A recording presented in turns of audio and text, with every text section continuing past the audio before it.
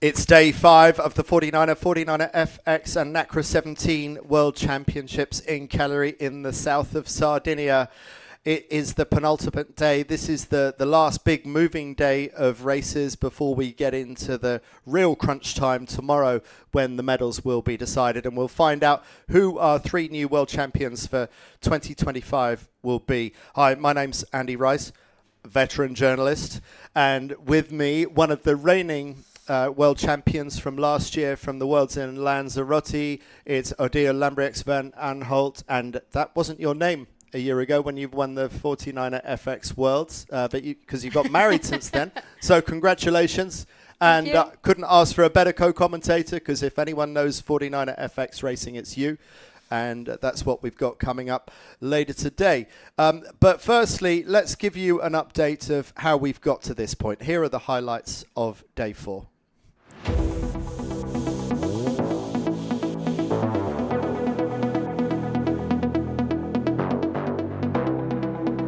It's day 4 at the 49erFX and Nacra 17 World Championships in Cagliari.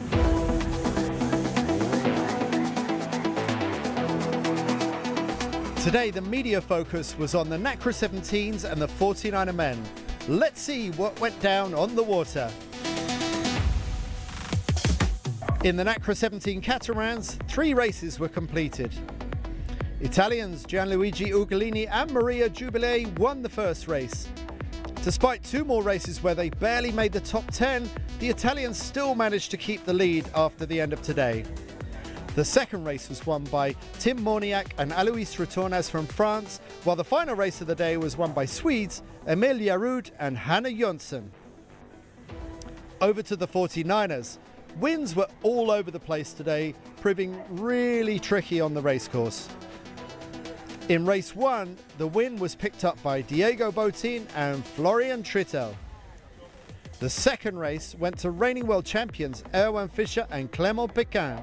The French thought they were on a roll, going over the finish line of the final race in first as well, but little did they know that they had picked up an over-early disqualification for crossing the start line too soon. Coming in close behind the French, it was them again, Botín and Trittel, claiming the win and claiming the overall lead in the event after 3 great races. It's been a good day for us. First day of Gold Fleet racing today here in the World Championships in Cagliari, and we had a bit of a fight between a couple of wind directions, and I think the race committee managed to really handle it quite well. It's a rare condition that we have here, but yeah, the breeze picked up immediately and we had some really nice action. 2 races in Gold Fleet in those conditions, and we managed to get a 1-5-1 today, which puts us in first overall, but at the same time we still have a long way to go. 4 more races at least, and then that final race in case we manage to be there. So yeah, heads down and looking forward to tomorrow. Tomorrow we will focus on the 49erFX and 49er in the live stream, and we do hope you'll join us there.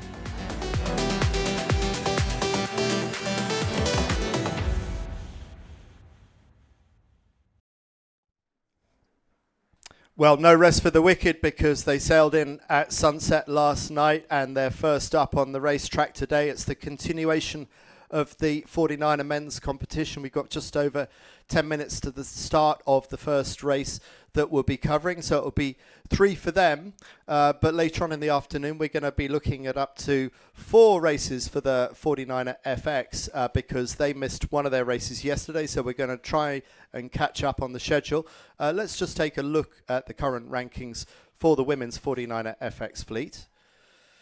And there we have our Swedish leaders, Vilma Bobeck and Ebba Berntsen, ahead of the Lewin LaFrance sisters from Canada, who are ahead of Barcelo and Cantero from Spain. And all 3 of those have held the lead at some point so far this week, with the Italians Germani and Caruso not far behind, and a good outing yesterday for the British team of Black and Tidy. And then look at that 3 in a row of the Danish, and Jenna Seaton, now a mother, a coach, decided to come back to competition, been training hard this year, and an incredible performance for Jenna Seaton along with Anderson to be in 6th place overall. Any thoughts, Adil, on what you see there? Any surprises? Yeah, I think especially the duo of Johansson and Serap Simonsen is super impressive. They have not been a gold fleet many times before. So then to be in the top 10 at the World Championships, that's really big for them. Really impressive sailing yesterday, especially in the gold fleet where everything is tighter and there's really close racing happening. And I think the Danish all train together, so they've got something good going on. And also shout out to the Norwegian team who was sick and is still in 10th place overall. Yeah, incredible performance by Pia and Nora, still to be in the top 10 despite missing out some of the races. We had a catch-up with Sweden 77, our current leaders in the FX. Let's hear from them. The first race win in the World Championship feels nice. It was actually kind of easy when you got the hang of it, kind of, after the start and everything. So it was nice.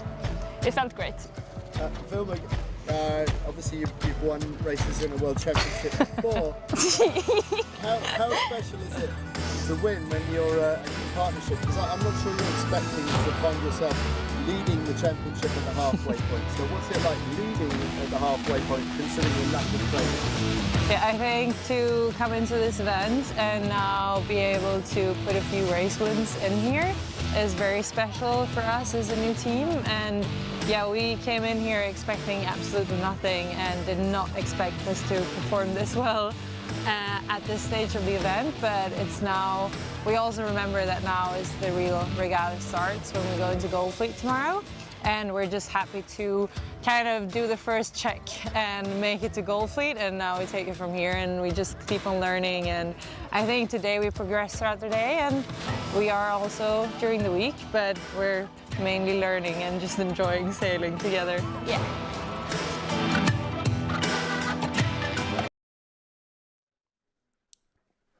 So we'll catch up with the progress of the Swedes later on when we watch the 49erFX racing, and we'll see if anyone can close the gap on the leaders.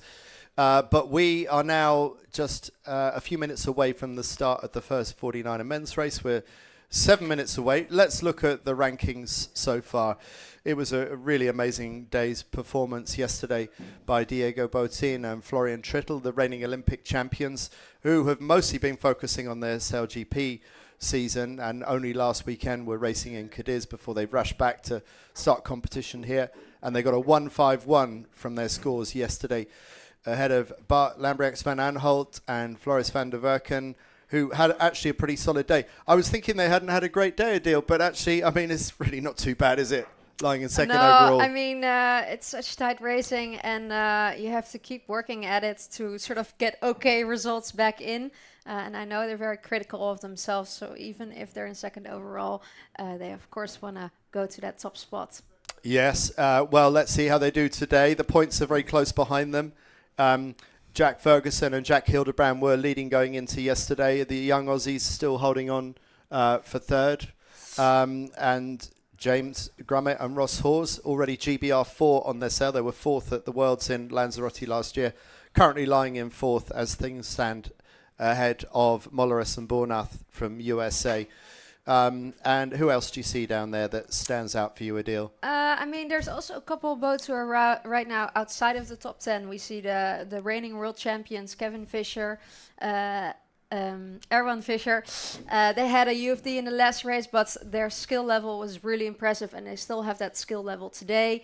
You see the Swiss just outside. They were fresh out of SailGP, so maybe they were still in their heads with a different boat, but by now they should be fully into the 49er, and I expect some good racing from them today as well. And then all of the top 10 I think is really exciting. I'm also excited to see Richard Scholthuis and Fabian Rieger in the top 10.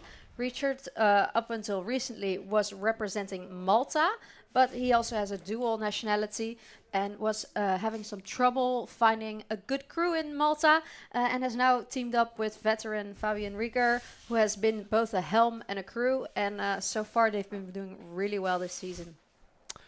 I guess now you would have had an option to sail. Is it for Curacao? Yeah, for Aruba. And For Aruba, right. I did for a year together with Nicole van der Velde, who is also from the islands.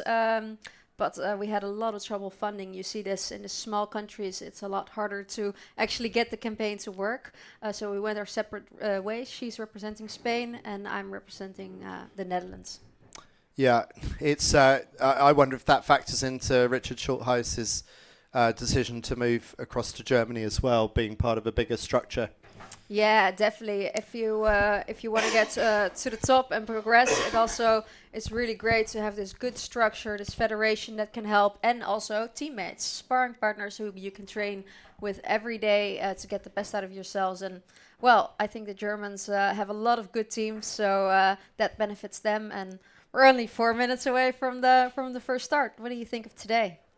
Well, it looks like it's more on shore today. They've probably seen some racing from this direction earlier on in the week. I don't know if you've had any conversations with the sailors. I tend to think that Go Right was maybe possibly the slightly safer bet, but it's not been a one-way racetrack, really, has it? No. So normally when there's onshore conditions or sea breeze, it's pretty stable and it's mostly a boat speed race. It doesn't really matter which way you go. But like you say, I've heard from all the sailors every day, it was not easy. It was not. It was very tricky. And then today we also see some, as you can see, some clouds.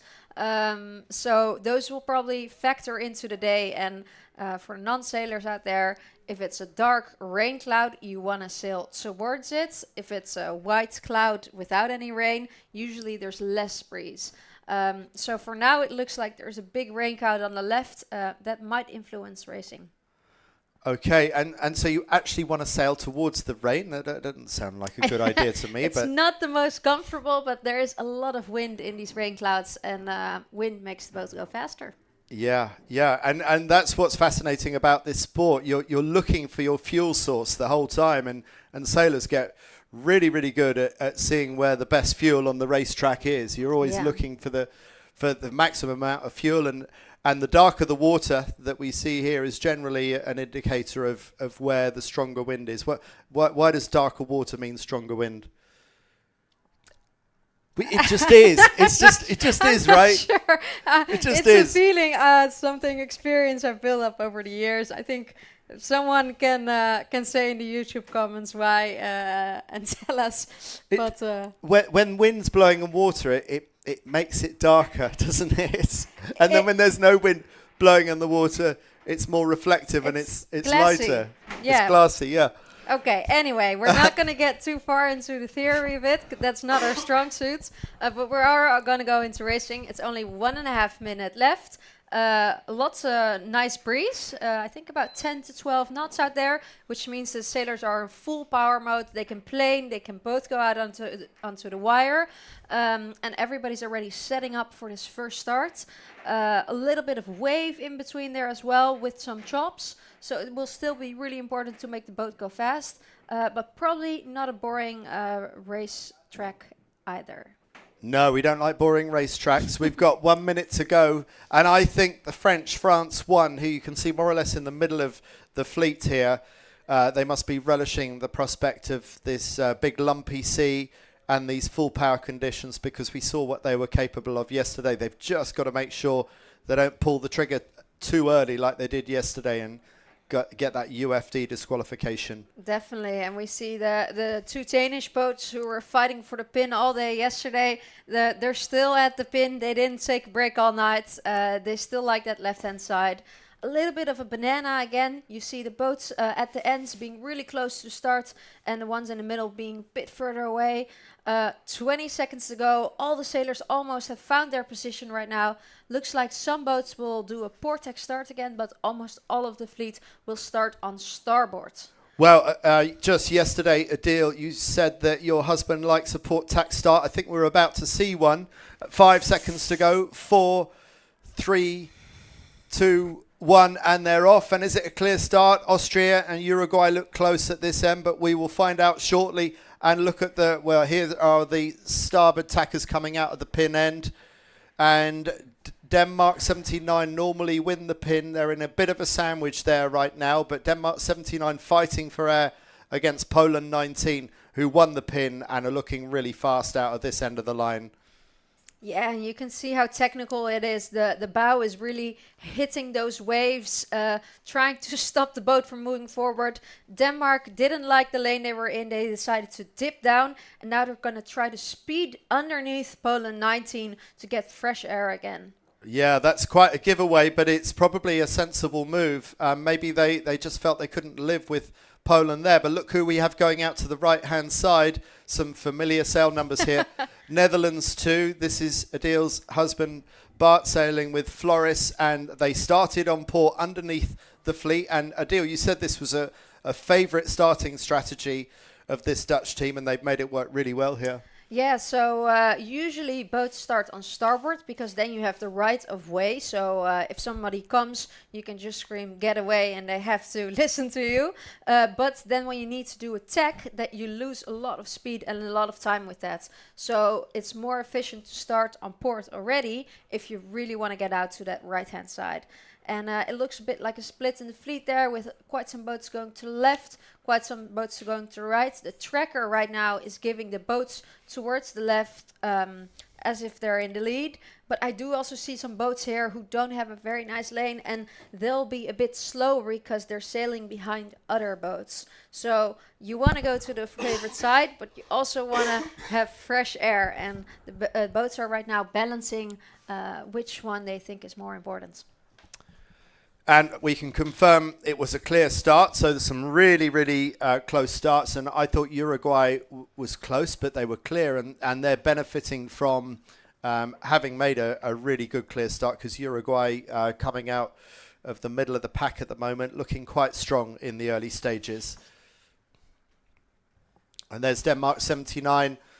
They love being out to this left-hand side. But as I say that, they go on to attack. Then they have to duck the US and Polish boats. In fact, they're not even going to have to change direction. And the Americans tack just there. Will Denmark 79 be able to keep a clear line? Yes, I think they've got a clear lane there, so they should be able to get across. And you can see how lumpy it is, Adil. That makes the tacking even more difficult to coordinate. Yeah, so when these boats are sailing in a straight line, they're nearing their top speed, and every time they want to make a maneuver, change directions to go in a different way, they are nearly stopping the boat, and then after stopping the boat, they also have to do this whole re-acceleration process. And especially on port, you can see that they're really going against the waves. Makes it a bit more physical. Really have to hang hard in your wire and sheet and get the sheeting of the main sheets and the steering well in sync. You see the first boats now from the right hand side tacking back over to the left, and then we're going to see how they come together at the top of the race course. And it looks like Netherlands 2 is winning this side of the racetrack at the moment, and we see the point of convergence coming up in a minute or two's time. We see if the left side that we're looking at now or the right side on the far side with the Dutch is going to pay off. And the Danish have found a really nice high mount, whereas you saw that the USA 31 was stacking right in front of them. They've completely managed to find a clear mode for themselves again, sailing higher towards the wind, maybe a little bit slower, but they're free to do their own thing now. They are no longer being held back by USA. And that's how things are. There's really not much between left and right. It still looks like they've just come out of the start line. It's a very, very even racetrack. So this is a speed course. And I can't help thinking that as long as France 1 has some clear air, then the pure straight line speed of France is going to be something to watch. Yeah, they're definitely one of the fastest boats out there. So speed course, you want to make the boat go fast, minimize your maneuvers because those make you slow down every time, and really make sure you find those clear lanes so you can sail your own race. And it looks like, even though the Dutch won their side of the racetrack, it looks like some of the boats that came out of the middle are actually crossing ahead of Netherlands 2. And we've yet to see how Denmark 79 front of screen in the cutaway on the right hand side. Here we are now. How they're doing. From this angle here, it looks pretty good for the boats on the left-hand side. Yeah, it definitely looks good on the boat on the left-hand side. It also looks like they've had a bit of a shift. So you're always on the upwind, trying to sail as high to the wind as possible, and the wind tends to shift. And I think these boats, which went to the left, sailed on a lift, both on starboard and then again on port. So you see, for example, the Dutch boat of Wiebrand and Stein 456, who found a really nice moment to tack over together with this USA, and they're already tacking on ley line towards the upwind mark. I think it's a little bit of a shift in there. Maybe not too much wind pressure difference, or it could have been that rain cloud on the left that gave these boats on the left just a little bit of advantage.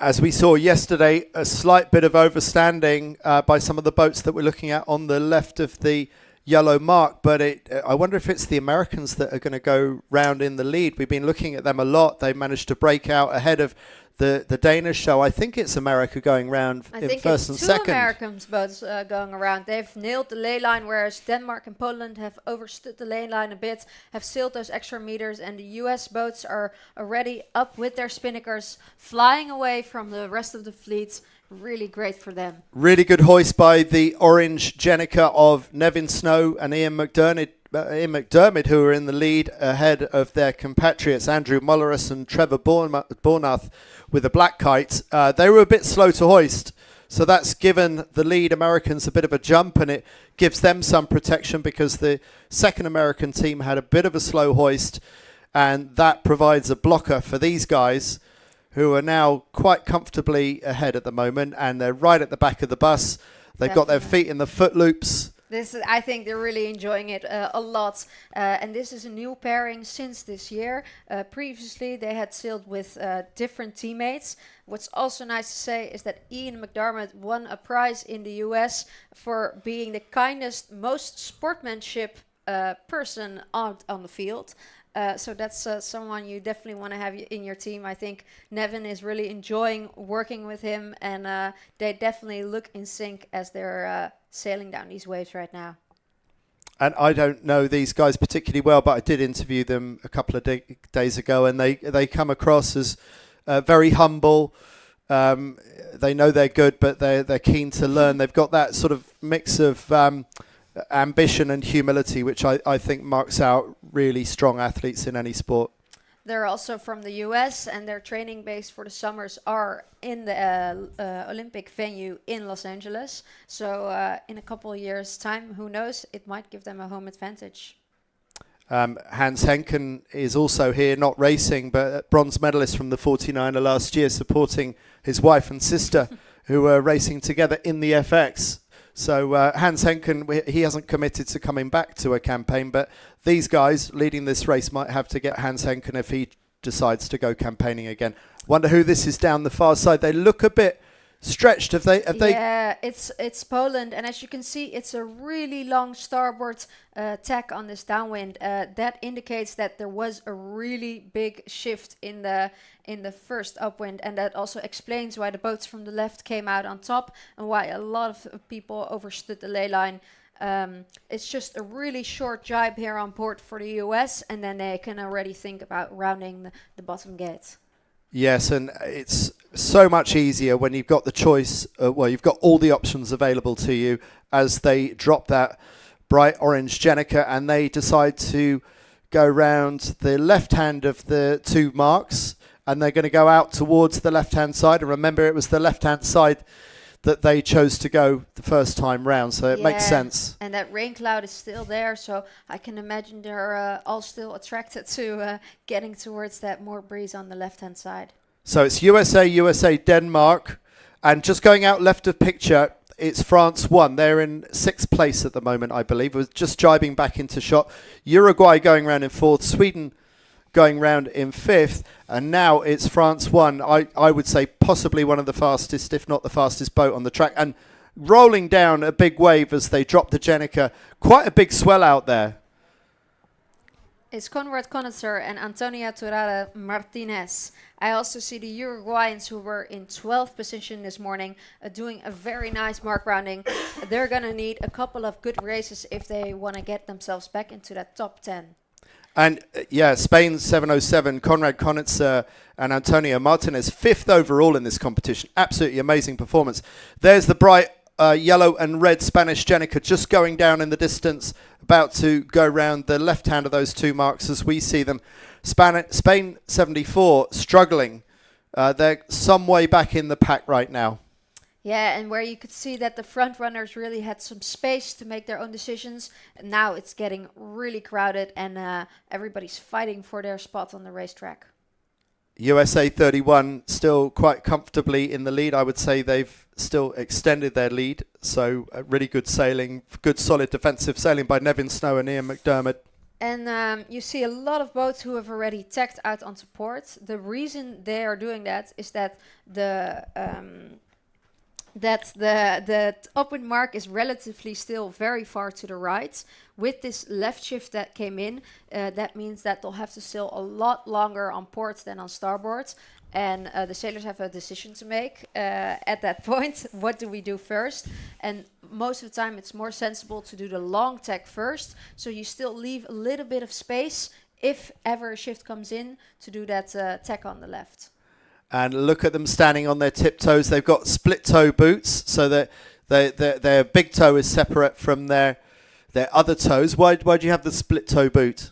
I use them as well. I think it just gives you a little bit more feeling. As you can see, the waves are creating a lot of mess and really changing the boat's angle the whole time.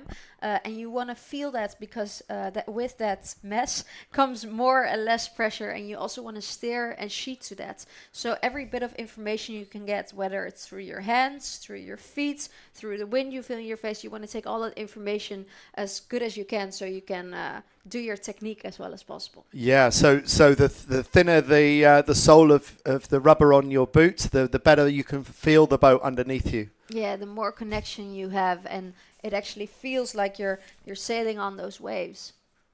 USA continued to hold the top two places. USA 31 at the front of this race.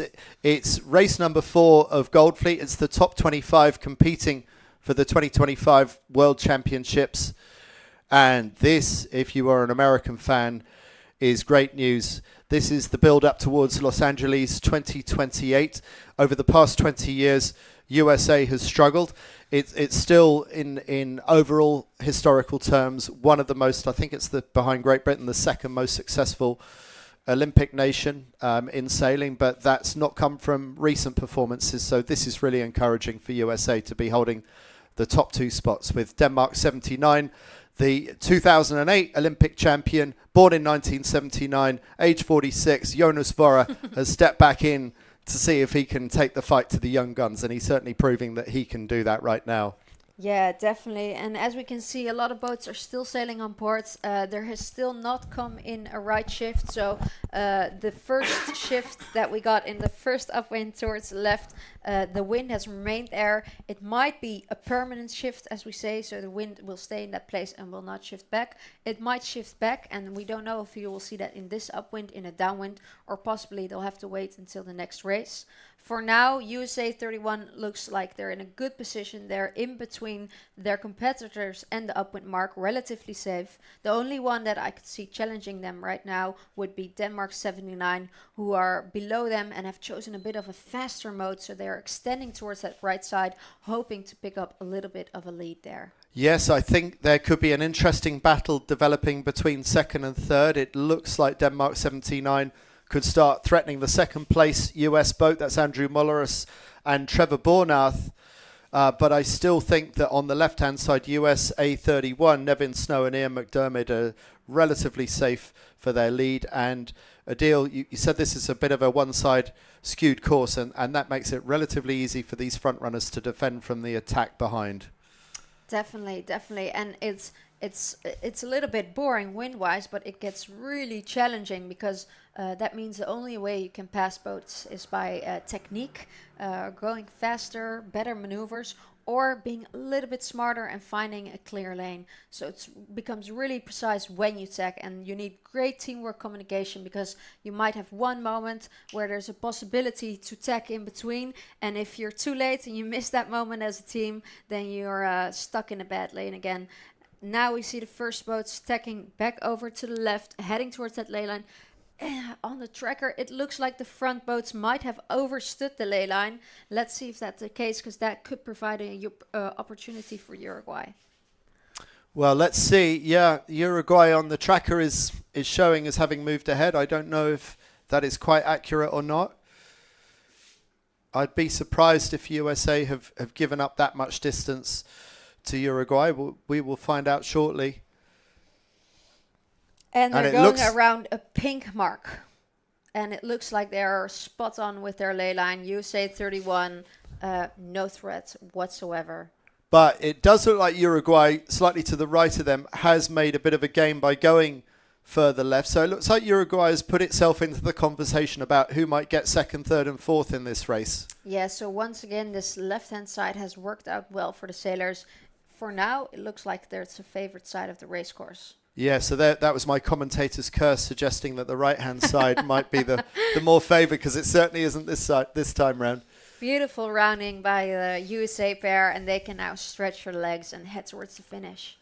And things can go wrong very quickly. Just putting 1 foot wrong in a 49er through a manoeuvre can ruin your day. But when you're operating at the level that you do and these guys are operating, do you have enough confidence that you can actually enjoy this moment? Yeah, I mean, in these conditions, you can still enjoy it. I think if it was a few knots more breeze, I'd already be a little bit on edge. Say to my crew, okay, let's play it safe. The last thing we want right now is a capsize. But it's also the most fun when you can really send the boat. And what's nice here also is that the crew has a lot of power. The crew is controlling this big kite at the front, this colorful orange kite in this instance. And they sort of have the gas pedal. So if they pull in this kite tighter, they can brake, which is sometimes necessary to not go nose forward into the wave in front of you. And if they release that kite and make it go as full as possible, you really ramp up the speed. So the crew has a lot to say in the downwinds, which is very fun about the 49er. It's not as if the helm and the skipper does everything, but it's really teamwork. Yeah, totally. I think it tests teamwork more than almost any other double-handed boat, and it was such a challenge in the early days when I sailed the 49. We didn't know the rules of the game, but everyone learns those rules pretty quickly now. Big battle for second and third. The Danish have just overtaken the black kites of the other USA 43 boats. If you go behind and on top in a downwind, you can take the wind away from the boat that's in front of you, what the Danish just did to USA. And then now USA is trying to do it back to Denmark, but it looks like Denmark is far enough ahead that they can keep their lead. You also see the crew sometimes leaning forward. They're doing that to sometimes push the boat off of the wave as if you're wave surfing. So instead of propelling yourself forward with your arms, they're giving a little push by pushing into their front leg. That's really fun, these conditions. They're really playing with the waves, ooching the boat over it, and they're all looking very fast. USA 31 executing a jibe really nicely, and they're probably only one more jibe manoeuvre away from sailing through the finish line and claiming the win in race 4. And meanwhile, we see these boats doing really well, and we see some of the boats who were in the top this morning struggling a bit more. We've got the Spanish currently in 14th position, the Dutch who were in 2nd and 15th, and the Polish who were in 3rd and 20th. So as you can see, the level is super high in the Gold Fleet races. Even the top boats can have a bad race, and even boats who are a bit further behind in the right-hand can win races. And the Dutch and the Spanish clearly wanted the right-hand side of the racetrack. It was proving very strong yesterday, and that's the way that they started. But our front three, the two Americans, the Danes, really wanted the left-hand end of the line. They made a beeline for the pin end of the line. They blasted out to the left-hand side, and they've been duly rewarded because this has been a left-hand racetrack which has caught some of our front runners by surprise. Definitely, and looking at this is absolutely beautiful. We just saw that USA 43 had a little bit of struggle in the waves with their jibe. Uruguay saw an opportunity, executed a beautiful jibe on top of them and overtook them. So as we said, there's not much right now in the shift, but there's a lot to be won by maneuvers and boat speed. So every point counts. So Uruguay will be really pleased with that. But even more pleased will be the team of USA 31. They're just moments away from crossing the finish line. Nevin Snow and Ian McDermott sailed an absolutely impeccable race. Beautiful start, and that set them up to take the lead. And congratulations, USA 31. Absolutely fantastic performance. What a way to start your day. We've got 2 more of these races to go. Let's see if America can win another race later on this afternoon. And they seem super laid back. You saw a little tap, a little high five between us, as if it's every day that they do this. But I'm sure they'll be pleased on the inside. And there's the old man of the fleet sailing across in second place. It's Jonas Vora, 46 years old.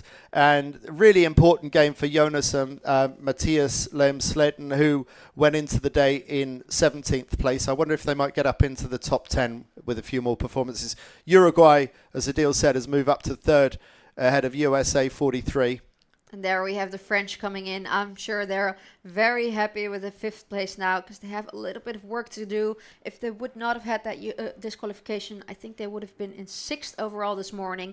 But they are not. This morning they were in 16th, and they'll want to really get back into that top 10. And this Spanish boat 707 started the day in 5th. Well, that's going to do them no harm at all to get a 6th place across the line. Norway 345, they were quite far back early on in that race, but they were sort of second row going left. So going left was that powerful. They've still got a 7th place from this race. Yeah, and it's fun to see the boats who are currently ranked last in the fleet, Sweden and Norway, pulling off top 10s. Really impressive from these young guns in the high-level gold fleet. Yes, good performance by Sweden, 921, 3rd at the end of day 1. They've slipped back in subsequent days. There we are with our race winners, just doing a debrief with their coach. Yeah, so what sailors have to do everything by themselves during the races, but then in between these races they get a moment to talk with their coach. Their coach is in a rubber dinghy most of the time, and they get a short few minutes to debrief before they head into the next race. Here we see our final finishers coming in, including the Spanish pair of Diego and Florian. They will not be happy with this, and will have to do a little debrief themselves to set themselves up better for the next race of the day. Yeah, only just crossed the finish line next to the committee boat. But there we have our top 8. And some of the lower order sailors actually really enjoying a good race in that one. And a really good race by the Americans, getting 1st and 4th in that race. We'll have a quick break and we'll come back to you shortly.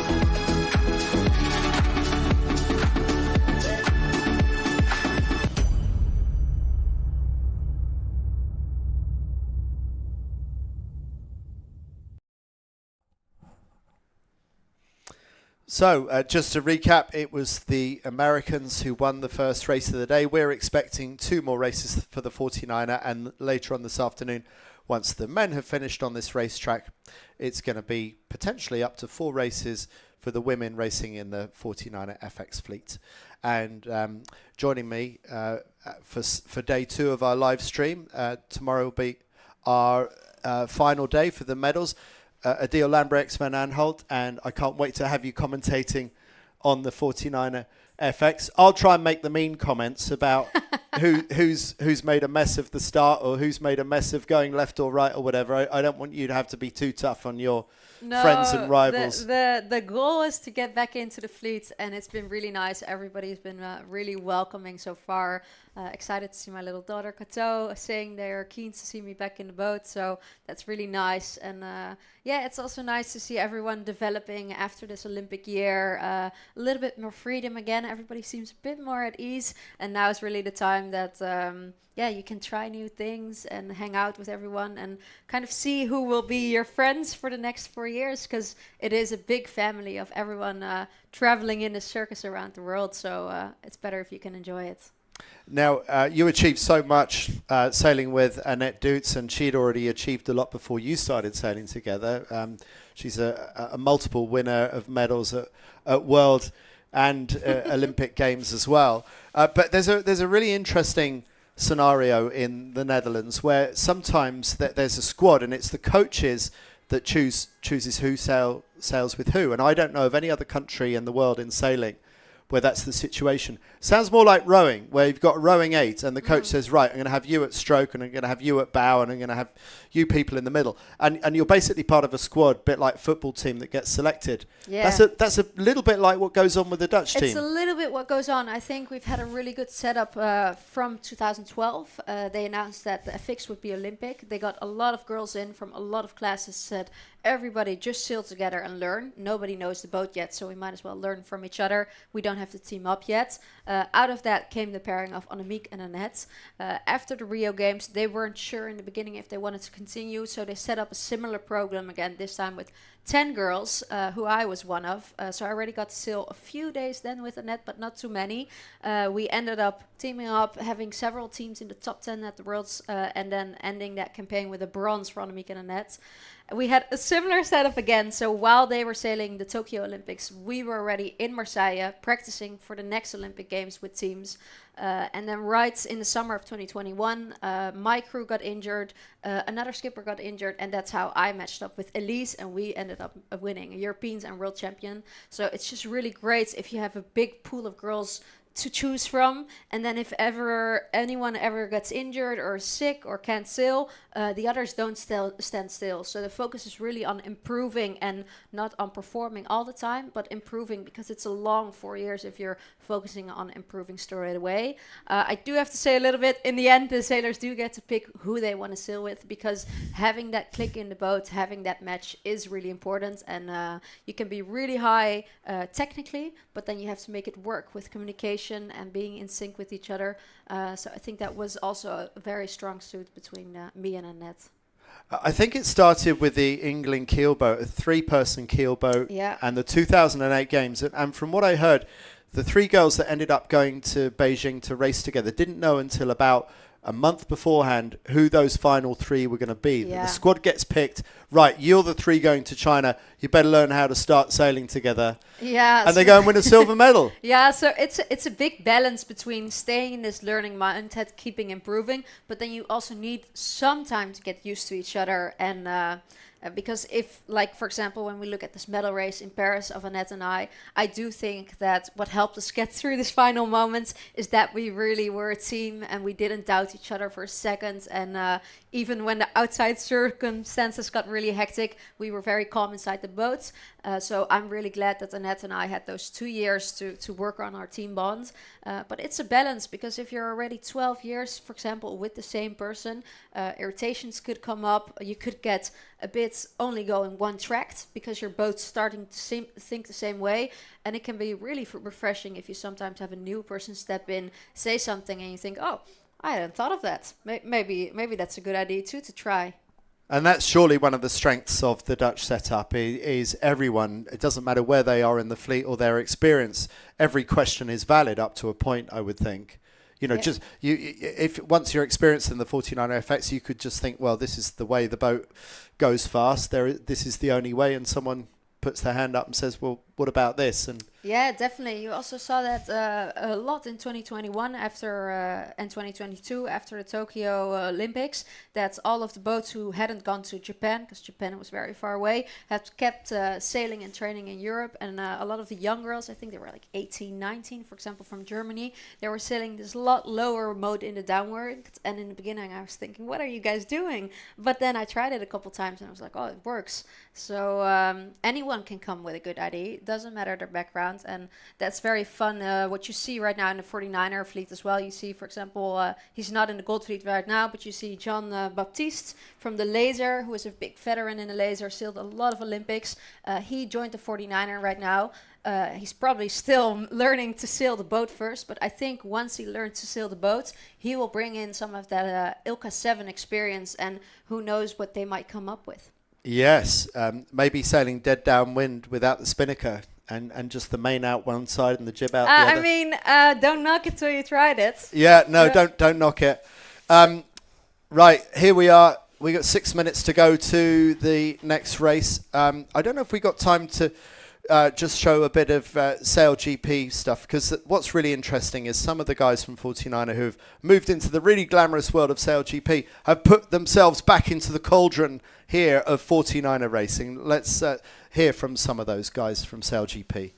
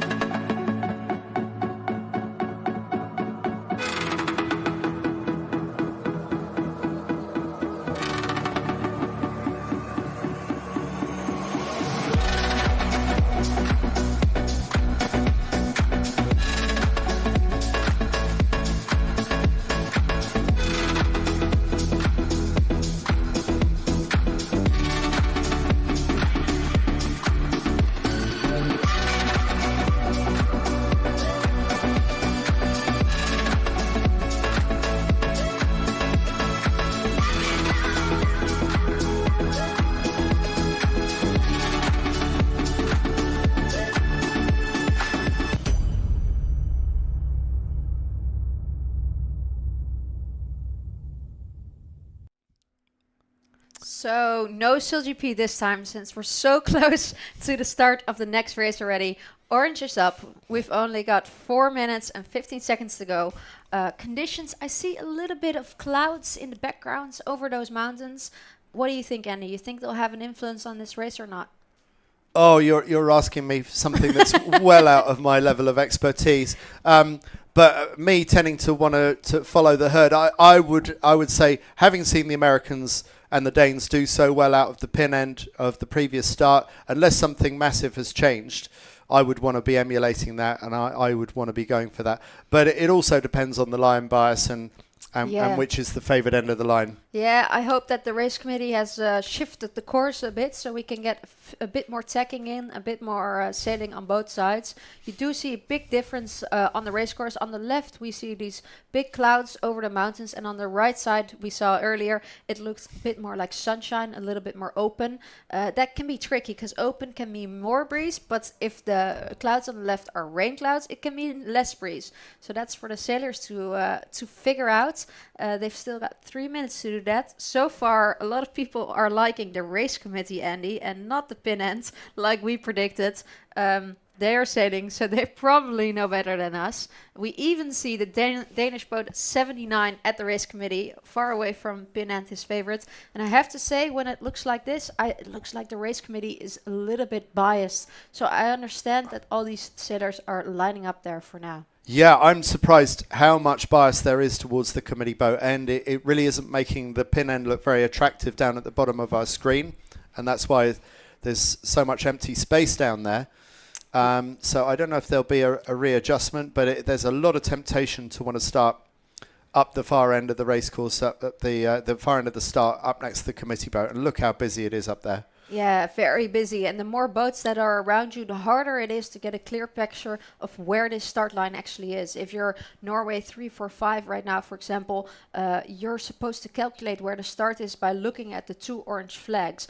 But you might not even have a visual on the 2 orange flags because there's all these boats in between you and the 2 orange flags. So I always find it really important to keep an eye on the orange flags and make sure I'm in a position where I can see those at least until the last minute, because otherwise you can get very lost on where the line is.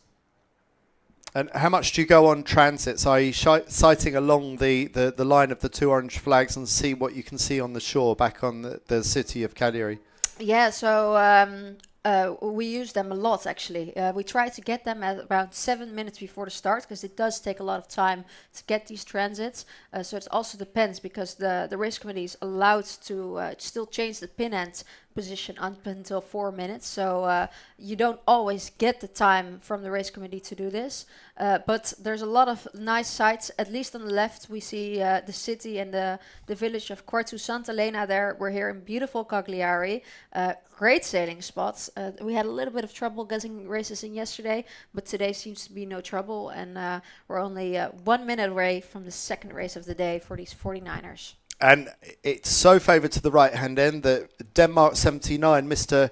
Pin End himself, is up the other end of the line. There we see him, Denmark 79, started the day in 17th, but really good finish just now in second place. Jonas Vara and Matthias Lem Slayton sailing really well together, having only just got in the boat together. And then we do see the Polish duo of Dominik Busak and Adam Glogowski, who were at the pin before, at the pin again, together with Andrew Mullers and Trevor Burnett. So they liked their plan from last race and are aiming to repeat their results. 17 seconds, and I feel like a lot of boats are still very far back. They probably have a plan, but they don't have a lot of time to execute anymore. 10 seconds to go. Boats are getting closer to the line. They're starting to accelerate. 5, 3, 2, 1. Burp! Really nice start by USA 31, who won the last race right in the middle of the fleet with clear air, with space below them and space in front of them. And I'd also be really happy to be Austria 28 over here. Yeah, beautiful start by Keanu Pretner and Jakob Flackberger. Not quite as much breeze for this race. And we again see the port tack start by some of them, and it's a bit of a late port tack start for Netherlands too. It wasn't a great start for them. Yeah, definitely. So we were asking ourselves, is it going to be a similar race to the last one? But it looks like a completely different picture here. Whereas in the first race, we saw them full out on the wire, having too much powers in the sail and having to flatten off that sail in order to keep going forward. Right now, the sailors are trying to harness every bit of wind that they can get. They're not fully in the trapeze yet. You see some of the crews standing in front of the wing. The wings are, you have the hull of the boat and then you have these 2 wings on the side, which are platforms for the sailors to sail on. They give you extra leverage, but you only can stand on these wings and use the extra leverage if there's enough wind to do so.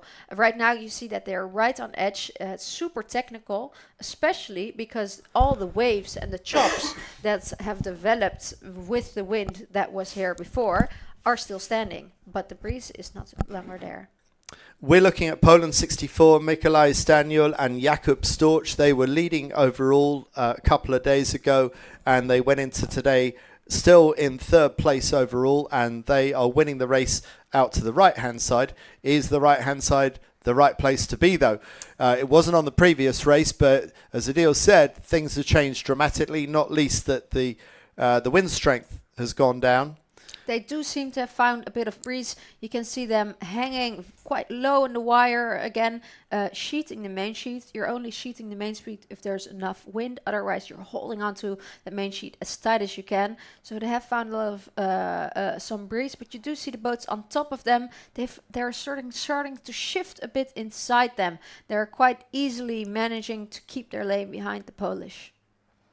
New Zealand 18, that's the Olympic silver medalists from Paris 2024, Isaac McHardy and William Mackenzie. They haven't done a lot of training in the last year, but this has been a year off for an awful lot of the teams. And out on the far side, winning the race out to the left-hand side, Simon Heindl and Conrad Jacobs. And they've got a lot of clear space around them. The Germans just about to tack. And will they be able to cross everyone on this side of the racetrack? It's looking very good for Germany, 363 right now. But will they be able to cross ahead of USA 31? Looking very good for this team. It's a young team, so I guess they're sort of nervous sailing in this gold fleet at their first gold fleet at the World Championships. But they're daring to go in front of the veterans on board, and so far they're pulling it off. We also see the two Jacks here, Jack Ferguson, and they had a really rough day yesterday after being in first before that. So I think they're keen for a good result, but it's not looking too amazing for them so far. No, there's still quite a bit to go though for the two Jacks could still come back into this and still get some good scores out of the day. Here we are with USA 43.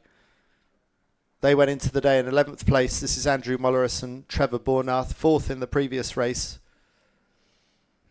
Yeah, and it is definitely a different racetrack. You can see that you can come from different sides and do well, whereas before everybody who was coming from the left was crossing in front. Now we see also boats from the left having a little bit of a harder time. Super tight cross here between Germany and Spain. You have to have a little bit of guts to go in front. I think they've done it, and Poland have tacked out from their right-hand side.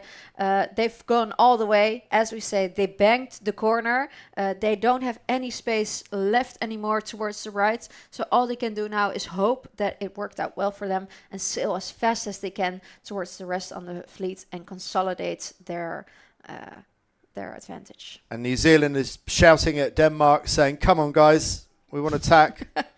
Denmark 79 surely will tack pretty soon. Well, New Zealand says we're going anyway, and Denmark decides they need to tack as well because they are well out to this side of the race course.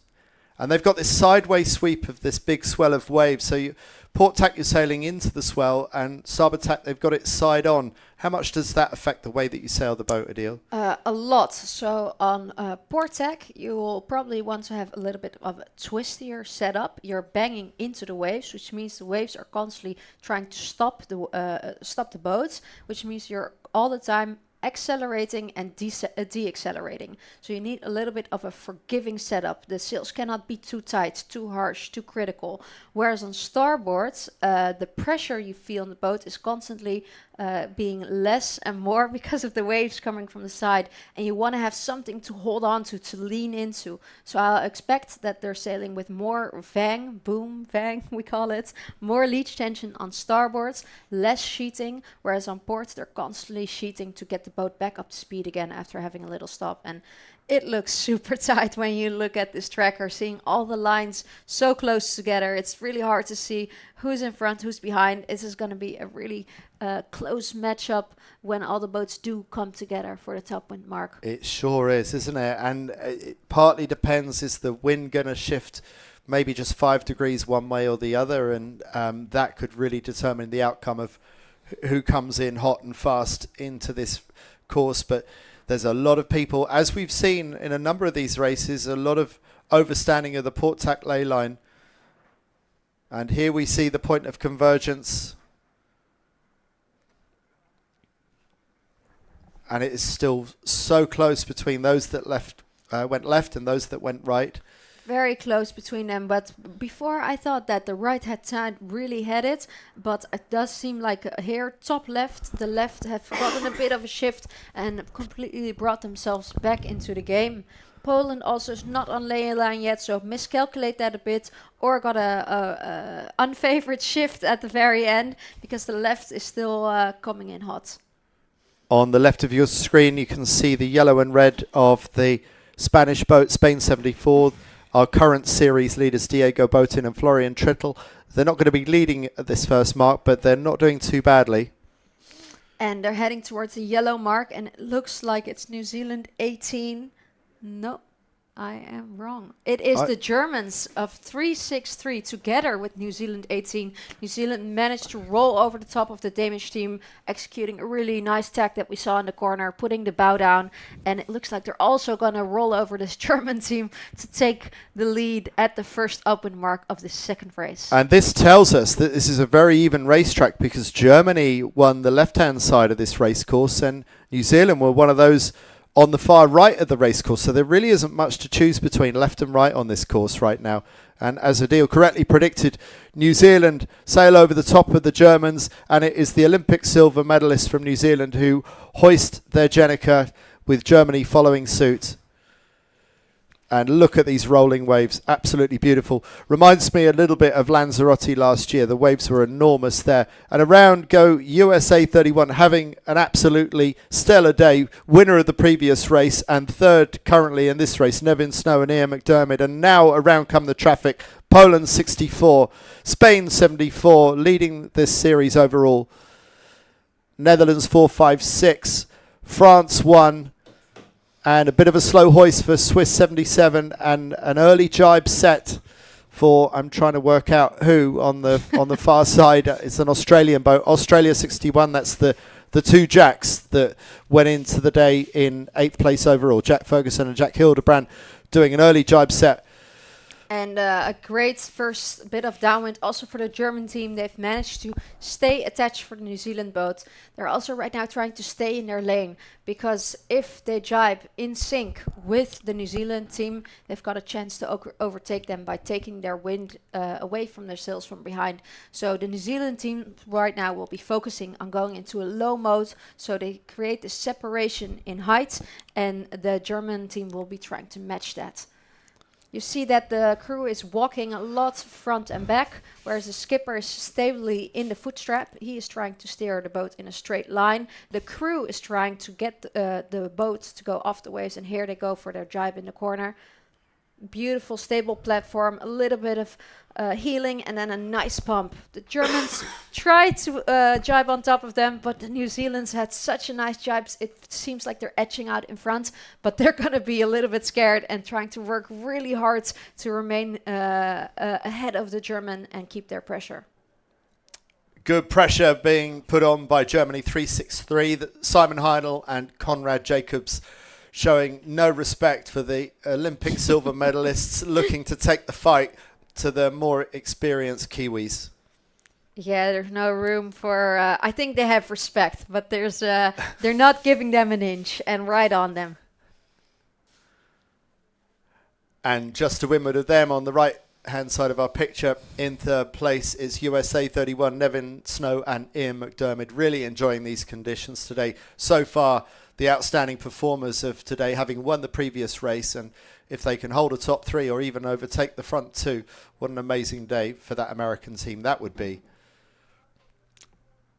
Definitely, definitely. We also see again in the top four, Denmark 79, apparently also enjoying these conditions, sailing a bit of a lower lane, but being all by themselves, whereas the New Zealand and the German boat are constantly fighting and also have to wait for each other who gets the jibe first towards this bottom gate.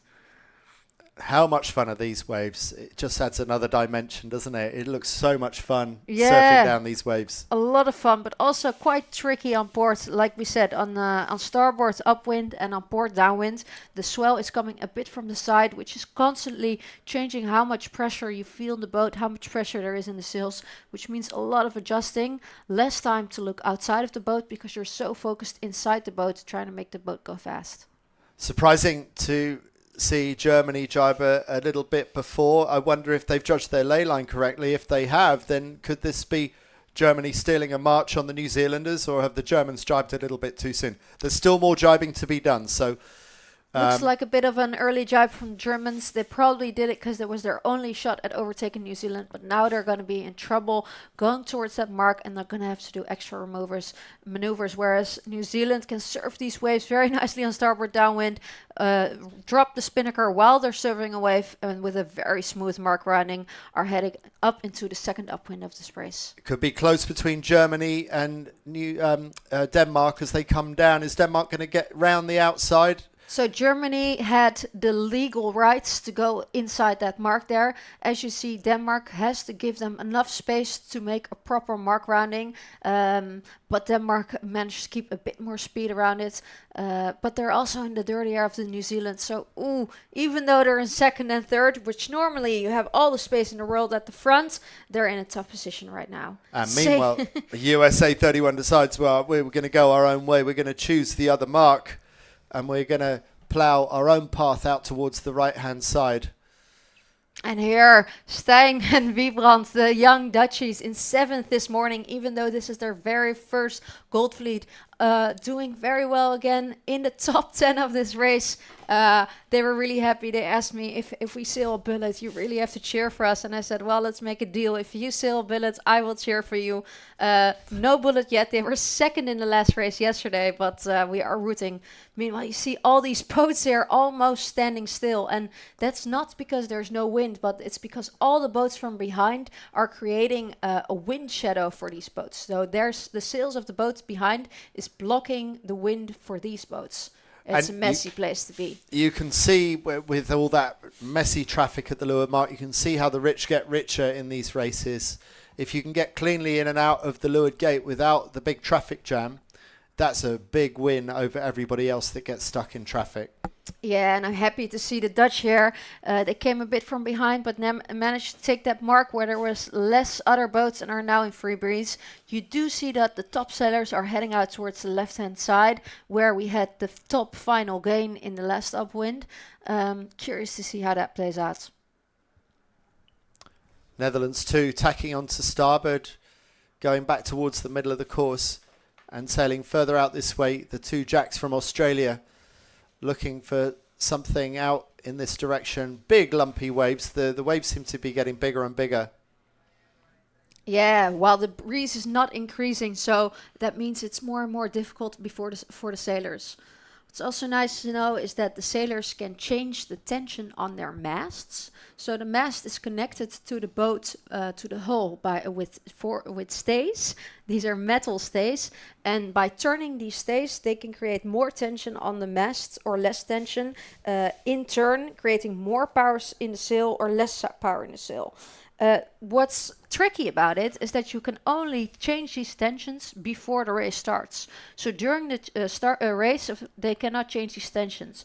We had a lot more wind before the start, so there might be a lot of sailors out there who have a lot of tensions in their sail right now. They created flat sails for the race because they thought that they were getting breeze, but then during the race, the breeze decreases a lot, but you're still left with these flat sails, and it's a lot of hard work to make the boat go fast.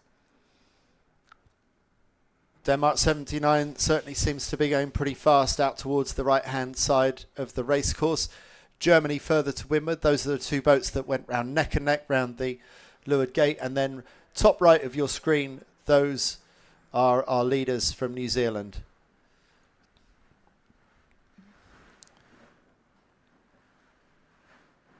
And just a little bit further back are two of the Dutch boats still inside the top 10. And Netherlands 2 eking away ground towards the front of the fleet. So Netherlands 2 making some ground forwards. And as we can see, there's a lot more to play for this race than last. There's a lot more room on the race course to go either way. It also looks like the boats on the far right are extending a little bit to the front on the tracker. I don't know if that's true in real life, but when you look at Denmark 66 and Australia 25, they are the tracker gives them very low, but they are quite far ahead. So if they get a good shift to take back to the left, they might do really well. Yeah, really interesting to see how that looks in the real world. But it looks like Denmark 66, Frederik Rask and Jakob Prak Jensen, by going hard right, might have put themselves up into the front few. That could be quite a big gain. Denmark 66 tacking. We're looking bottom of screen in the real image of Denmark 79, who will probably tack fairly soon as well. There they go. Possibly even tacking on the face of their compatriots, Denmark 66, who will be just left of picture. It all depends on what angle they get now in their sails on starboard, because they've got a long starboard to sail back towards the fleet, back towards the upwind mark.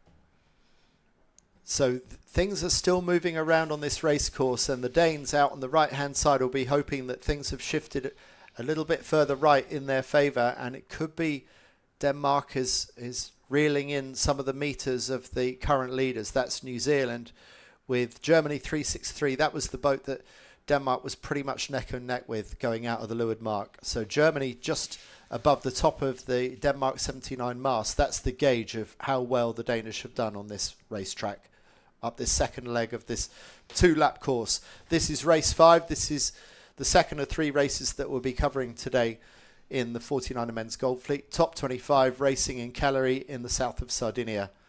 The 49er World Championships, most important competition of the season, and the first big milestone of this Olympic cycle leading towards Los Angeles 2028.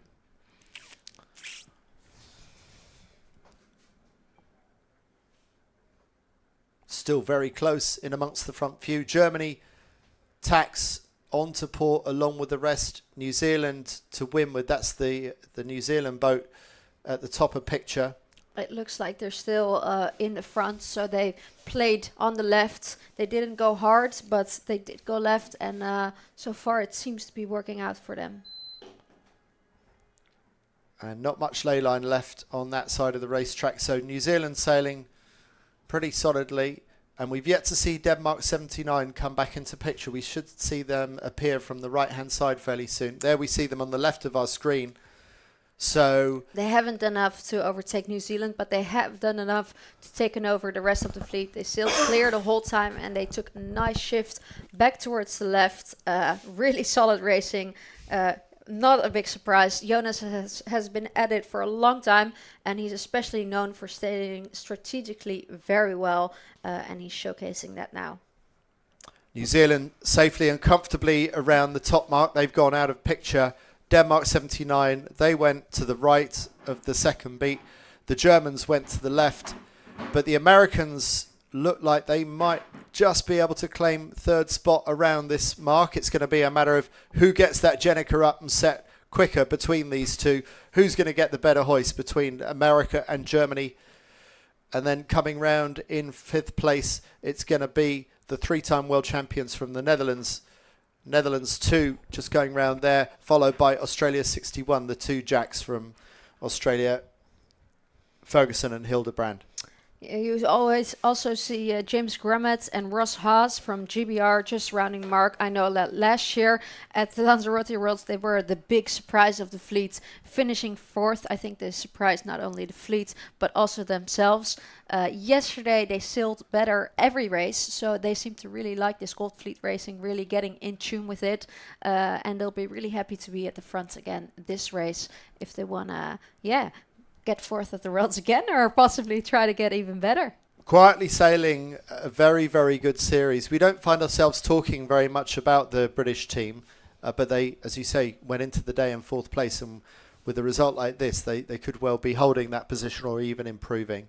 And it's fun. Sometimes these teams sort of sneak on you because they don't win races, so you don't talk about them a lot, you don't look at them a lot, but a lot of British sailors are well known for sailing conservatively, but conservatively good. And that's really impressive. And you see that especially in Gold Fleet racing, that starts to count, because it's really easy if you make a few mistakes to get a bad result, whereas in qualifying you can still get away with it. In Gold Fleet racing, there's no room. This is nice, huh? You see the sailors working hard, pushing the boat off of the waves, especially the crew, and then the helm is helping by sheeting the main sheets. Hard work, very fun. With the New Zealand boat very far ahead. What a lead. Isn't it? Yeah, they have really, really stretched away. Here we are with our race leaders, Isaac McCarty and Will Mackenzie. Yeah, I was wondering if they were gonna get back, because they were so quiet on their social media, not sailing the 49er, but I think they said that they really enjoyed spending time with friends. And you see that especially with the Kiwis. They are so far away from Europe and the rest of the world that every trip is so long that they end up spending a lot of time away from home during the campaign.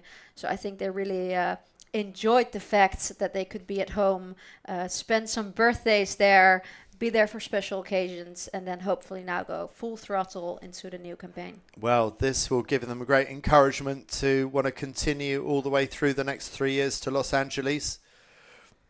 And part of them must be thinking, well, we got a silver medal, which we're very pleased to get in Marseille, but could we go and get another gold medal for New Zealand? Because Pete Burling and Blair Tuke, they got a gold and a silver for New Zealand before retiring. Not that they've retired from racing. They're very much the big names of SailGP and America's Cup. Yeah. And this boat is really the trainer for it's the best academy for getting recruited into SailGP and America's Cup. I counted last week. I think it's about 7 or 8 out of 12 skippers are 49er skippers. Right, So, in SailGP. Yeah, and then when you look at the strategists, a lot of them, of the girls that are coming from the 49erFX and the Nacra. So, yeah, I think it works both ways. You learn from SailGP to do well in the 49ers, and you learn from the 49ers to do well in SailGP. And here we have the Kiwis crossing the finish in a very smooth, relaxed way, flying their country flag high. A little fist bump in the air from Isaac McCarty. They must have enjoyed that. And that's a nice bullet they're taking in. Just getting the Jenica down, and I'm thinking you wouldn't get every Jenica made that way. That's probably their Olympic kite from Paris 2024. Do you think, Adil? Yeah, definitely. And I mean, it would be cool because then we can always see who is who, but it is very expensive. And I also love these other colors. This green is very, very beautiful. If we can get a little bit girly on here, nice to look at, fun colors, and a great race by Jonas Warrers and Matthias Sletten.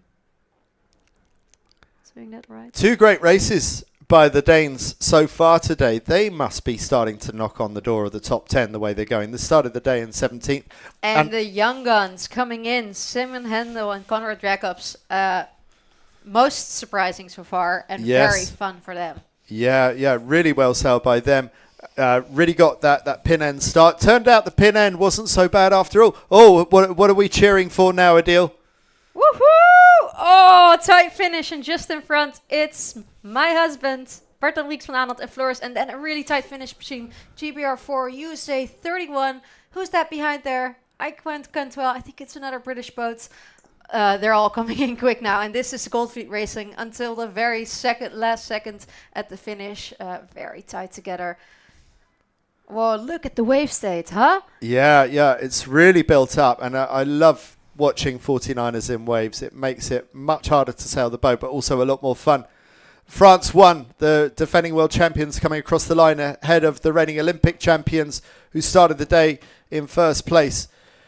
Diego Botín and Florian Trittel, and then the other Spanish started the day in 5th. Konrad Konitzer and Antonio Martinez just ahead of Sweden 921, Marius Westerlind and Olli Aronson.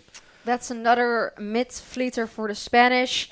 Not the end of the world, but I can imagine they want better for themselves. They were 18th in the last race. That was their discard. They definitely sailed better than 18th this race, but not that much better. So there's one more race to go. I think they're going to be fired up to improve their sailing. Yes, that's really not how they would want to finish their day if they get another race in the teens. But having said that, things are so spread out amongst the wins between the other sailors. They'll probably still be in the lead. There's a confirmation of our top 8. New Zealand winning, Denmark coming second, young Germans third, the 3-time world champions from Netherlands in 4th, the Jacks from Australia in 5th. Winners of the previous race, Nevin Snow and Ian McDermott in 6th, and another Danish team, Fredrik Rask and Jakob Prekk Jensen in 7th, and Vos and Gast from the Netherlands having a fantastic day. I think, along with the Spanish who were leading overall, I think Vos and Gast were the only team yesterday to keep all 3 scores inside the top 10. Yeah, and I'm so happy for these guys. They were fighting to make Goldfleet all year, all last year. I think Bart and Floris also made them a little promise that if they're into Gold Fleet, they can be training partners. And so they were fighting a hard time. And they were already training partners this summer in beautiful Scheveningen, where we had the 2023 Worlds training together while Bart was taking care also of her daughter at home. And it was fun to see the guys, because when we had taken a year off, they had really upped their level. And it's showing now at these World Championships, top 10. That's amazing. So there's obviously a good training structure in the Netherlands. What's the connecting theme there? Who are the coaches, or who are the people that are sort of driving that program? Well, we've now got a new head coach, Aaron McIntosh. He used to be windsurf coach of who won a lot of prizes with Dorian van Rijsselbergen and with Kieran Badlu. He stepped away from windsurfing and he's now taking on sailboats as well. He's from New Zealand, so he always calls it sailboat racing. Don't get too complicating, it's just a sail race. So that's the philosophy. Keep it simple, but work hard and especially have fun while doing it. And then what's also fun is that the coach of the young guys is Daniel Bramevaar, who he himself has sailed the boats for 10 years and then is now going into coaching, teaching the young ones. And Bart and Floris are working with Jaap Sielhuis of Marit Bouwmeester, a very successful sailor, of course, and especially mentally very strong. So he's helping the boys with that. He just has to get into teamwork, because an Ilka 6 is definitely different than a 49er. But yeah, getting all the knowledge where they can get, and yeah, very cool. Well, I'm thinking, when is the Netherlands going to put a SailGP team on that racetrack? I hope soon. If anyone hears this, we want a team. I want to be on it. Let's go. I think there's going to be a fight in the family as who's going to be the driver, who's going to be the Max Verstappen. Is it going to be Adil, or is it going to be Bart, or is it going to maybe Marit Bouwmeester? I mean, you've got so many good sailors. A lot of sailors to pick from, and SailGP is an exciting circuit. And I think we have quite a few guys sailing right now who are on this circuit. Yeah. So if you're looking to spend a few spare million, this is where you should go. Let's find out from our existing SailGP sailors who have come back into 49er racing this week.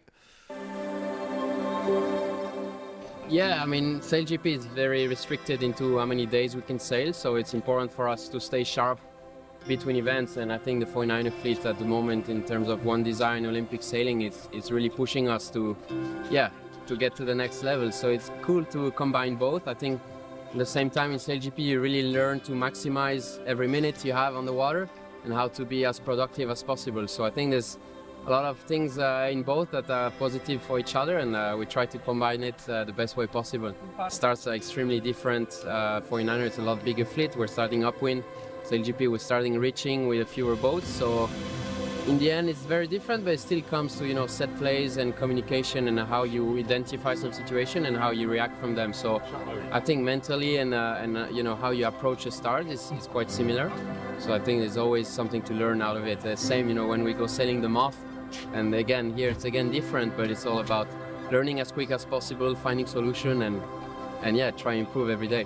We're extremely lucky to be a part of both, and I think the media pressure, let's say, all that the fact that SailGP, when you get there you have to perform, is something that it's very valuable for the Olympic sailing. When we have the Olympics only once every 4 years, you get that pressure that you never really felt across the 4 years in the 49er class. So to have that sort of similar pressure every weekend at SailGP events, I think is extremely helpful, to be racing with a helicopter above your head, knowing everybody's watching you, that media attention that we normally don't really get in sailing. And I think having that practice from SailGP and applying it to the Olympic circuit is super valuable, and we're extremely lucky to have that. And honestly, both. When you get away from one and you come back, you enjoy it so much. Like here, we just came back in the 49er. We haven't sailed really for years, so it's extremely challenging. But at the same time, we just enjoy, the simplicity of it, to just hoist the sail and go sailing together with your mate. But at the same time, the F50 are amazing boats, foiling on these boats and extremely tight race courses. Yeah, it's putting your adrenaline up there. So it's very different, but both extremely enjoyable. And I think we're lucky to have all this available for us. It's not normal to have a World Championship straight away after the SailGP weekend. And yeah, we were lucky to have the other Spanish guys helping us with the measurement and everything that was needed to do before the regatta. And yesterday, yeah, we just rigged up the boat, went for a quick sail, and here we are, straight after our home event in Cádiz. Obviously, it's not the best preparation probably for the World Championships, but at the same time, the way we approach a little bit these World Championships is that we want to jump back into the 49er after a year not having sailed the boat. And I think it's actually quite a nice mentality to go into Worlds with. Pressure is a little off. Obviously, we want to perform and we want to try to be finishing as high as we can in the leaderboard. But at the same time, we're just back in the 49er, trying to really enjoy every day we sail out there, which we are. And yeah, it's good fun.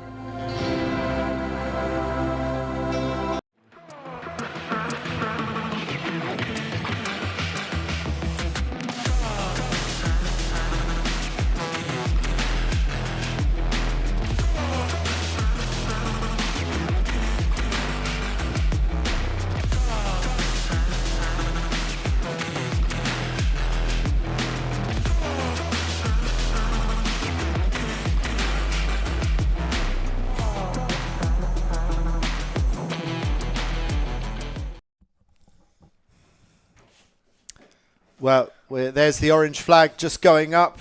So I think it's about 7 minutes to the start of what will be our final race of 49er Gold Fleet competition that we're watching today. And we've seen so far wins for USA and New Zealand. So who's going to win this one? Who's really impressed you so far today, Adil, on this racetrack? I think the USA, but also Jonas Waller. It's cool to see, you know. It's also nice to see that someone who's been in the class for that long and has stepped out and has come back can really still show it.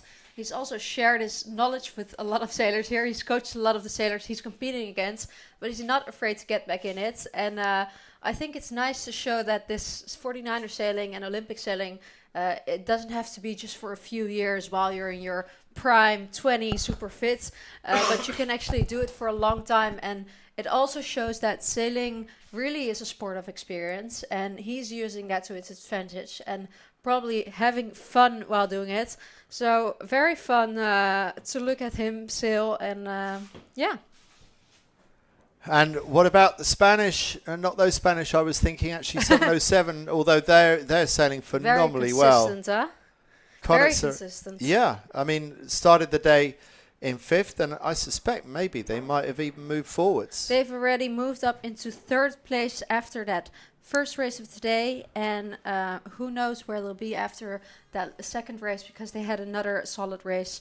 Meanwhile, the Spanish pair of Diego Botín and Florian Trittel are still in 1st after those 2 races. No one is fighting them yet for that top spot, but if they keep performing like that, someone just might.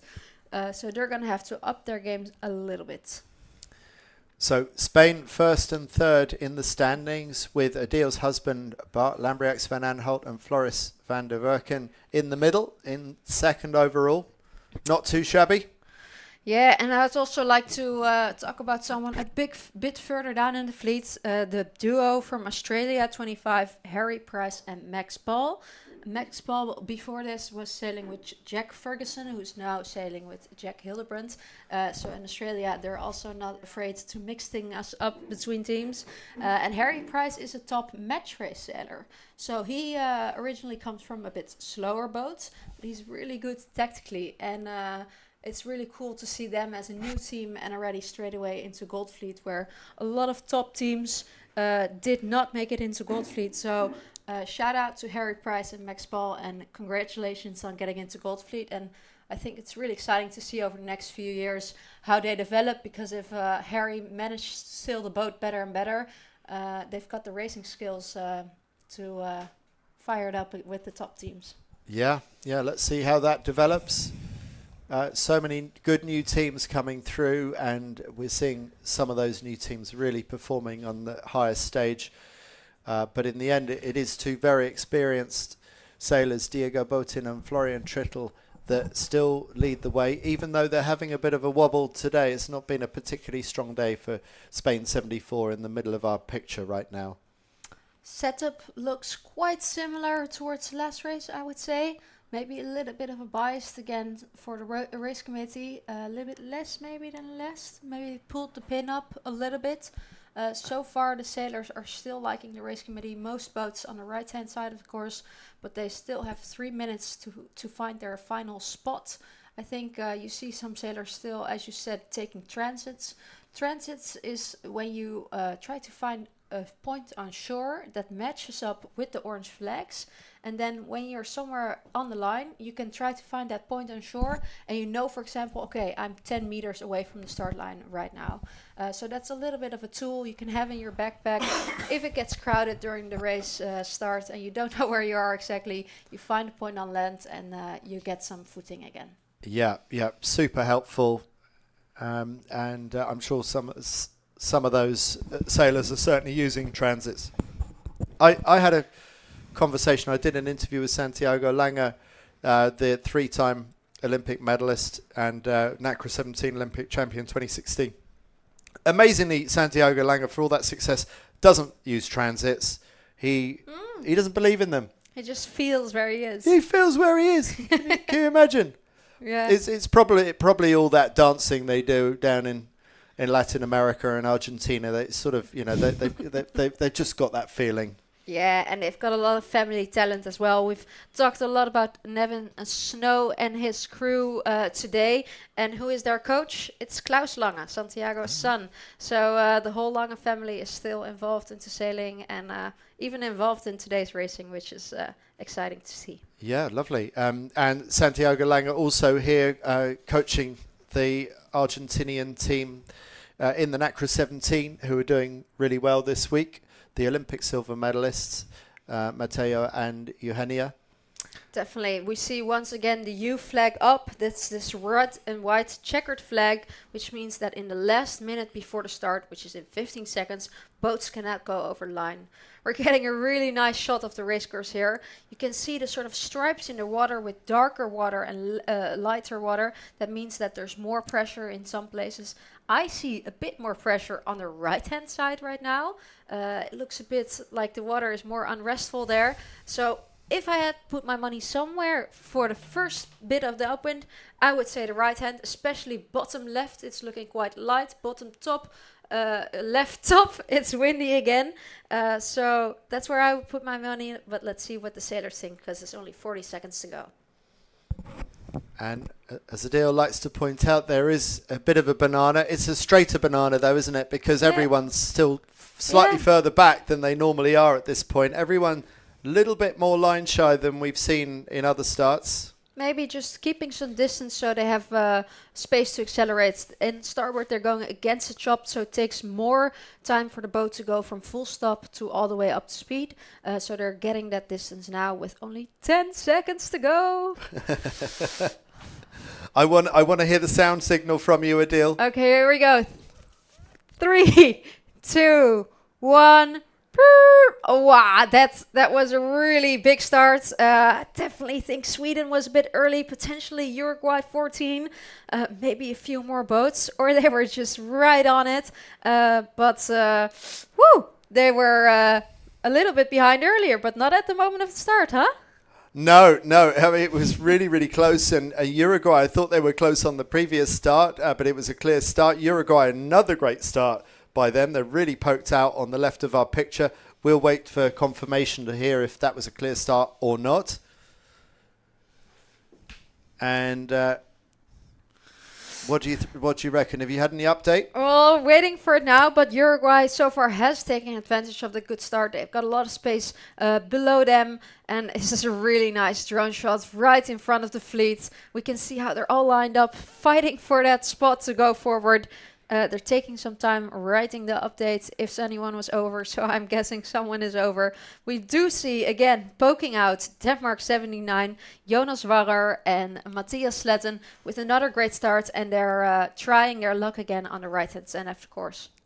It's a bit busier this time going to the right, huh? It's not just a few boats by themselves, it's more people And we were right. It was Sweden with that first start, but Uruguay was not over. They just had a bang-on start. Sweden, unfortunately, has a UFD and is disqualified. Bad luck for them, but the rest of the fleet was clear and can now go ahead with their race. A full speed battle here between Poland 64 and Netherlands 465 and Denmark 79. Not a lot of space, even when they're sailing towards the right hand side of the course. They're just trying to hold on for as long as possible to go to that what they think is the favorite side. Whereas the Dutch pair of Bart and Floris have had to tack out and try their luck on starboard. Just as Poland tack, so does Netherlands 456. I'm sure that's not what Poland wanted, but it was an awful tack for Netherlands 456. So they drop back. That was a poorly executed maneuver, and that's going to cost them valuable distance. Denmark 79 certainly winning the right-hand side of this racetrack. This is turning into a really special day for Jonas Vara and Matthias Lem-Slaten. Definitely, and you do see almost all of the fleet on starboard tack right now. Probably that means that that's the favorite tack to be on right now, if we trust the sailors. So Denmark 79 either sees something really good on the right or isn't quite sure. We're saying tack. We're saying tack Denmark 79, but they're not listening. They don't have our audio headset there, and we see France for one who is in quite a difficult lane, but managing to survive there with their good boat speed. Just stacking out now. Let's see what Hong Kong does. They have to react quickly, and they chose to go behind. They don't think it's the right moment to tack, so they continue onwards towards the right, where they have free wind. And Denmark 79 is now also tacking back to see how they line up against the rest of the fleet. Well, they look like they're on a pretty high line as they come out of that tack. So maybe Denmark was waiting for a little bit of a wind shift before they were going to make that move. But from this angle, it's hard to tell. But I think Denmark are looking quite good. I think I have to agree with you. The tracker shows them very over ley line, but when you look at the screen with the picture, it looks like they're on a good shot there. But have France, if this tracking is correct, have France, who have tacked earlier, have they done enough already, and has Denmark sailed extra distance? We'll find out fairly soon.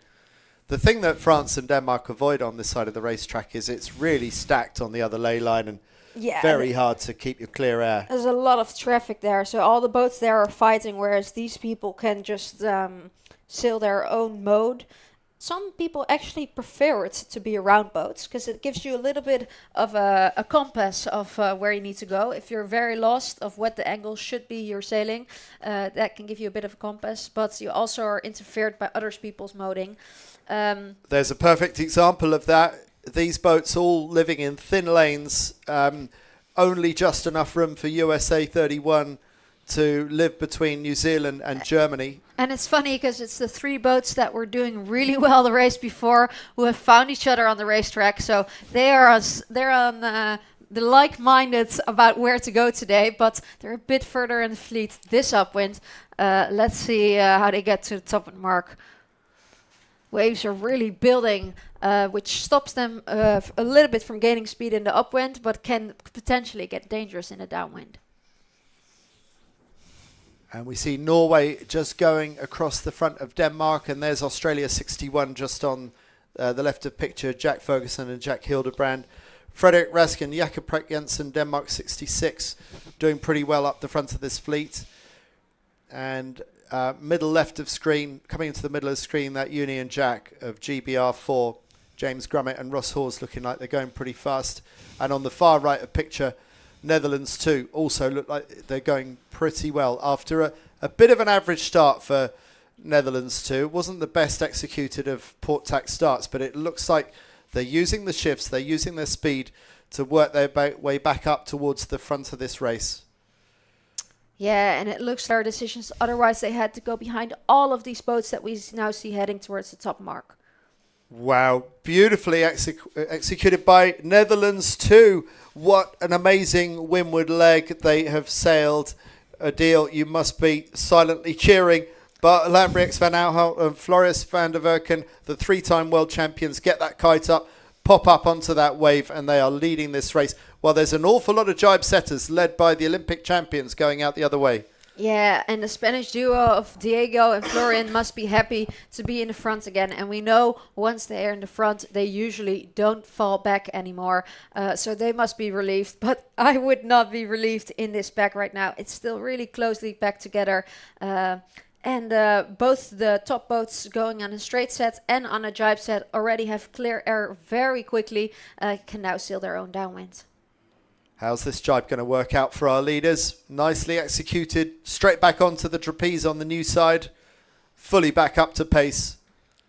Look at the French boat. You can often see the dagger board, so it's actually half of the boat is out of the water. We're not a foiling class, but it definitely can sometimes feel like it. Yeah, it looks absolutely gorgeous sailing a 49er in these conditions. And there's a lovely overhead shot of our race leaders right now. The Dutch, yeah, absolutely beautiful. charging. And you can see how close the crew and the skipper are together. The waves are trying to disbalance not only the boat but also your bodies. And you can actually find some stability by being really close together because you form a sort of block between the two.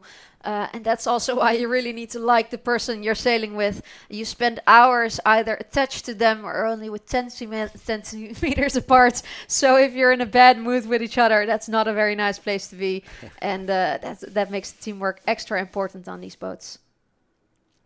Here are Spanish 74 leading going into today and still leading, although they've had two pretty subpar races so far. This is more like what we expect from the Spanish, fighting for a top 3 position in this race right now. Nice jive. They can now go down with the waves. It does look like the Dutch have made their way in front, but it will be a tight battle between the Spanish and the Norwegians for that second place. Spanish look like they're on a really good low line there, and they have got the waves carrying them downwind. So they did just get a really nice shift. So if they can go lower on starboard in the downwind, that means that the wind has shifted left. Netherlands still comfortably in the lead, but it looks like Spain has closed the gap possibly a little bit. Here's the jibe for the Netherlands. Yeah, like Spain has definitely got up a lot with Norway and is now really gunning for that second position. Oh, Norway coming in hot on board. That was a miscalculation on my part. They choose to go to the other mark. It would be a really hard maneuver there to drop the kite and then also do a jibe. So they go to the other mark, but that was a little bit of a slow hoist. So they really have to get that boat speed back up. So far, the Spanish choose to follow, the Danish choose to follow, and the other Danish choose to follow. So Netherlands is by themselves now. If they want to sail defensively, they'll be looking at the other boats and see if they're going to tack towards them. But if they feel like they see good breeze on the left, they might just go at it on their own. The nice thing for the Dutch is they're avoiding this bad air from these kites coming downwind. So I feel like things are going in the way of the race leaders right now. But as you say, Adil, it depends how far out to the left they want to go, or if they're going to tap back and consolidate. Now, in the last race, whoa, what do you see? Whoa, yeah. So Australia had room there on Germany, and there was a very little spot, but because Germany had a bad hoist and Australia was surfing a wave, they took their spots. On the other hand side, we see 4 boats, 5 even, all coming together at the same mark, and this is where the rules really come into play. Just like on the road in sailing, you have people who have right of way and people who have to give way. That can get really tricky if you're coming into a roundabout with 6 boats or cars at the same time. And that's what these sailors are having to deal with while sailing a very technical boat. And you really just want to get out of and into these marks with clear peace of mind, not crashing into anyone. Luckily, these are world-class sailors and all seem to go fine in the end. Spanish tacking out. And maybe they just felt that they could go faster rather than trying to stay in that high lane behind Norway. Maybe there's more to be had by going their own way. And there on the far right, a picture, there are race leaders. It does look like the right side has had a nice shift. So we said it shifted to the left in the downwind. Now it has shifted to the right. Possibly we're oscillating a bit. The Dutch have lost out a bit on the left-hand side and are now having to cross behind some boats. They are close to Denmark 79, have to duck behind them. So it looks really good right now for the Norwegians and the Spanish. Yeah, so the lead change taking place. Norway are going to be the new leaders, and a bit of a loss for the Dutch. And I'm a bit surprised by that, but the shift outweighs the bad air that the boats that came out this side had to go through. So a bit of a loss for Netherlands too, who now yield the lead to Norway front of picture, and it's very close between Norway, Spain and Denmark on the far side, and possibly Netherlands back to 4th place. So things really swinging around at the moment. Yeah, so anything but a stable race course, but big gains and losses to be made for the sailors out there. Looking at this picture right now, who would you want to be, Adil? I think I don't want to say it, but I think I would want to be the Spanish pair of Diego and Florian. They still got a bit of space left to the ley line, so if they have a nice moment, they can still take a tack out to the right. But they're also quite far from the left. They've got their bow forward on New Zealand 18. Yeah, they look safe, whereas the Norwegians have a few. Not so many options anymore because they went far out to the right. Also, I don't think Norway is going quite as fast through the water. It looks like Spain generally has a click more pace through the water than the Norwegians. Do you know how tall or how big the Burnet brothers are from Norway? They're tall, but I think they're still quite young, so maybe not the heaviest pair yet. And the skipper has sailed the boat for quite a bit, but I know that the crew was sailing foiling boats, so he was doing a lot of wasp sailing, 69F sailing. He's a bit younger as well, so he's probably still finding out the fine technique of this boat. As opposed to Jonas Warrer, who, together with Matthias Sletten, knows the technique of this boat very well and is sailing the boat really nicely through the water here on port tack, heading towards that upwind mark. Looks very close between Denmark and Spain for the lead of this race right now, but yeah, there we see confirmation that they're well ahead of Norway. So this is now turned into a 2-horse race for the lead between Denmark and Spain on the right-hand side. And I also, in my left eye, see the pair of Nevin Snow and Ian McDermott once again knocking on the door for that top 10. What a stable day they have sailed, huh? Yeah, really impressive by them. They started the day in 19th place, but I wonder if they might be hauling themselves into the top 10 by the end of today. They were already in 11th after that first race, so I guess they will be. Very impressive by USA. Now it's the drag race between Spain 74, Diego Botín and Florian Trittel on the right, and Jonas Warrer and Matthias Sletten on the left. We've got Olympic champion versus Olympic champion.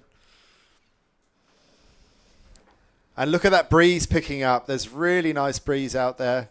Yeah, it does look like on that left-hand side there's a nice breeze that they can take downwind. Possibly the Dutch can still use a bit to their advantage in this last bit of upwind sailing. What will the Danish do? They tack to leeward. They still think they can make the mark from there. So let's see if they can make it stick. It's quite a high-risk move by the Danish, but if they can make that ley line work for them, they could just hold a slender lead ahead of Spain. So if you want to sail the boat higher, you always try to step forward into the boat. The more forward you're standing in the boat with your body weight, the higher to the wind you can sail. They'll also keep those sails in really tight, and they're doing a great job at it because it looks like they're going to make it. And that little bit of breeze you spotted, Andy, on the left that they will use in the downwind, the Dutch have used for the last bit of upwind, and they've managed to slide back into the top 3. This is going to be an exciting final downwind towards the race because these boats are really close together, and the New Zealand pair, Swedish silver medalist at the Olympic Games, 4th around the top mark. It is a lot of the greats sailing here with the Norwegian young brothers also saying hello. Yeah, so I'm not sure how the Kiwis got into the action the way they've done. We haven't really spoken much about McCarty and Mackenzie, but there up goes the Kiwi kite in 4th place, getting in ahead of the Norway brothers. Berthe and the ever consistent Snow and McDermott having an absolutely fantastic day sailing. So a team who is usually very consistent, the Brits, who were in 4th place after the first race of today, are struggling a bit. I see that they're a bit further back. So this could be a lead or that they take more of a lead for the Spanish and Dutch duos on the overall standings. Okay, well, let's see how it plays out. Which kite? I know you're one for kite colours. Who's got the nicest kite here in this image? I really love this green. What would you call it? Sort of green, turquoise color. Yeah. I saw that the FX fleet had this really nice blue new color in it, light blue. I really like that as well. But I have to say, the Dutch usually go for orange or blue, which is also very nice, of course. Well, you have to say that, don't we you? have Otherwise to go with take orange. your passport away. Yeah, but it's funky and it's a nice addition to these new black sails. Up until Tokyo, we were sailing with see-through sails, a more windsurf material. And then we have switched to these black 3DI sails. Sails are woven together by strands of cloth, and they're actually a lot more durable. So they're a lot better for the environment. We sailed with a sail for a whole year and then also sailed the Worlds with it, whereas before you would sail 2 events with a sail and then not throw it in the bin, but maybe use it on a windy training day. So we're definitely going in the right direction. And also these sails are better able to keep the power in. So that means that you have to be really strong to go against it. Yeah, and possibly a little bit heavier. Possibly a little bit heavier, but we've already sailed these sails in Paris as well, so most of the teams are getting used to it. In the beginning, people were also having trouble not crashing into other boats because we had see-through sails before. Now they're very black, so you have this little gap in between that you can spot other boats, but it's definitely something that you have to keep an eye out while going fast. Well, here is the battle of the Olympic champions. Currently, the 2008 Olympic champion from Denmark, Jonas Vara, has the better of the Paris 2024 Olympic champions, Botín and Trittel. And this is phenomenal sailing by these front two. And then just back from them on the right-hand side, the Olympic silver medalists from last year. So there's a lot of experience up the front of this fleet. Yeah, super exciting. And the Danish will be really happy with their day. They're battling for speed. The Spanish are catching up with them speed-wise, but I don't think they have enough meters left in this race because here's the final jibe to the finish.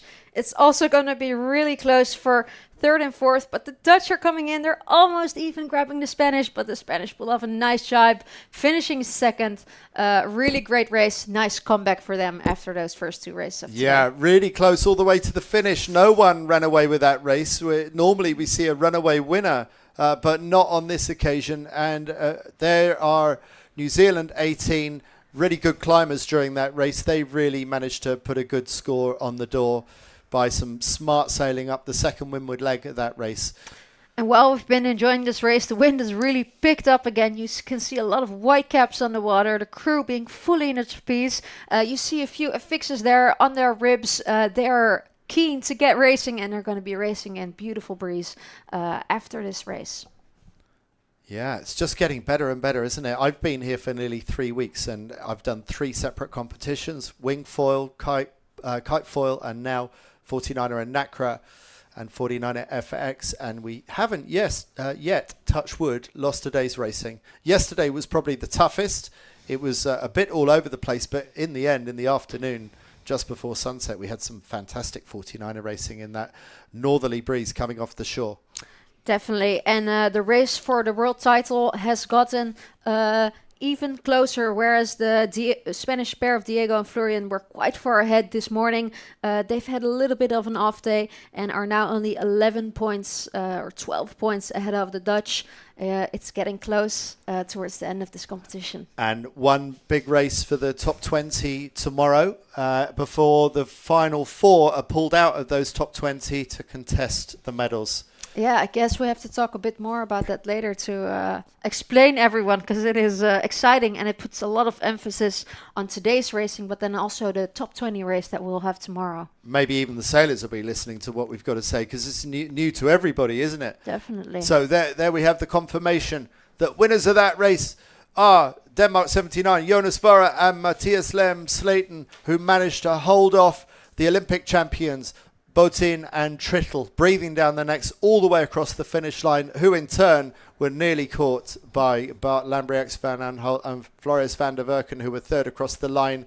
And then the Olympic silver medalists from New Zealand, McCarty and McKenzie, and the ever-consistent Americans, who have had a fantastic day today, won the first race of the session, Snow and McDermott.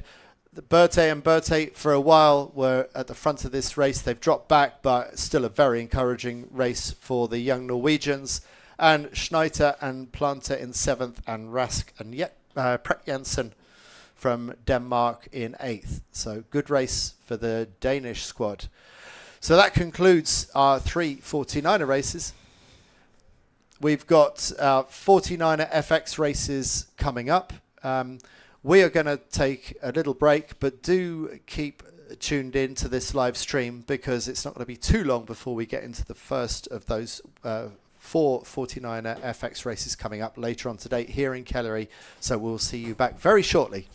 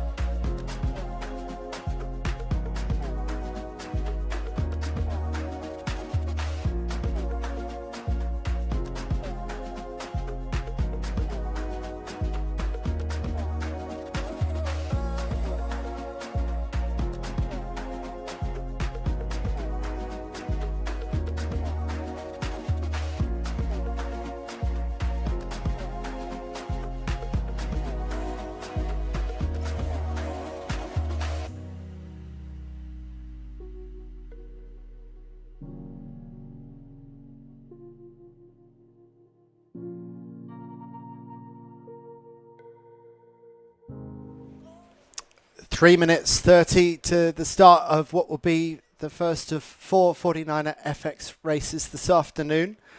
This is the opportunity for the rest of the fleet to see if they can close the gap on Vilma Bobeck and Ebba Berntsson from Sweden, who have only recently teamed up and have rather surprised themselves to find themselves at the front of the women's skiff fleet this week. That wasn't really in the plan, but it's working out extremely nicely for the Swedes.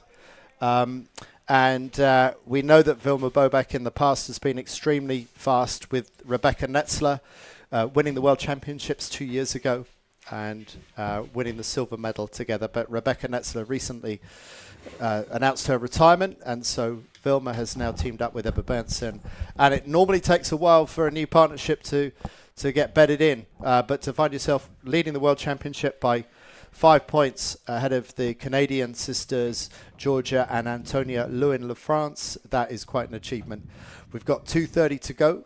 Ben Ramoka, you're my temporary standing commentator. Thanks for joining me today. You must know the Canadian sisters pretty well, you being Canadian yourself.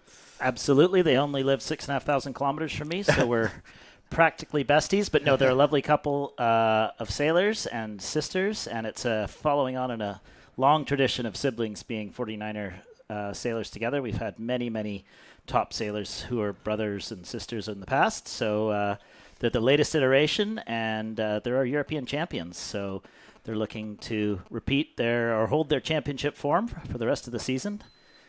Wonderful conditions. My goodness, look at that island behind.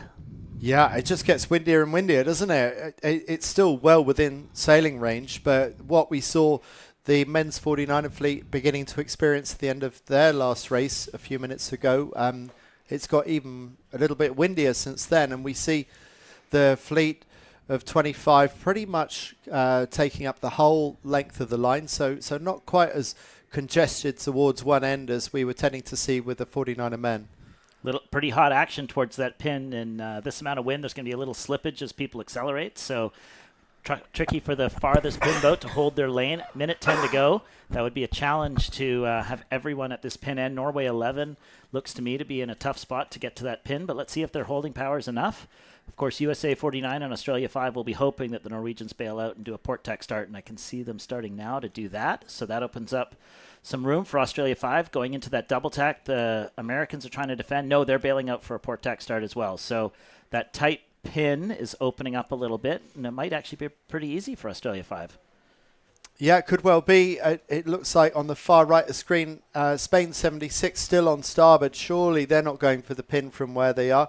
They've been leading for some of this week. Paula Barcelo, Maria Cantero. But I think the Spanish must surely be flopping over onto port tack soon and will be one of a number. They're going to start underneath the fleet on port and blast out to the right-hand side. 16 seconds to go, 15.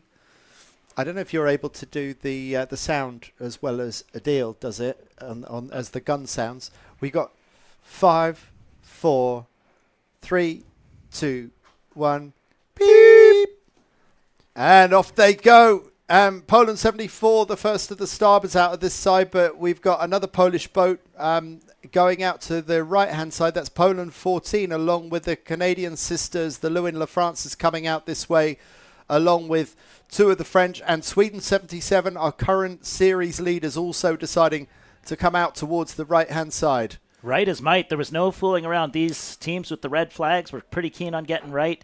Denmark, Canada, and Poland, and great starts from all of them. They all have lanes. Tough there to live for France 63, but France 84 has got below and is going out to the outside. Center of screen there, we've got the Spanish and Belgians. Belgians had a good day yesterday, so they're looking for another good race, and it's pretty hot getting to the right. What would you say, Andy? Is this the way to go? Yes, I think it's the way to go, but I honestly don't know. But what I would say is that in the previous two races of the 49er men, it didn't actually matter which way you went, as long as you went out to that side fast in clear air, because we saw convergence between people that have gone left and right. What a fantastic race course then, as we see the winners at the pin here. France 19, Martine Grael and Kaina Kunz, and Brazil 4 holding their lane, and the Norwegians, who are our early leaders in the series, also holding their lane. So they're all having good rides out here on the go starboard way. Really good for France 19, Mathilde Lovedina and Luba Tomyu. Certainly winning this side of the race course as Denmark 207 decides to tack out. Rebecca Johannesson and Silja Serup Simonsen tacking out underneath the fleet and having to duck an awful lot of transoms. Brazil managing to hang in there. The two-time Olympic champions, Brazil 4. Martine Grail jumping back in the boat with Kayenu Kunz. Both of those competitors on SailGP these days. That's where most of their sailing time is consumed. So they're struggling to show their usual Olympic medal winning form here on this racetrack due to their lack of practice. Hello guys, I'm back. This is no longer Ben Remarker's voice, but Odile. And we're straight back into a really cool race, I see. We had to do the starting horn in your absence, so we... Oh, did you have fun doing it? I don't know if we hit the same octave as you did, but we did our best. But it does look like nice racing. It looks like sunshine, good breeze, and not a big surprise so far. The tracker shows Sweden in first. They're always rapid with powered up conditions and showing it now. A lot of port tack starters, and that's what you see here, but doing a sort of a Barton Floris. And there's that yacht down at the bottom of the picture is nothing to do with us. It's trying to get off the racetrack and trying not to disturb that French boat. Here we are back with Brazil 4 charging out to the left-hand side, and just to windward of them, the Norwegians have been on a journey this week. Pia Anderson and Nora Edlund. Nora really struggling with her health this week. She needed an IV drip in hospital just a couple of days ago. Yeah, and just saw overhead a quite big gust on the left-hand side. I think the team there will need it. It does look like you have sort of lanes, passing lanes, which have a bit more breeze than others. The boats from the right have just tacked over, and it does look like they have a really nice angle up into the top mark. Okay, well, good spot by you, Odile.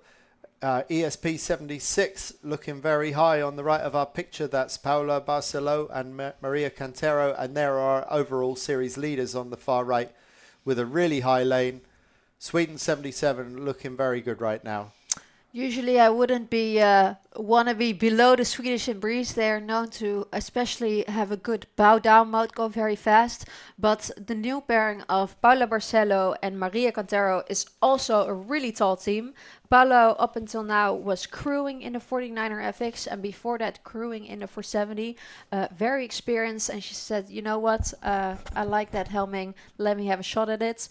Maria Cantero, already a long time in FX. She already campaigned for the Rio 2016 campaign, but quit that early. I bought her boat, was a very fast boat, very enjoyable, but been in the class for a long time. Now a fresh duo. I don't think they expected to do this well at the Worlds, standing in third this morning and battling out here with Swedes, and so far the Swedes have not been able to roll over them, but you do see the two of them are very fast because Belgium was lined up with them before but has fallen back behind these two very fast, tall, heavy teams, and great technique also going into these waves. Looking very strong on the right hand side. And one of the Danish teams coming across to the right of our picture. I think that's Rebecca Johansson and Silja Serup Simonsen taking their high-level racing from qualifying straight into Gold Fleet, finding clear air here, sailing the boat fast. I think these girls must be really excited because they've never done this well yet so far in an event. And the breeze is up nicely. There's at least as much breeze as there was for the last race of the men, and the big swell rolling underneath the skiffs, also adding an extra challenge on this playing field. Extra dimension for sure, and we see them heading up in to the top. We see there's more breeze on the left side of Cagliari Bay. It looks just outside of the racecourse for the affixes right now, but it might come down for them to use later in the race. It also looks like the boats from the left had a nice last part of the upwind track and are coming in nicely towards the stop mark. Denmark 13 going for a tack there. I think they think they're tacked on ley line. Maybe it will be a little bit of a high lane towards that top mark, but they look to be in a great position. And now coming towards middle of picture in the distance. It's Sweden tacking over onto port. Have they done enough to get across the starboard tackers? Now they're in the middle of our picture. Sweden 77 will be tacking very shortly in the next couple of seconds. And just to lure to them, Spain 76. Yeah, and you see Spain 21 here as well. These were boats that started on starboard and went all the way into the left together with Norway. And especially in this last part of the upwind, they've made their biggest gain. So top left is the place where you want to be. And someone executing that perfectly is the Norwegian team of Pia Nora, rounding the first mark in first. Here they go. Wow, absolutely incredible performance by them. And a really well-judged ley line for Norway, getting that blue Jenica up. And remember, Nora Edlund not feeling in the best of health, but you couldn't tell from the way that she got that blue Jenica up. Definitely not. Nora is a big beast. Apart from sailing, she's really into fitness, and she pulls Pia right along with her. I would say that they're maybe the fittest or close to the fittest team of the fleet. They love doing all kinds of cross sports, and they probably love sailing in these challenging conditions. Ooh, tight tack there by France 19. Have they followed Australia, or did they manage to stay clear? They're away from the mark, so hopefully no one shouting protest right now. And Australia is going over on top of them. A lot's happening here in the fleet. They're all lining up. Most boats going for a straight set. Already flogging the kite sometimes. They do that because the bow tends to want to go into the waves, and one way to stop that is either by breaking the kite, then you slow down to make sure you don't even go into that wave, or you can flap the kite, which opens up the steering, and then the helm can steer around the wave. So two techniques, and we already see them using it. So that means that the waves are getting spicier out there. So we haven't seen anyone in the men's fleet flog the kite yet. That's the first kite flog we've seen of the day, but it does suggest that either the waves are getting bigger or the wind is getting stronger, or a combination of the two. And here we see my past Polish training partners of Ola and Sandra with my favorite color kite we were talking about. This light blue is absolutely beautiful in combination with that white and red. They haven't had a great event so far, so I think they'll be really happy to have this free breeze here and be able to send it around the race course. Back with our race leaders. Norway 11 with a little bit of a lead. There was a little bit of a kite flog by Sweden 77, so another team that is looking to back off and avoid the dreaded nosedive. And there's the stats on the right-hand side for Anderson and Edlund.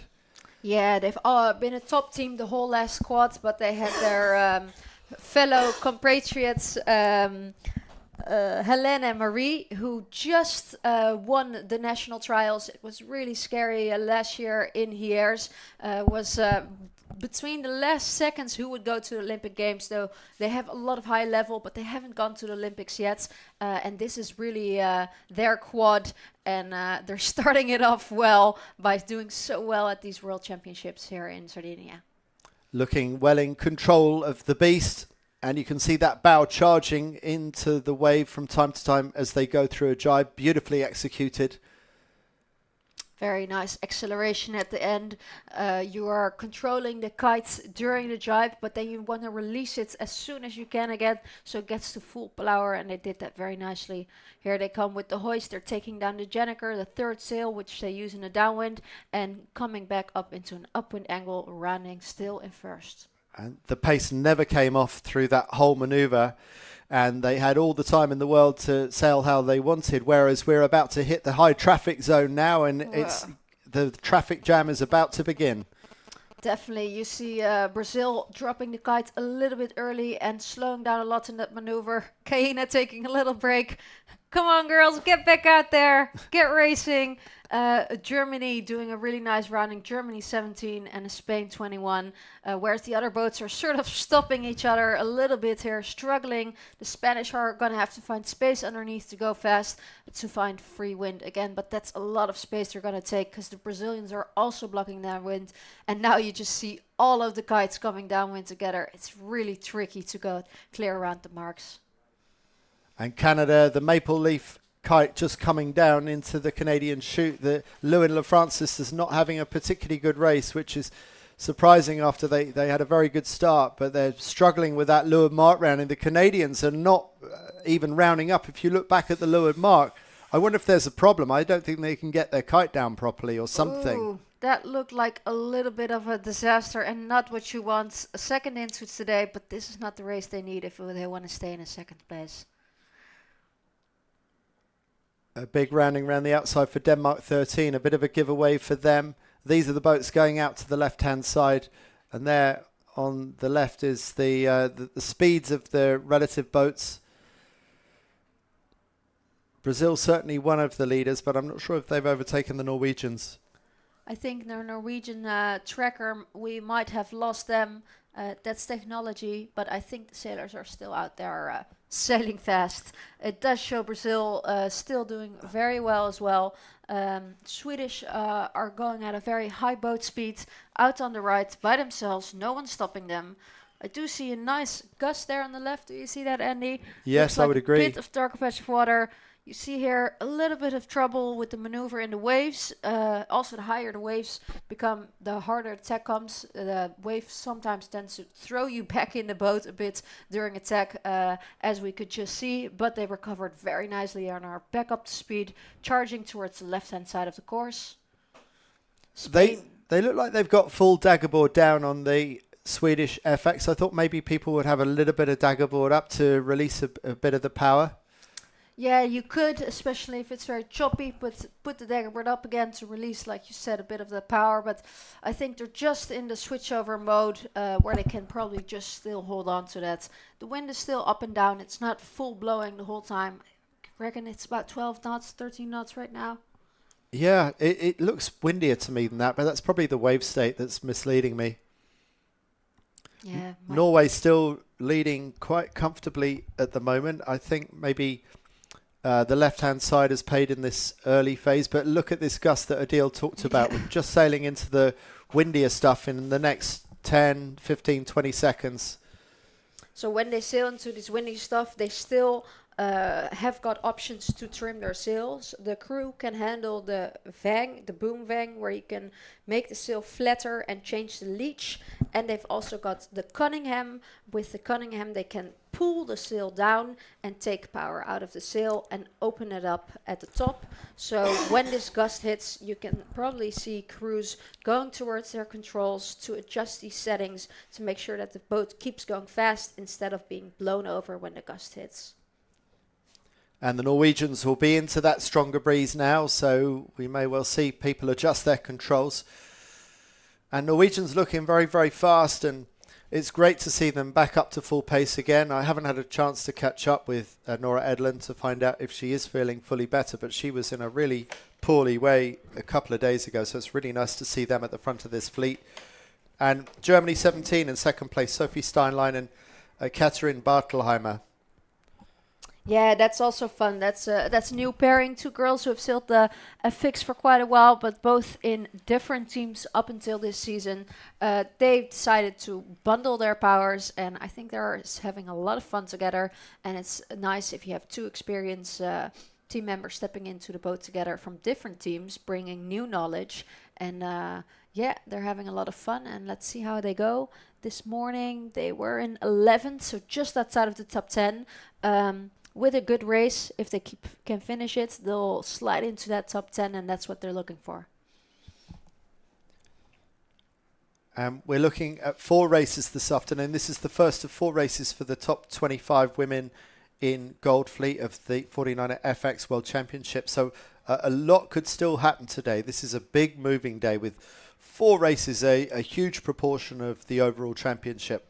Definitely, it doesn't really matter if you win this race, but it does matter if you can get 4 top 10s in today. I reckon you'll do really good overall. Yeah, like we saw earlier with Denmark 79 in the men, they had a really phenomenal day all afternoon, and so did USA 31, Nevin Snow and Ian McDermott. So we'll maybe bring you an update on the 49er rankings a little bit later on this afternoon in between these FX races.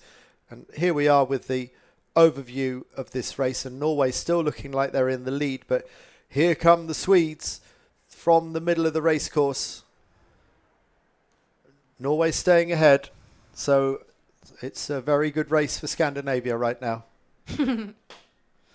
Yeah, and you can definitely see that the breeze has picked up, and so have the waves. You see a lot of main sheet movement. They're doing that to make sure that the boat stays flat. The boat goes fastest if the boat is flat through the water, so not on leaning on one side. And they're trying to maintain that both in the upwind and in the downwind, and also through the maneuver that they're doing right now called a bear away. That's when they move from sailing upwind to down with the wind, hoisting their Jenniker and sailing off, while Sweden and Germany are rounding the mark together for second and third place in this race. Big lead for Norway right now. That blue Jenniker up and pulling nicely and hauling the Norwegians back to down towards the bottom of the course, and a potential race win in the first of 4 heats today. Sweden go round in second. You can see the blue and yellow cross kite going out of picture now, just ahead of Germany, with Spain in 4th place and Brazil back to 5th. And you do see a few lead changes here. So there's still people gaining spots around the race course. A lot happened at that bottom gate. But then also during the upwind, there's some speed differences. And you see that the Norwegians sailed a very clean race, went out to the left by themselves. Didn't really see anyone else upwind. And here, taking it safe. They didn't want to pitch pull into that wave, so flogged the kite and then pulled it right back on. There's also no need for them right now to risk it, to go even faster, because they just want to finish this race without capsizing. If they were side by side with another boat and really pushing to stay ahead of a boat, might they hang on to the Jenniker sheet a little bit longer? Yeah, I think so, because then you also are at the risk of being rolled, of course. And it depends on the sailor how much risk you take. There's different options, like I said. If you want to go a bit of a lower mode, you could pull the Jenniker in and go slower, also not pitch pull, go lower. And then when you flog the kite, you go into a bit of a higher mode. So here we see the Swedish and the Germany. They are in a battle as you speak. You see Germany's on top, so they're forced into this higher mode. And then there's also, they're forced into flogging instead of braking. But they do seem to keep getting closer to the Swedish, and it's a real battle. They are definitely pushing it to try and get over them, try to outgain them with speed. Yeah, I mean, Germany really reeling in Sweden for that second spot, but once they've overtaken them, they've got to get round the outside of them and jibe as well. There's the jibe for the leaders. Ooh, and it looks like they've gone quite far over the ley line. Breeze probably a bit stronger than they had anticipated. They're flogging the kite now because they need to go as high as they can towards the finish. We were talking about they only have to finish this race without capsizing, but also they're sailing a lot of extra meters now, which you don't really want. Luckily, Germany has done the same behind them, so they have the same problem. Ooh, but this is not what you want to see. You'd rather be, for example, Brazil there, who can still send it full power, take full control of their kites, whereas Norway is forced to flap their kites to sail a higher angle. And you can see the Brazilians gaining meters on them, because if you're not using your kites, you're not going as fast. So an unforced error by Norway, a bit of a misjudgment on the ley line, and this is putting their lead under pressure. They're now forced to take down the kite early and have to go 2 sails towards the finish. Oh, even getting a splash of water. They're probably struggling a little bit right now, but look at that. There's other people in the fleet who are forced to do so as well. You see the Germans have already taken down their kites. The Swedish, this is a real battle because the Swedish judge the ley line better. They're coming in full speed, just a few flogs of the kites, and I think the Swedish are going to have it. By judging a better ley line, they are going to finish this race in first. Wow, what an overtake right before the finish. And that is an amazing turnaround of events. Sweden take the win and Norway cross for second, but they will be kicking themselves that they gave that race win away. Germany scraping across in third, and now there's a real battle. Even the Brazilians had to drop their kite, and big place changes as Spain comes across for fourth, Britain fifth, Denmark sixth, Brazil seventh, Poland eighth.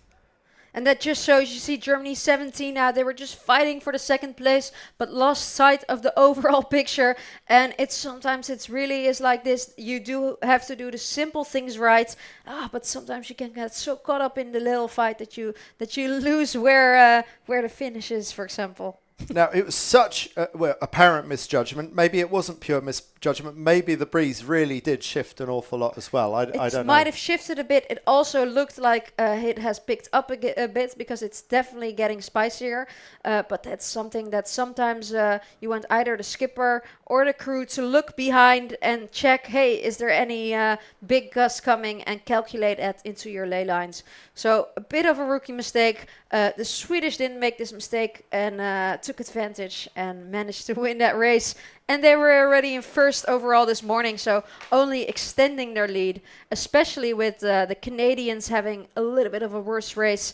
They must be happy right now. I see at least the coaches are smiling as well, getting their water bottles out, rehydrating before the next race. Yeah, so a last gasp win by Sweden, who really took strong advantage of that Norwegian mistake. And it wasn't only the Norwegians that got that judgment into the finish incorrect, but Norway will be absolutely kicking themselves for not managing to hold on to that race lead.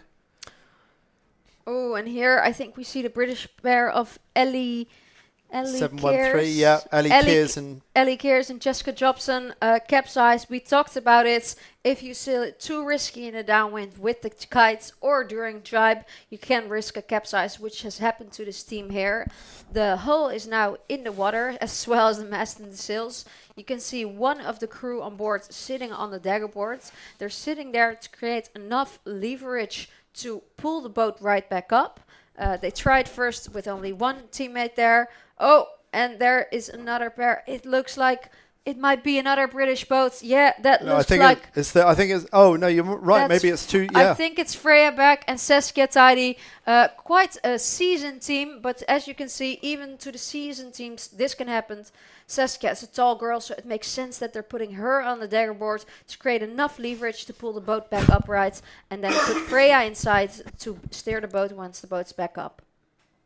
So there were the finishes across the line. Sweden taking that win ahead of Anderson and Edlund, who gave away their race lead right at the end. And then another German pair coming across in third, judging the approach to the finish correctly. Schiel and Falke moving up to third ahead of Spain's Suarez and Henke. And Black and Tidy fifth across the line. So we see them capsize now. That capsize took place after they crossed the finish line. Denmark in sixth. Brazil, actually, that's a different Brazil. That's not the right one.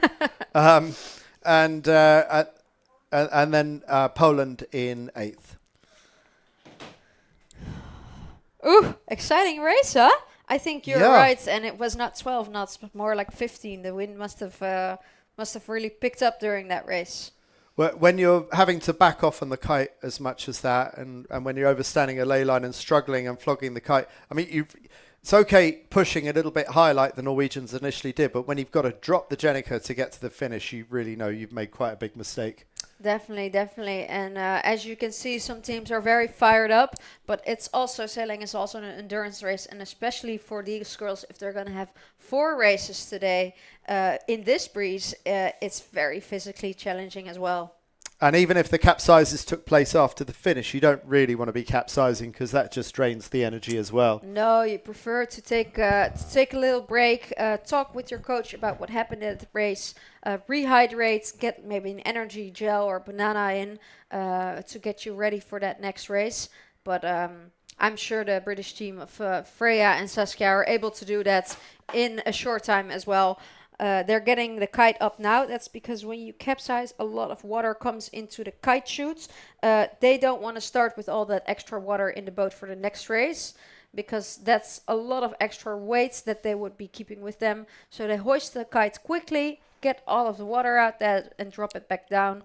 And then now they'll be able to take a little break with their coach before the next race.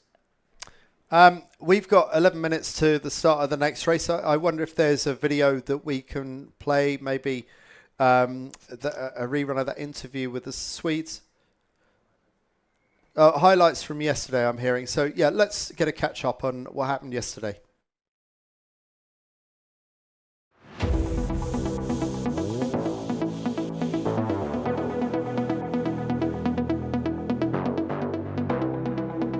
It's day 4 at the 49er, 49erFX and Nacra 17 World Championships in Cagliari.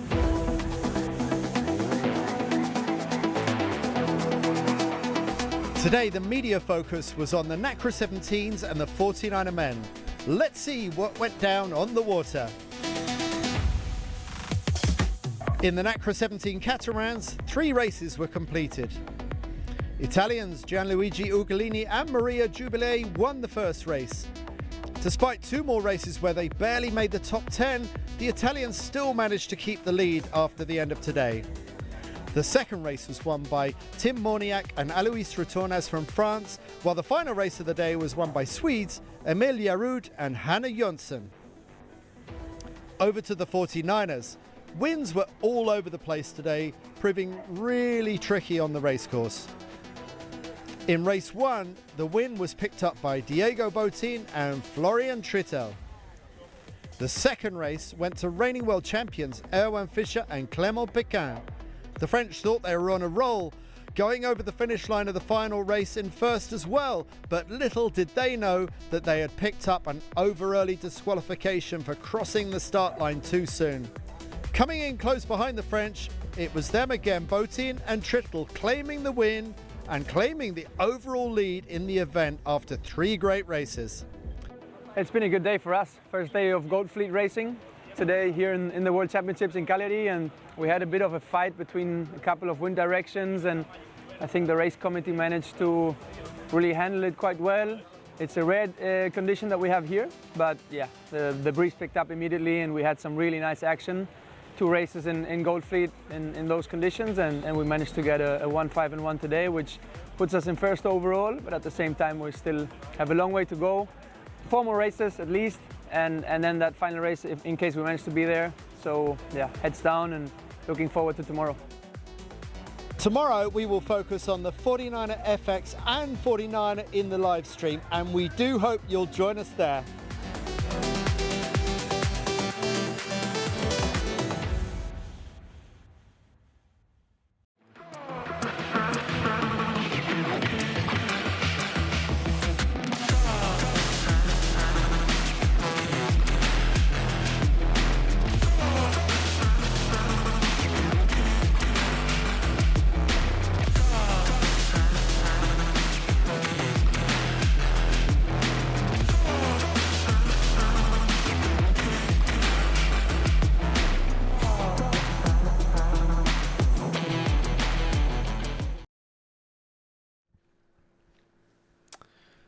So we'll be getting into the start sequence for the second of our 4 FX races today. We've already seen the 49er men racing earlier this afternoon, and also somewhere else out in the Bay of Cagliari, the Nacra 17s will be racing. 3 Olympic fleets here, a lot going on. It's busy in the boat park. Definitely, and it's a really good vibe in the boat park. We're here in Sardinia, Italy. You also see a lot of people just enjoying the water sports. And we've just received an update on the 49ers men current rankings. Lots of moving after today. Big standouts are Jonas Wauer and Matthias Sletten. They started the day in 17th and are now in 3rd place overall with a 2, a 2 and a 1. Absolutely amazing sailing. Another great team is Nevin Snow and Ian McDarnett, moving from 19th to 7. Wow, they must be very content with their day. Yeah, so all that remains now is 1 race tomorrow for the top 20. So the bottom 5 will drop out of Gold Fleet. That's them done for their competition. And only the top 20 will contest 1 final fleet race tomorrow. And then whoever is top 4 out of those will go forward to the 1 race medal decider. So at the moment, Grummet and Hawes just on the right side of that, and the rest looking to fight their way in. And it's very close. Isaac McCarty and Will Mackenzie, how far behind the British are they? It's really close for the battle for 4th. They're only 5 points behind. Meanwhile, we've got 2 teams who have already qualified for this final top 4 race. It's Diego Botín and Florian Trittel and Bart Lambrix van Aanholt and Floris van der Werken. They are so far ahead of the rest of the teams that they have managed to sneak their way into the top 4. We might see a match race between them tomorrow before this top 4 to see who can get into the top 4 in first position. Oh, that's a really interesting point, actually. Yeah. So there's an 11-point gap between Spain at the top and Netherlands in second place, and then a big gap in points behind. So yes, there could be some shenanigans going on in that 20-boat race tomorrow. But behind them, there's still, I think, up until 15th place, people can still get into this top 4. So you'll see a lot of the top boats battling it out tomorrow to get into that top 4. And what's also important about this race is that it's you cannot throw it away. You cannot discard this race. So pressure is really on. The umpires is watching if anyone is doing anything illegal. Exciting for them. They've done their fleet racing. The FX still have a bit of fleet racing to do, and they are in sequence now. Yellow flag is up. So that means only 4 minutes to go until the next start. Right. So, what conclusions would you draw from the previous race ordeal? What would, if you were the coach, what would be the conversation you'd be having just as the U flag goes up? I would say don't make it too difficult, because boats from either side of the racecourse came to the top. So there's probably maybe some gains to be made, but the big losses were overstanding ley lines or capsizing. So I would say get clean of the starts, sail the boats nicely, and conserve some energy, because it's going to be a long day of racing. Oh yeah, that is a really good point. You know, you've got 2 races to go after this one that's starting in 3 minutes 30, and there are ways of getting around the racetrack that do conserve energy more than others, I suppose. Definitely, and like we talked before, you can change the settings on your boat if the wind increases or decreases. The wind has made a big increase as well as the wave state, so I hope that the teams took the moment in between the races to change the settings on the mast, so the boat is a little bit easier to sail. The fuller the sails are, if you still have that full sails with heavy breeze, it really starts to feel like you're battling the boat, whereas you want the boat to sort of flow through the water and it feel like the boat is working with you instead of having to work against the boat. And I'm going to say again, why not use the dagger board a little bit more? I mean, you can slide that thing up and down during a race. Definitely, I have. Sometimes also when the wind decreases, you ask the crew to stamp it down in the middle of a maneuver. We maybe can get a closer look during the races if some teams do have that dagger board up. For now, they're searching for a spot on the start line. They're pretty spread out, I would say. Top teams in different positions, so they have different ideas on where to go. It looks like the Norwegians are either still taking a transit so low there on the pin, or they're planning a port tack start, but they cannot do a starboard tack start from there. They're too low and they wouldn't make it to the start line. France 84 really putting their bow out there, not afraid to be over early. That's Chloé Reval and Alban de Bois.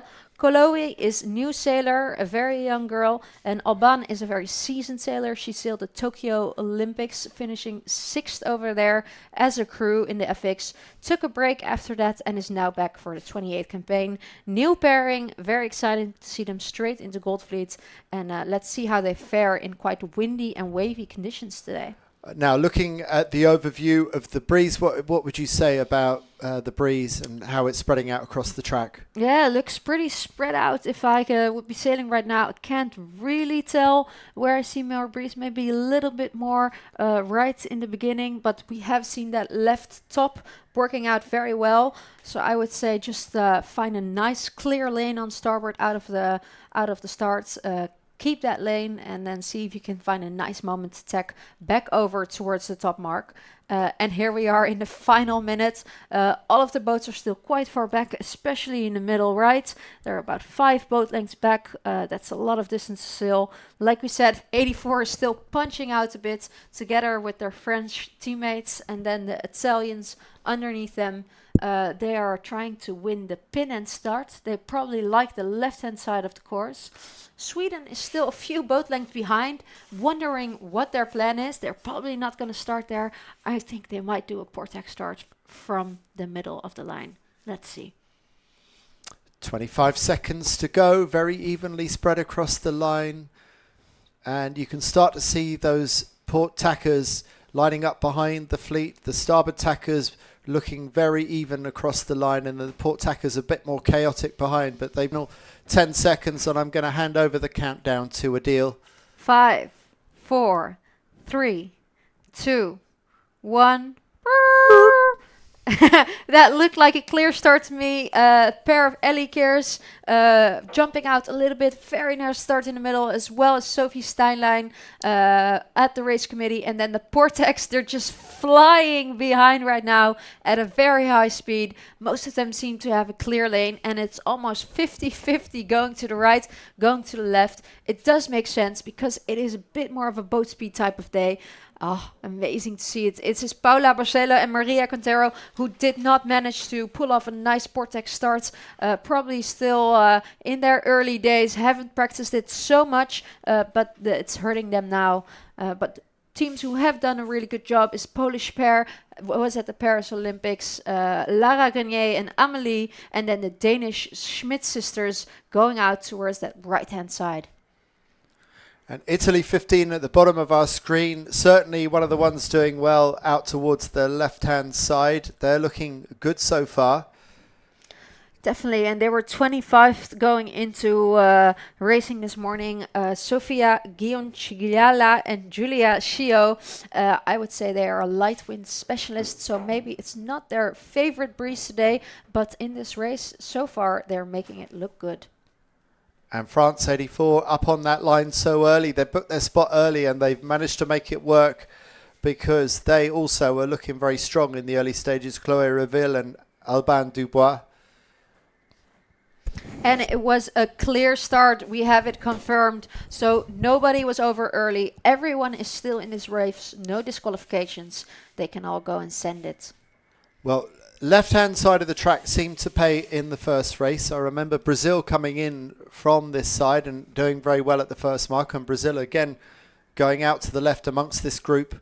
We're back with a close-up as Sofia Gionciglia and Giulia Schio from Italy flying along. They've been training a lot with the other pairing of Janet Germani and Bianchi Caruso and Freya Black and Saskia Tadi in Lake Garda. Lake Garda, a spot very liked among sailors. You can always sail there, either get the morning breeze or the afternoon breeze. So they've got a really strong training group to train with. But they were on a lake and they were not on an ocean. So it's definitely different sailing on a lake and on an ocean. Lots more waves here. Salty water, so the boat is floating a bit higher. And we do see some big rain clouds on the left. We hear that from coaches right now on the water. Alan Sein, that's the coach of the Belgian team, giving us a heads up. It's looking sunny on the drone right now when we're looking towards the right. But that's probably why these teams here are heading out to the left, seeing those rain clouds, hoping to get an edge there with some extra breeze. Denmark 13 looking good on the right-hand side. That's Johan and Andrea Schmidt doing really well out towards this side. And then just at the bottom of screen, Lara Granier and Amélie Rioux from France. Danish have now tacked off. And we do also see that almost all of the others have already tacked off. So everybody is seeing this rain cloud and heading towards that way and hoping to make their gain. But if I look at Lara here, she does have a very nice angle towards the mark. It almost even looks like they're overstanding the lay line. So far the shift is still right, but with that rain cloud it might shift far to the left.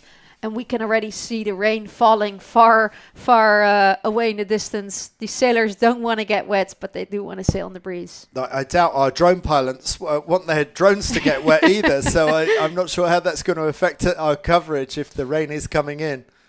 Yeah, we'll have to see. But for now, the drones are still up in the air. We're getting a really nice shot here. I always love it when you see the whitewash behind the boats. It really shows. Normally, you only see this behind a power boat. And it shows with how much speed these boats are going through the water. Yeah, it's absolutely beautiful to look at. And there is the overhead view from the tracking. And we see the Danish doing well on the right-hand side as they see it. That's the bottom of the tracking screen. But a lot of overstanding going on, as we've seen with the men's 49er fleet. A lot of overstanding on the port hand lay line. One boat who is doing well and is staying inside the ley lines is Germany 22.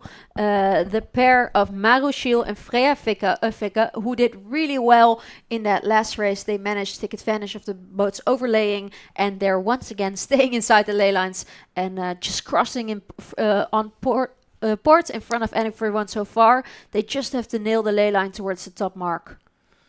So, yeah, will Germany 22 be able to convert this into a lead around the first mark? That would be a really impressive performance for them after stealing that. Where were they, second or third in that race just now? Third, I think, across the line. Third across the line. And what's also impressive to see is that Spain 76, who had that hard start on the right, managed to find a nice moment to tack back to the left and is right back into the mix with the other teams. And we're being told by Alan Sign out on the water that it's getting really choppy out there. So this lumpy wave set is getting choppier as well as swelling. Wow, we just saw a big jump from one of the German teams out of the water. And I think this should definitely change the mindset of the sailors from being in full race mode to being a little bit more conservative. And it's the French team of Chloe and Alban who are first around the upwind mark. This must be a great feeling for them. They were right there at the start and they managed to keep that lead. Will Italy manage to crash round into second place around this mark, and now come Belgium with a gap, and Brazil looking for a gap. But meanwhile, France 84 with quite a healthy lead as they get that Jenica hoisted. But as we've just been hearing from Belgian coach Alan Sign, it's really quite lumpy and choppy out there. And it could be carnage on the downwind if they're not careful with how they set these Jenicas.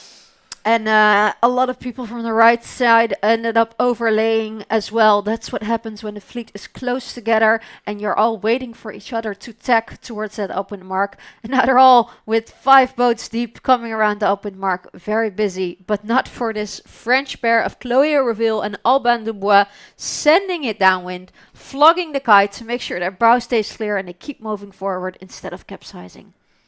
Brazil has jibed out in the far distance to the right-hand side. They've done an early jibe set, and it looks like they're really sailing away from the mark, doing what they're doing. It looks like the French in the lead are going much more towards the mark, so I'm quite surprised by that jibe set. Yeah, but they're all sailing beautiful and they really need to keep their eyes out for the ley line. The wind has increased. It's really easy to go over this ley line in the downwind. When you get a gust of wind, you don't only go faster forward, but you also can sail lower angle straight towards the mark. So France 84 really need to start thinking about getting a jibe in towards that bottom gate. Just slightly folding the front of the kite.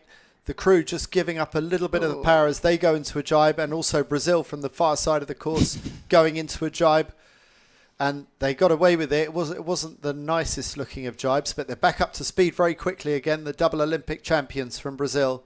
Yeah, it's amazing that they are still in the fleet. It's so much fun. Kahena said after stepping back into the boat here that her arms were very sore.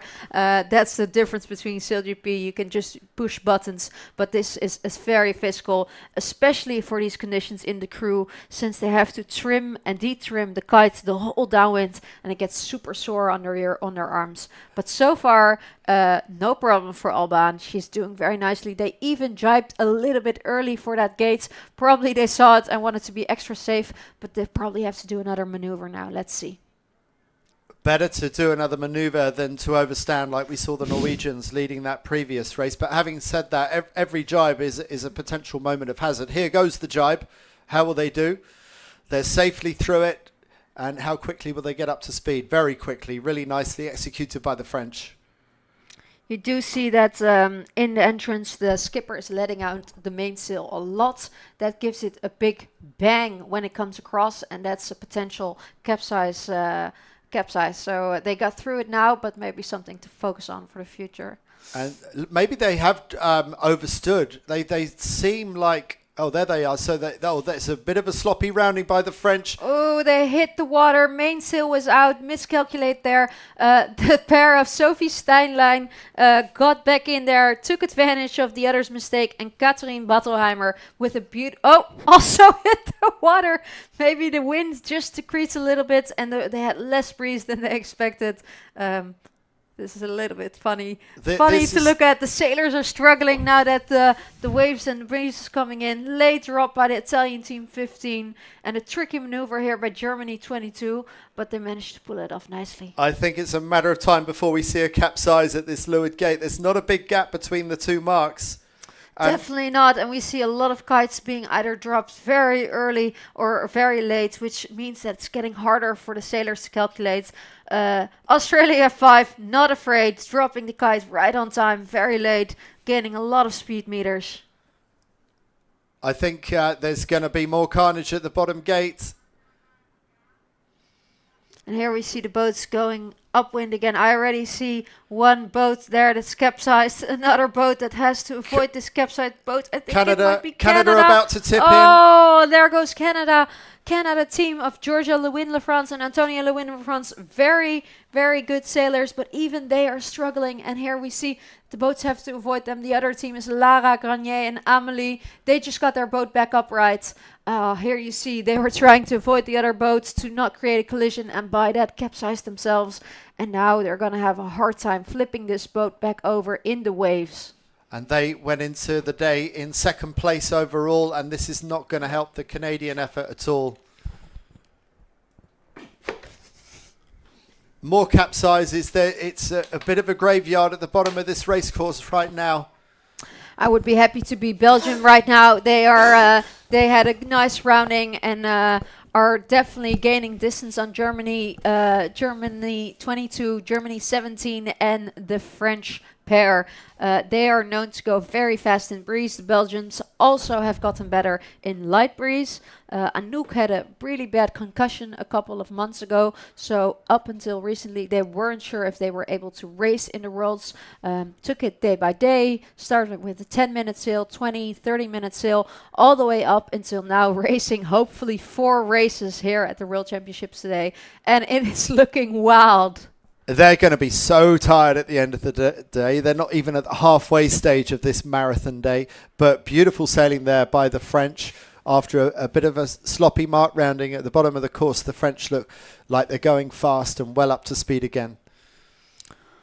We also see the pair of Anna Burnet and Emma Koolhover off here on the right. They have made a good team, gain, a young team. Up until now, we're still busy with high school, but they've graduated high school and they can now go into full campaigning. So as you can see, a lot of these sailors are doing things on the side. Sailing is not a well-paid job, so either people are studying, working on the side, or spending time finding sponsors. So all the more impressive how much work they put in next to sailing almost close to 365 days a year. And Paula Barcelo, the Spanish helm, Spain 76, qualified as a doctor this year as well. So how she manages to fit all that in, I don't know. As well as moving from the front of the boat as the crew and now to the back of the boat as the helm. Very impressive indeed. Germany 232 charging along on this side of the course. And the Germans generally seem to be going quite well in this breeze. Definitely, but I would put my money for now on Belgium 18. They are in the middle between the other boats and the upwind mark, so they're looking very, very comfortable there. And that's good to see for Belgium because we had them really as one of the favourites for this World Championship. They've had a struggle of a regatta so far. This is more what we expect to see from Isora Mainhout and Anouk Gertz.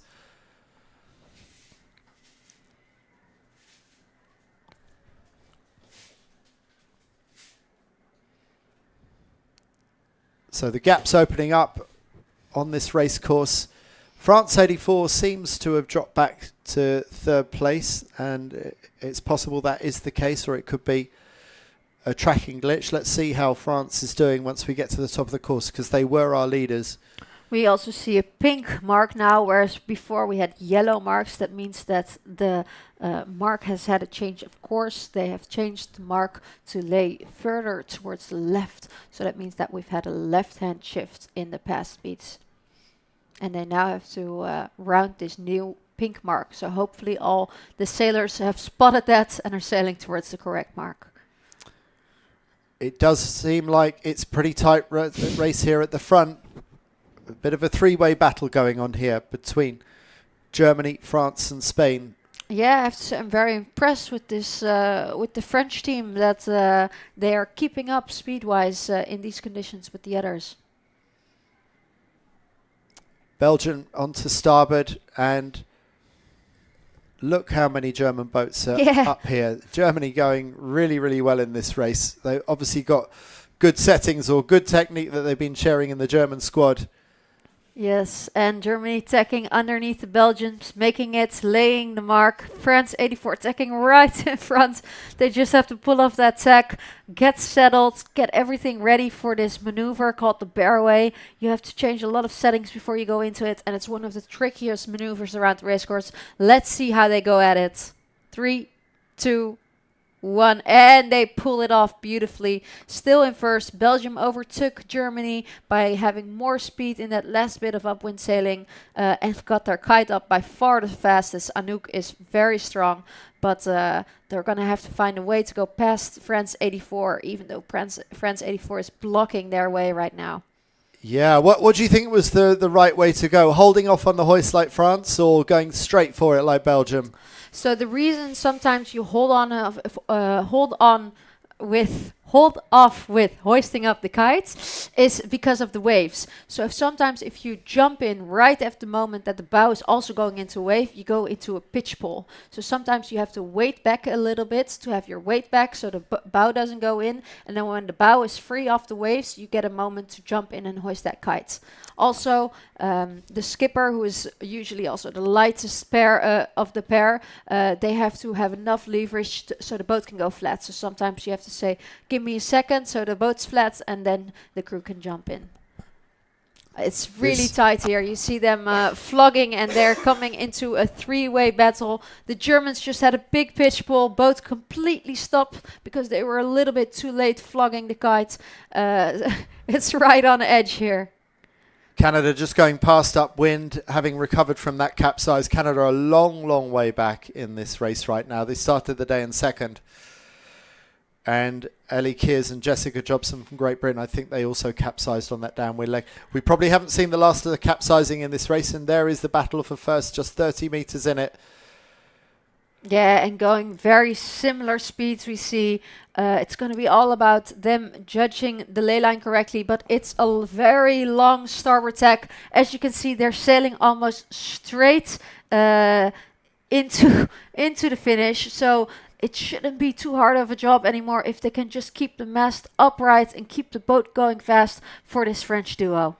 But judging these ley lines is tricky in these conditions, and sometimes you have to pick your moment on the wave, otherwise you're in danger of pitch poling or putting too much load into the sails. So there's a lot of pressure on the French leading this race right now because Belgium are really pushing hard, and Germany have recovered from that pitch pole. They're not far back in third.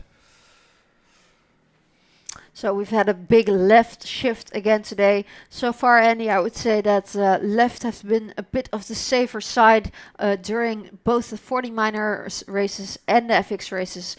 So hopefully the sailors take this information with them into the next two races. But right now, we're heading into the finish of the second race. Ooh, dodgy jibe.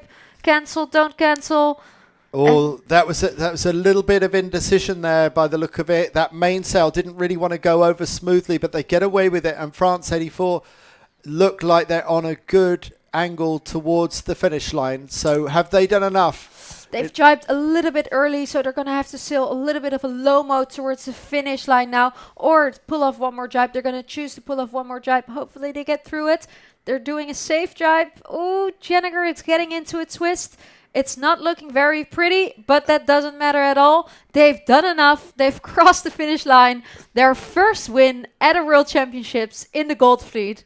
Big congratulations to this French duo of Chloé Revel and Alban Dubois. And here come the rest of the fleet, very close together.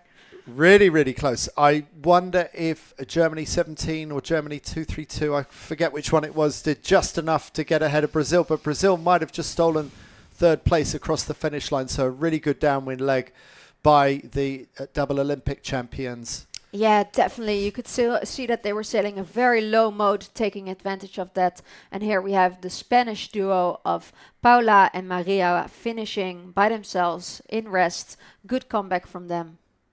Poland in the middle of your picture, bit of a dodgy manoeuvre there. Poland are not out of the woods yet. Is there going to be a collision? Jeez. Full my end God. over end and a big wipeout between two boats as Sweden in the front of picture goes across the finish line. But wow, big collision there and just so close to the finish line. But Big collision there, and a real shame for Australia 5, Laura Harding and Anna Wilmot. They were heading towards the finish line, but Poland lost control of their boats and crashed into them. I hope all of the sailors are okay, because that looked pretty nasty. Yeah. There wasn't a lot of speed in that impact. But a bit of a mess, and I wonder if there's going to be some gear breakage, and we hope no injury. We see the coaches straight there. Usually the coaches are obligated to stay away from the race course, but if it's a matter of safety, they're allowed to get close. You see that they're driving a little bit further away now, so I hope that the sailors are okay. I do see one of the Australian sailors sitting on the boats. Oh, that doesn't look good. I feel so bad for them. The Polish definitely did not have the intention to hurt anyone or collide with anyone, but in these conditions it's really rough sailing and it's really hard to handle the boats, and unfortunately this just went wrong. So I would imagine there might be some protest that will emerge out of that, possibly a protest be heard in the room at the end of the day. Yeah, probably not. I can't imagine a protest. I can just imagine the Polish retiring from this race. If you cause another boat damage so that they cannot continue and it was your fault, you are obligated to retire from the race. So I expect they will do that. Woof, not what you want to see right before the finish line. No, so close to getting a finish across the line. And now the important thing for them is everyone okay? They look like they are. Is the equipment okay? Are they going to be able to do the next two races? Still got two more of these races to do. Yeah, and if it's as exciting as the last two races we've had, it's going to be very fun to watch. This is the edge of 49er sailing. It's cool to, you said you really enjoy watching the boats, but they're made a little bit more for flat water. And these things tend to happen when you put them into waves. They really tend to want to pitch pull, put that bow into the waves. It looks very spectacular, but it's also dangerous. You see the sailors trying to get their helmets back on, trying to stay with the boats. The waves are pushing them away. You're trying to swim here, but you have a lot of gear on. You've got these wetsuits, your harness, your life jackets. You're very heavy in the water because all of this gear soaks up the water. So it's really tiring to have this capsize. And I hope they are okay and that they are in time for the next race. Yeah, is the race committee obliged to wait for people to get themselves together, or do they just carry on with the schedule?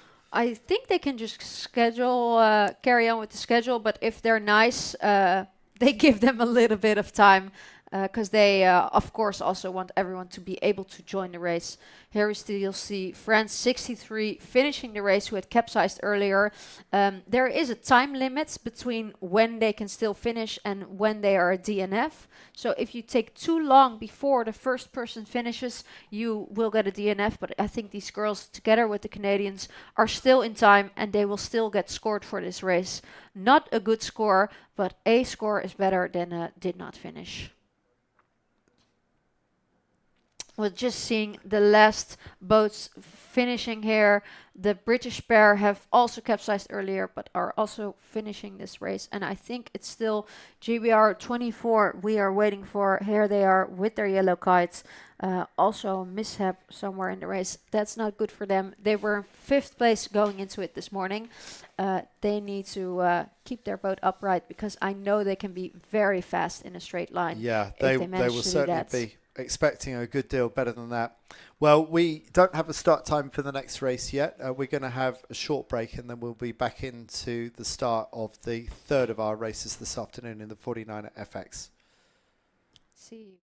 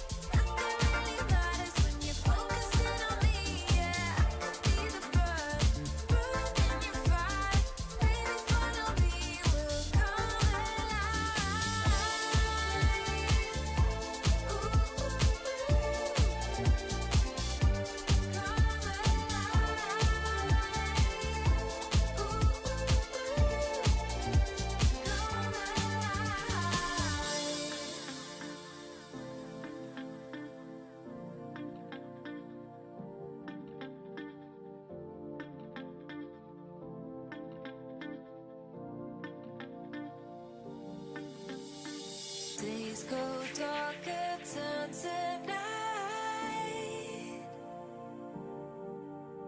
Slowly when you come alive, and I could be the one, I could be a need. Nothing really matters when you're focusing on me. Yeah, I could be the burn, burning in your fire. Baby, follow me, we'll come alive.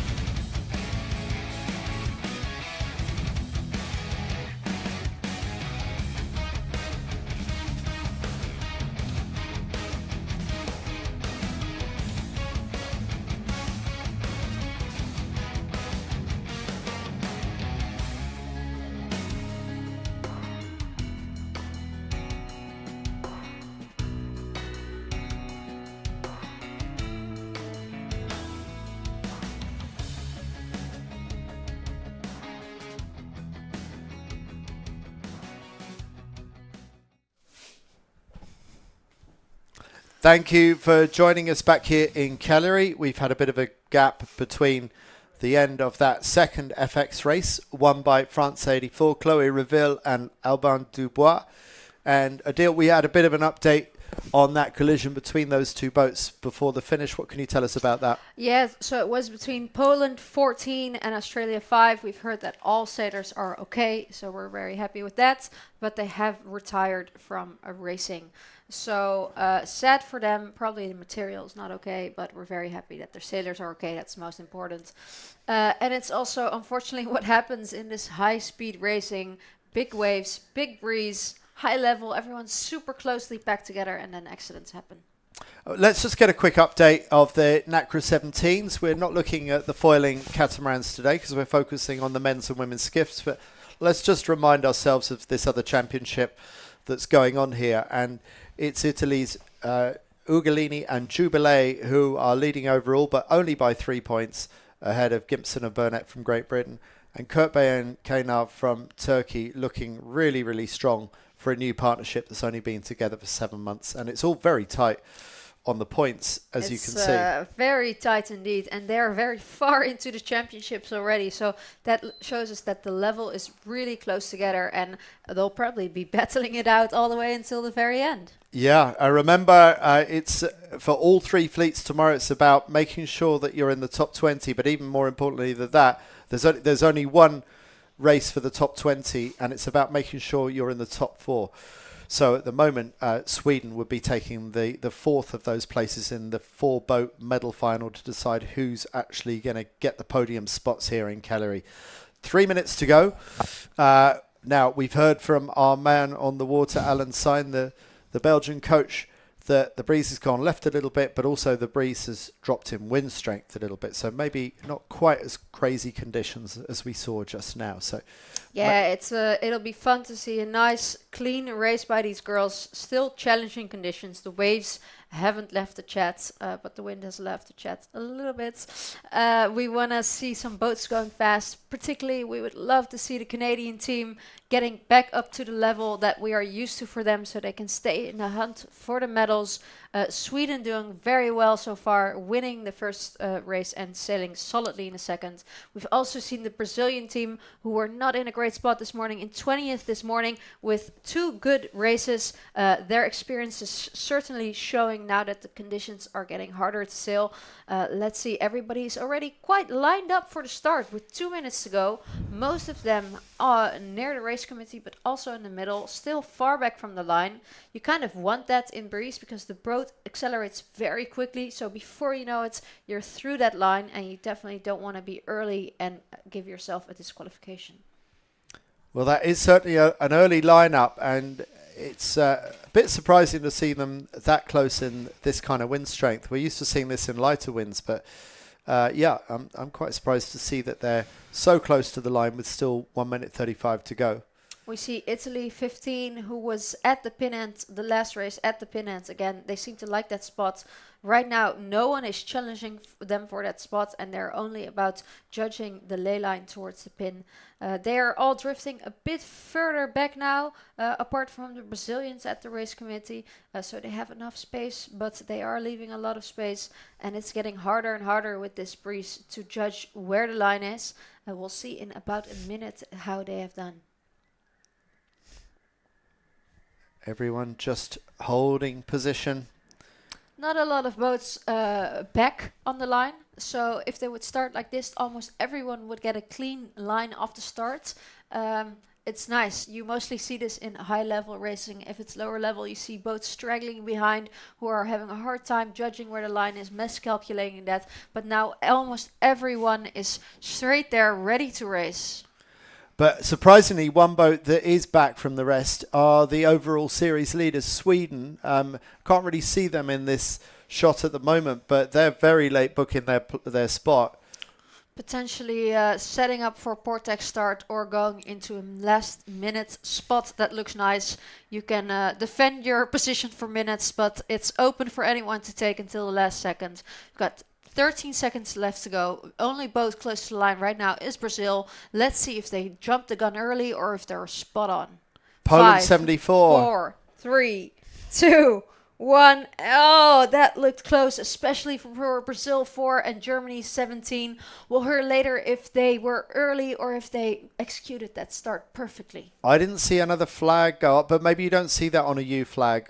You don't see that at a U flag. And what I'm very happy to see is Australia 5 is in this race. So that was one of the boats who was involved in the collisions in the last race. They've made it to the start line and they're going to try their best to seal a solid result. We're looking at Spain 76, Paula Barceló and Maria Cantero going fast. And just to their right, Italy 15, Sofia Giunciglia and Giulia Schio, who love coming off the pin end of the line. But it's the Spanish getting a brief dunking there who have won the left-hand end out of the start. Yeah, you can definitely see that the breeze has decreased a little bit. You sometimes see the sailors bending their knees. That means that they don't have enough power anymore to stand fully outside, whereas the last race was full on the edge of survival conditions. We also just saw Poland 14. That was the other boat involved in the collision, and they've also made it to race. So we've got all of our boats, Gold Fleet boats, racing here. And very happy to see, we see the Canadian sisters out charging towards the right at the front of the fleet. Their boat speed is great, and they are lining up against Freya and Saskia from GBR. Very fast boat as well, known for their bow down low mode. So the Canadians are going to have to hold on tight here to stay in that free lane. Very even from side to side right now. There isn't a clear winner from left to right across the course.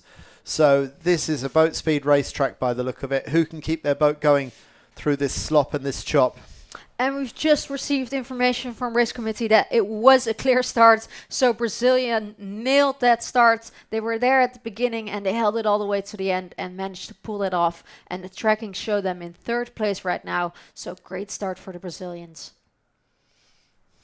Spain and Italy side by side going out to the left-hand side. Giunciglia and Schio in front of picture, managing to hold their own. They started the day in 25th and last place, and they're up against third place Barceló and Cantero. But boat speed-wise, not a lot in it. It does look like there's a slight edge to Spain. And further to windward is Brazil, who's having a really good day so far, which we shouldn't really be surprised by.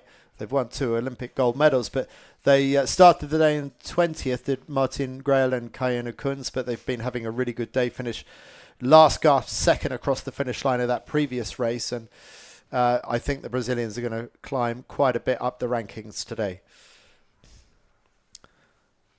Here we have the Canadian teams. These girls are sisters, but also, I think, best friends. I have heard them shout at each other occasionally on the water. I think that's something about sibling duo.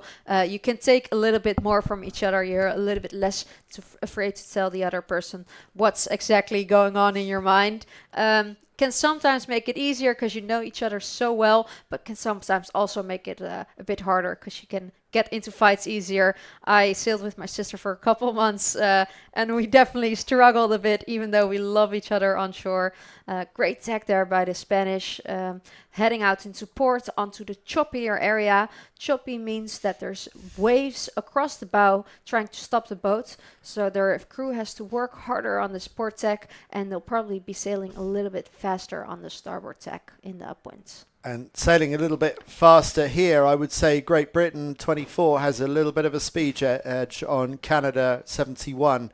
It looks like Freya Black and Saskia Tidy have the legs on the Canadians and are gradually going a little bit past them. Yeah, past them and higher, which is a really hard thing to pull off.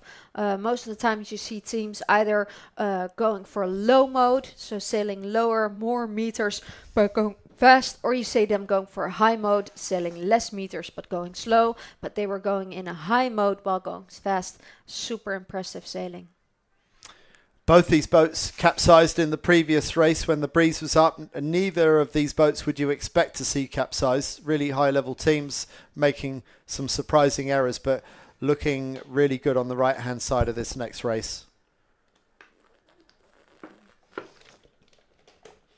We've entered the final stage of the upwind. Everybody has chosen their sides and everybody gets clear wind, or almost everyone, in the beginning of the upwind. But now everyone is coming together and we'll have to see how everyone has done. Meanwhile, we just saw the Swedish pass below in the very bottom of their screen, having a little bit more of a struggle in this lighter breeze. Yeah, it's not quite full power conditions, and Sweden 77 didn't quite have a front row start, and they seem to be struggling out on the left-hand side of this racetrack at the moment.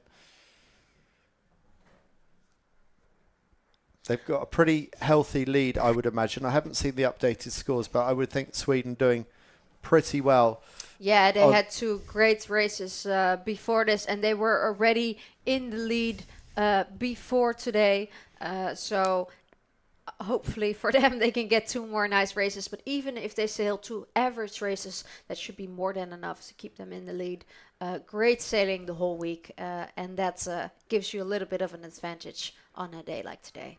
I've just looked at the updated scores, and they're on 57 points to the second place boat, which is Spain 76 on 80. So that's a 23-point advantage that Sweden has over the rest of the fleet. So they can afford a slip up like this, and there's plenty of this race left for them yet to be able to salvage a decent result. The Canadians, even with 2 really difficult scores, both at 21st place, are still in 3rd overall. And if they sail well in this race, that could get them back into the fight for silver.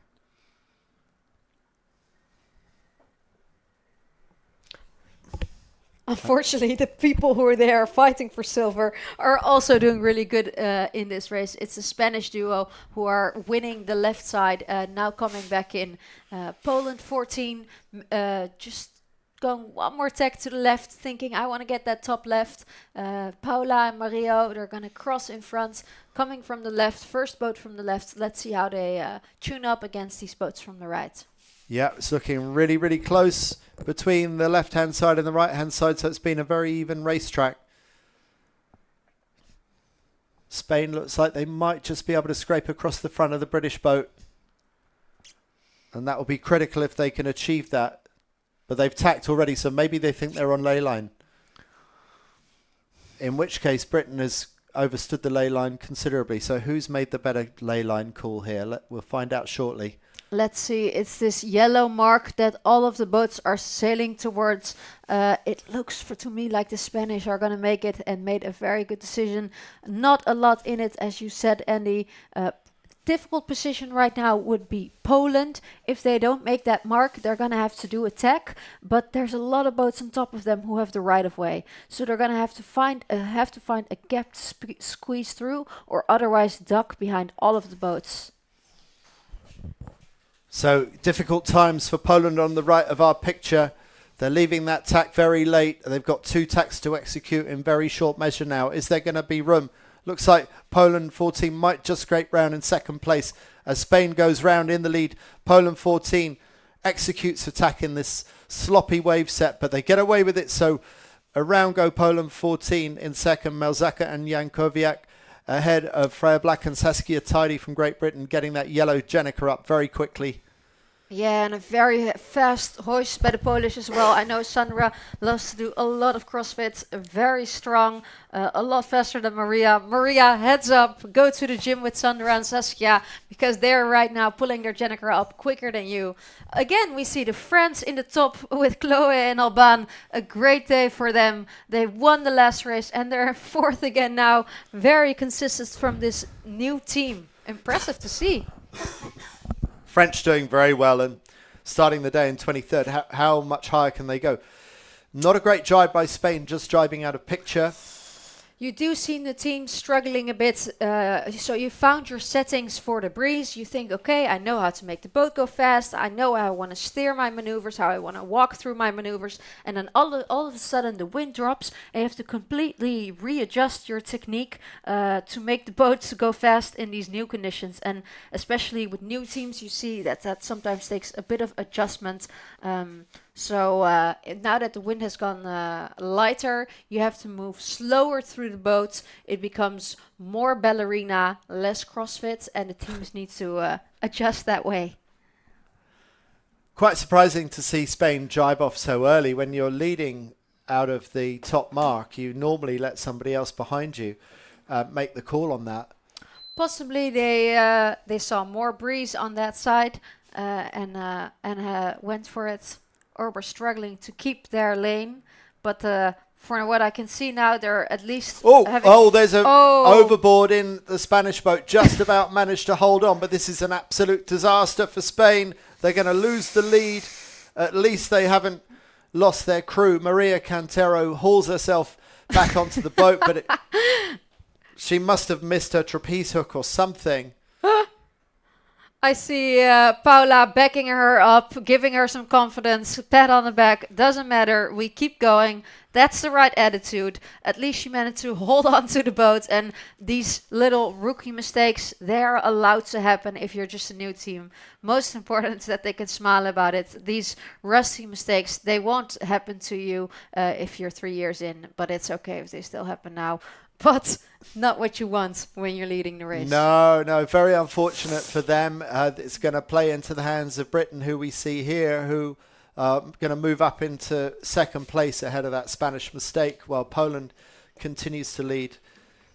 And not quite up to full power, but still really nice 49erFX conditions here as Black and Tidy charge downwind, making amends for a 23rd finish in the previous race, currently lying in second in this race and threatening Poland for that lead. And it's nice to see them here at the front. They finished a disappointing 16th place at the Olympic, but they have done so amazing this year. They won the Palma event, they won the Kiel event, and going into this event, I think I would have pegged them maybe for the top spot or at least for a medal. And the last race of today, they weren't quite living up to that, but they were in 5th place this morning, so they're still gunning for those medals, and a race like this could really help them. Really exciting to see this pair doing so well this season. Far more surprising to see, in my view, Spain 76 doing as well as they've done this year, leading in the early stages of the competition, going into today in 3rd place. And it does show the advantage of being fresh. Sometimes when you sail for years and years and years, it can get a little bit dull. But then when you have the fresh teams who still have a lot of progress to make, that can be a really exciting feeling. And they're still, I think, a little bit in the puppy phase, in the honeymoon phase, where everything about your partner is nice. You don't have any irritations yet. So they're probably enjoying that. And in the future, it will be their challenge to hold on to that puppy face for as long as they can and create a really nice collaboration over the years. Here come the leaders from Poland, Aleksandra Melzaka and Sandra Jankowiak, dropping the Jenica, getting ready to round to the right-hand side. Nailing that ley line exactly. And remember, there goes the jib. Tiny mistake. Luckily, they're far ahead, and it's not a problem. No one's overtaking them. But remember, they were the boat that was in that last collision. So a very good mental switch up by them from having the big collision to now leading the race. And I see that there's a big difference in the gate here. The race committee gate is a lot more biased than the pin ends. And even though we see the British and Canadian boats taking that unbiased side, with the Spanish taking the favorite side, I also see an orange boat with a change of mark, so that means that the sailors are going to be sailing towards a different mark this time. Okay, yeah, well spotted there. So it looks like it's a green flag down there, so maybe they move the mark slightly to the right. Here come the Swedes to the left of picture with the blue and yellow cross. So a little bit back in the race, but they've got enough of a lead. They've got a 23-point lead going into this race. They can afford a mid-fleeter, and they're still going to be comfortably in the lead overall. Yeah, and you can see how much the wind has decreased. Sailors are bending their knees. Boats are going a lot less fast. Where we saw carnage before, now we see a bit more slow racing. But we do still have the boats very close together. A lot of kites coming down towards the bottom gates at the same time, having to calculate where can I find a free spot to put my boat in. A lot of separation opening up between Poland going to the right. That's who we have front of picture.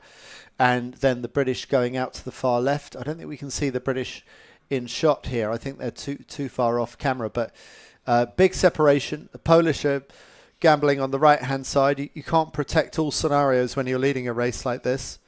No, definitely. And definitely if the others decide to completely bang that left side, you can't get there anyway.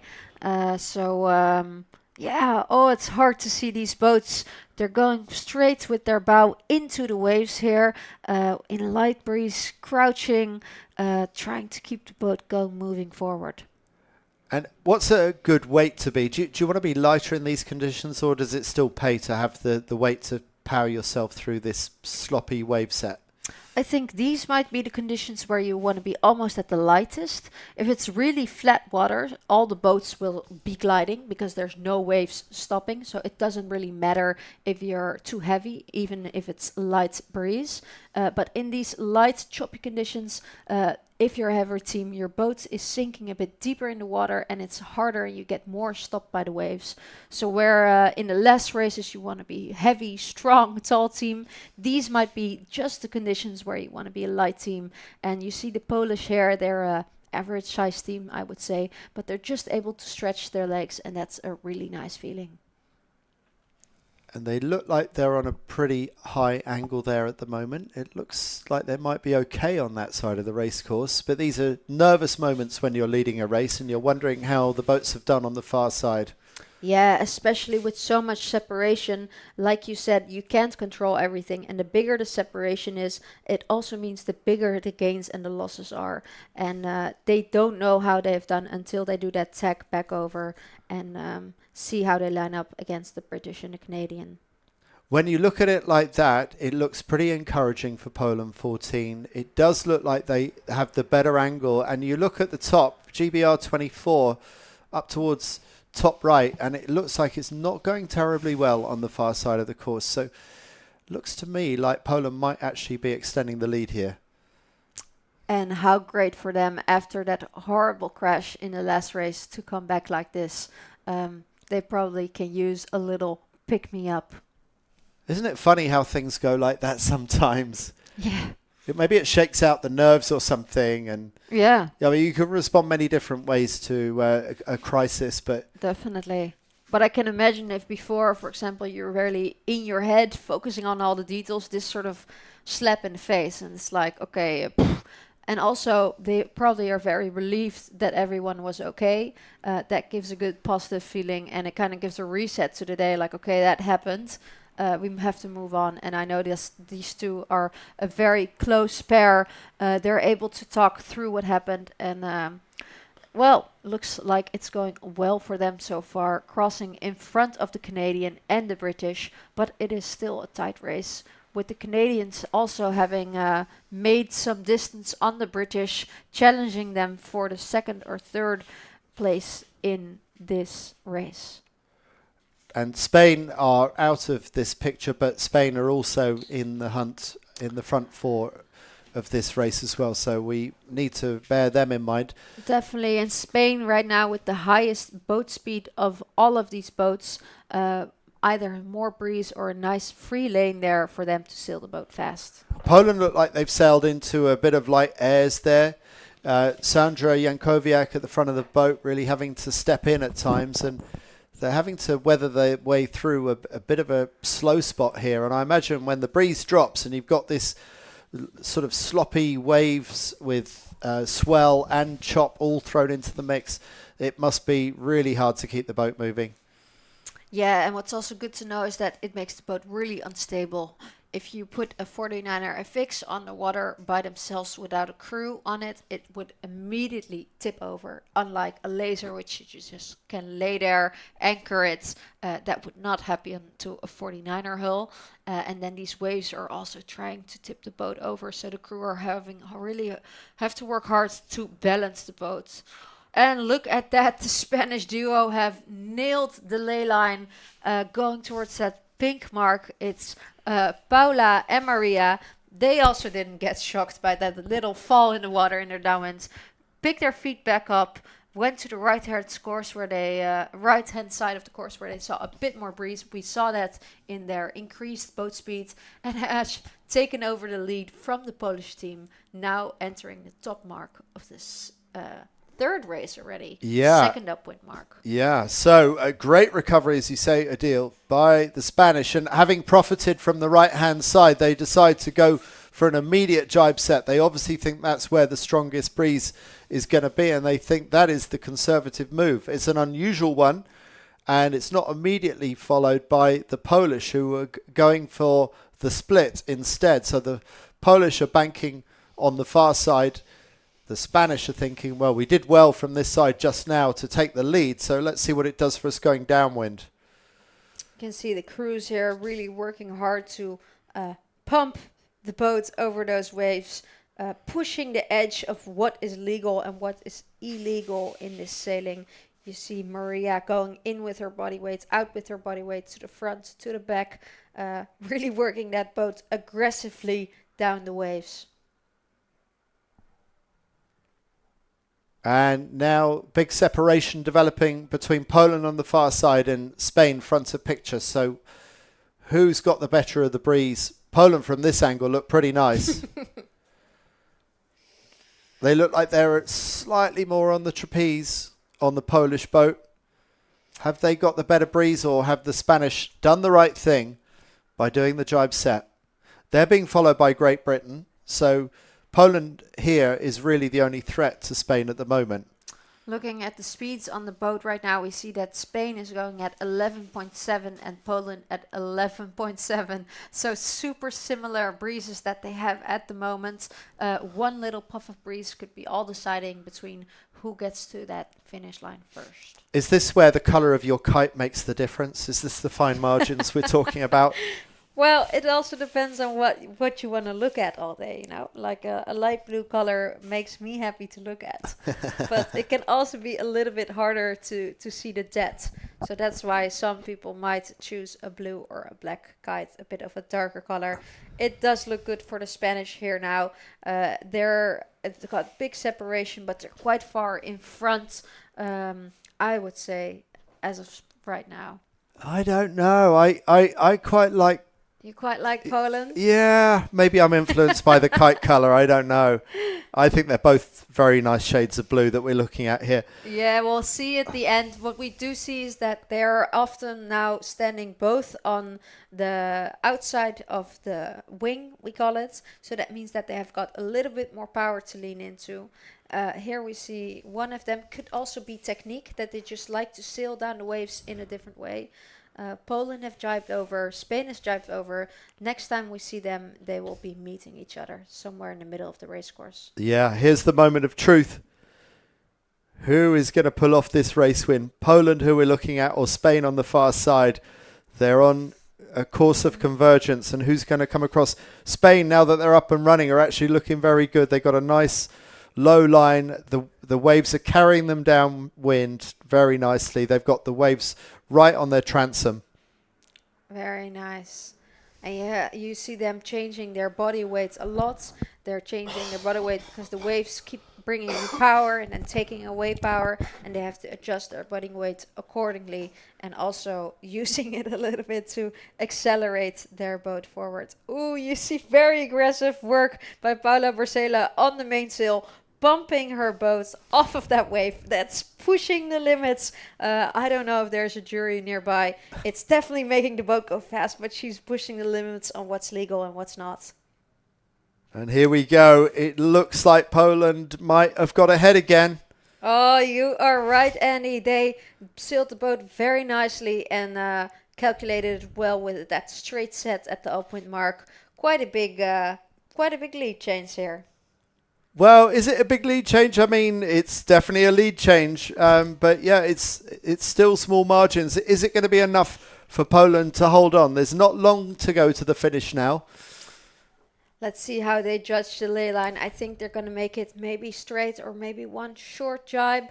Very exciting to see this race play out. And how different are the conditions now in the light breeze. One final jibe to the finish for the Polish. Ooh!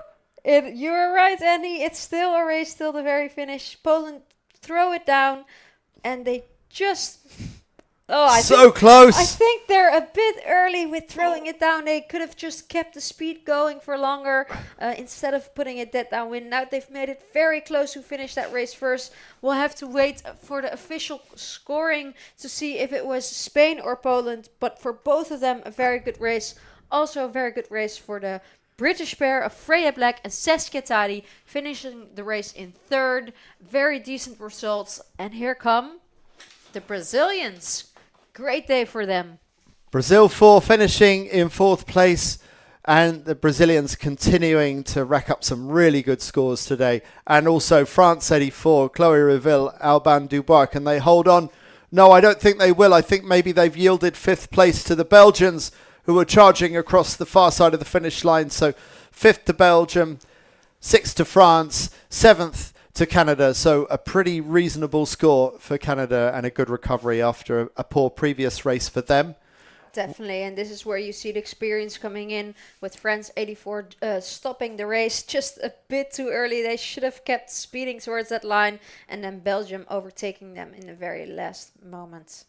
Now I've seen the result of the who got the finish. Who got the finish? Don't look it up. Oh, I looked it up. Can you believe it? Spain sees back the win, so that error right at the end by Poland. And there we have it. Clear evidence that dark blue kites are faster than light blue kites. Here we go. Here we see the last kites coming in. It's definitely looking very different than the race before. We see the Swedish kite coming in near a top 10, maybe a little bit the end of a top 10. Not a great race for them, but they've done so well before this that they're are still in the lead by far. So another race for the Swedish sailed, another race closer to the world title. Yes. Hello. Here we see a lot of smiling people. That's good to see, especially after that scary collision. Very nice to sail a race like that. They have a new coach called Chris. Chris is Polish, but was previously working with the Canadian girls and has now stepped over to his roots, back to the Polish team, a new collaboration. Let's see how they go the rest of the campaign.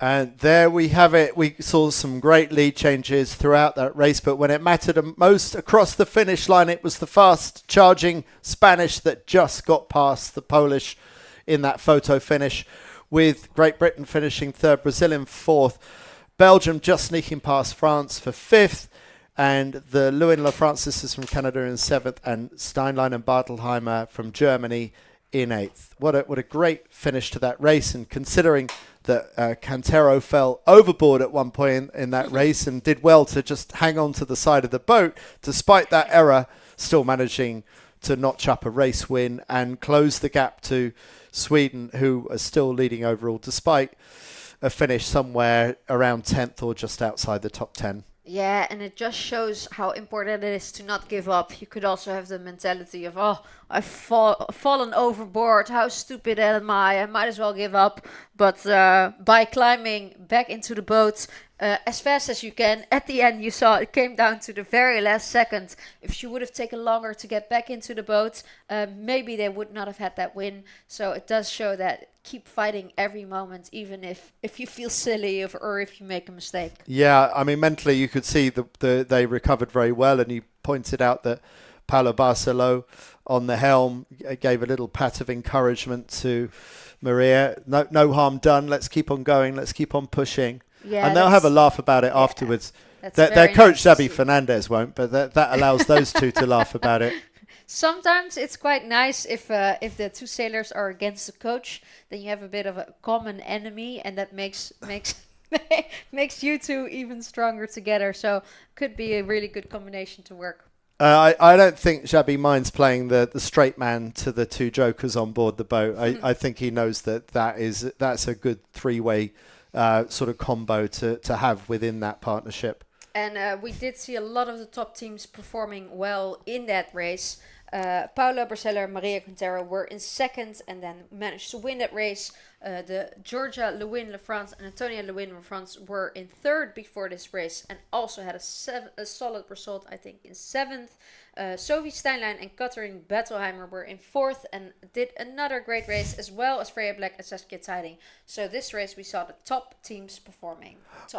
Possibly with the exception of Italy 3, Jana Germani and Bianca Caruso, who started the day in fourth, and I feel like we haven't had much to say about them today. We haven't had much to say. Also, new pairing. Jana Germani did really well, I think 5th or 6th at the Olympics in Paris. Broke up with her crew and found a new crew in Bianca. Bianca coming from the 470. I know she's spoken out about mental health and teamwork, and she much more appreciates now sailing in the FX with Jana, finding a good companion and enjoying sailing again, which is really important. It's not just about the results. It's too long of a life to not have fun while you're out there. They're having a lot of fun. New pairing, I think, very exciting for the future to see what they can bring. With the 470 experience of Bianca and the 49erFX experience from Jana. So Bianca, if I'm right, she moved from the 470 into. Correct. So she would have been sailing with a guy, and I can't remember the name of the sailor that she was sailing with, but it's a different dynamic, men and women racing together. And you and Bart, your husband, you've won world championships side by side at the same events. If you got into a mixed FX or a mixed 49er in the future, how do you think you get on sailing with your husband? I think it all depends on who you're sailing with, but Bart and I have tried sailing before. We've done one, I think, a youth worlds in the 49er, so not in the FX. We were very underweight, but it was also quite hard having two captains on board. And it's all about also what type of communication you're used to. If you're used to getting, for example, encouraging feedback the whole time, even if it's not really relevant, but you're constantly cheering each other on. And then you have other people who want to keep it very rational, stick to the facts. I know Bart puts on this very business-like voice, which is a few grades lower than his usual voice when he talks to me, which sometimes makes me feel like, oh, he's really mad at me, whereas Bart's just trying to get his point across. So I really have a lot of respect for these mixed teams like Anna and John in the Nacra and the Italian pairings in the Nacra who managed to make it work both as a couple, as a team. We have not managed. We've chosen to stay captains on our own boats. But really impressive and really cool if you can share your life together in that way. Yeah, I mean, that's amazing. But that, I would say, is the definition of putting all your eggs in one basket, isn't it? Yeah, but it's working out for both teams so far. They're in second and first position in the Nacra, battling it out for the World Championship. So doing great. Yeah. See, that speaks well of being able to make that work. I also talked with Lou Bertomieu, sailing also in this Gold Fleet 49erFX together with Mathilde Lovadina. She was at the Paris Games in the Nacra with Tim Morniak, and she also really enjoys sailing with Mathilde, sailing with Lou. So you do find that there's these girls who appreciate a little bit more going to this gentle side, enjoying the sailing. They're on screen right now, and it's really fun for the FX class that we get these sailors coming in from the 470, from the Nacra. We also have a few sailors who are in Silver Fleet, so they're not with us right now on the water, but who come from kite foiling. We've got Maddie Anderson and Katie Debson, two kite foilers from the UK who said, you know what, we enjoy sailing together more than sailing by ourselves, and they're a new duo. Katie Debson even won the 2017 Nacra Worlds, so she has a bit of experiences in sailboats. Maddie Anderson many times top 10 at the kite foiling, and I think it's really fun for our class that we get this combination of new sailors coming in, old sailors staying like the Brazilians. That really keeps the level high, and then also new pairings of people creating new teams together. Very exciting for this next campaign. Yeah, well, it's great to have such in-depth knowledge from you, Adil. You know all these teams so well. We've got 12 minutes until the start of the next race, so we're going to have a quick break, and then we will come back to you for the build-up of the next FX race.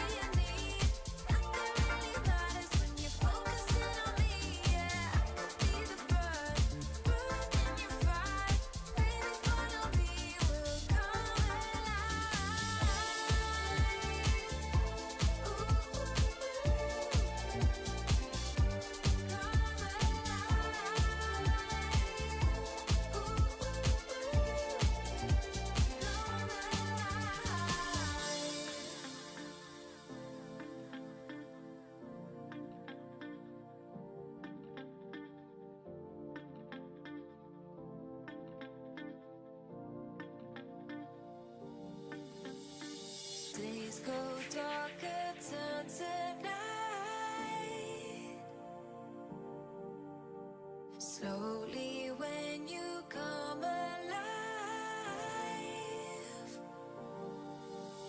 And I could be the one, I could be in need. Nothing really matters when you're focusing on me. Yeah. Just over 5 minutes to go to the start of what will be our last of the 49erFX races that we're watching this afternoon here in Cagliari in the south of Sardinia. It's just past 4 o'clock, so we've got about 2.5 hours of daylight left, so plenty of time to get this race in. We were still commentating at close to sunset yesterday as the 49er men were completing their racing. It's been a long afternoon for the women because they got 2 races in yesterday. They were 1 behind on the schedule. That's why we got 4 today. I'm Andy Rice, journalist from the UK, and with me is Adil Lambriax van Aanholt, 49erFX sailor, current Olympic and world champion. Currently not sailing. Currently not sailing, currently being a mother, and doing a fantastic job of commentary, which we're going to hopefully keep you in this world of commentary, but I understand you might want to go back to sailing again. Close battle. It looks like for this final race, the wind has picked up a little bit again, really keeping the sailors on their toes today with wind going up, down, left, right, some rain clouds, some sunshine, and they're still having to stay focused after already 3 big races today. Yeah, and that has been the way of things in Cagliari. Just when you think you're getting the measure of the place, it throws something different at you. It's been challenging all week in terms of trying to get a measure of the conditions. And with a lot of races, we have some big movers. People who've done very well today are the Brazilian pair, no new duo of Martin Grell and Kahena Kunzen, jumping all the way from 20th to 9th place with 3 top 10 finishes. And then also the German pair of Maru Schiel and Freya Vilking, 3 top 10 finishes, and moving them from 19th to 12th overall. We've got 1 more race today. Let's see who can get another good race in to stay consistent. The way they're lining up, it's looking like the wind has dropped lighter, and it looks like they want the committee boat end of the line. You can just see the pin end just off the left of our screen, that orange flag in that little black boat. So it looks like it's quite biased towards the committee boat end. We'll also be looking at the British pair of Freya Black and Saskia Tadi. They've been sailing a 5, a 23 and a 3. So it's really important. Are they going to sail another great race or another tough one? And we see that the AP flag has just gone up. That's this red and white flag flying high. That means that we're out of our start sequence again. We are waiting for stable wind to fill the race course before we continue racing. So right-hand shift is what put paid to that race start happening there, and it was looking very biased. That's why we saw so many boats up at the committee boat end. So there's going to have to possibly be a reset of the race course. So it's the race committee's responsibility to create a fair race every time. And in sailing, we have to work with the nature, and nature doesn't waiter us how we want it sometimes. We have to work with nature, and sometimes that means a little bit of patience, but it does ensure that we get fair racing in, which is really important on this World Championships, which so many people have been working so hard to perform at the very best. And in charge of that race team on the race committee boat on the left towards the bow of the committee boat is the race officer Corinne Aubert, who has tons of energy as well as tons of experience, always upbeat, and very, very popular in the fleet. Meanwhile, our man on the water, Alan Sign, tells us that the Nacra course, say, it's building and going back right again. The wind is building and going back right. I feel like we've seen a million days in one day.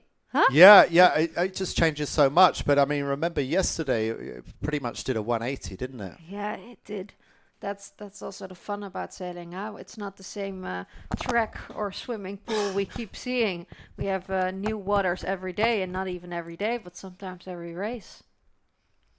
And that's one of the arguments for rewarding sailors across a week of competition. There's this pressure we're told, coming from the IOC to have a shortened series and a much more final day sudden death kind of format means that you don't necessarily test such a broad range of conditions. But yeah, lots of discussion on that. And for people who are tuning in now, we are trying a new format, one of those potential new forwards for the Olympic Games here at this World Championships. We're doing first qualifying racing, then we are doing gold fleet and silver fleet racing and bronze for the 49er. And that's very high level. Then we'll have a final race tomorrow for all of those boats, top 20 umpired racing, and then only 4 of them qualify for this all-deciding final race where the gold medal is up for grabs for anyone. Yep. So still a lot to go, but yeah, if we see a similar race to what we saw just now, then ESP 76 in the middle of our screen, winners of that last race, if they have another good race and Sweden have a bit of another bit of an average race, then Spain could really close the points gap and we could have an interesting battle tomorrow between Sweden and Spain.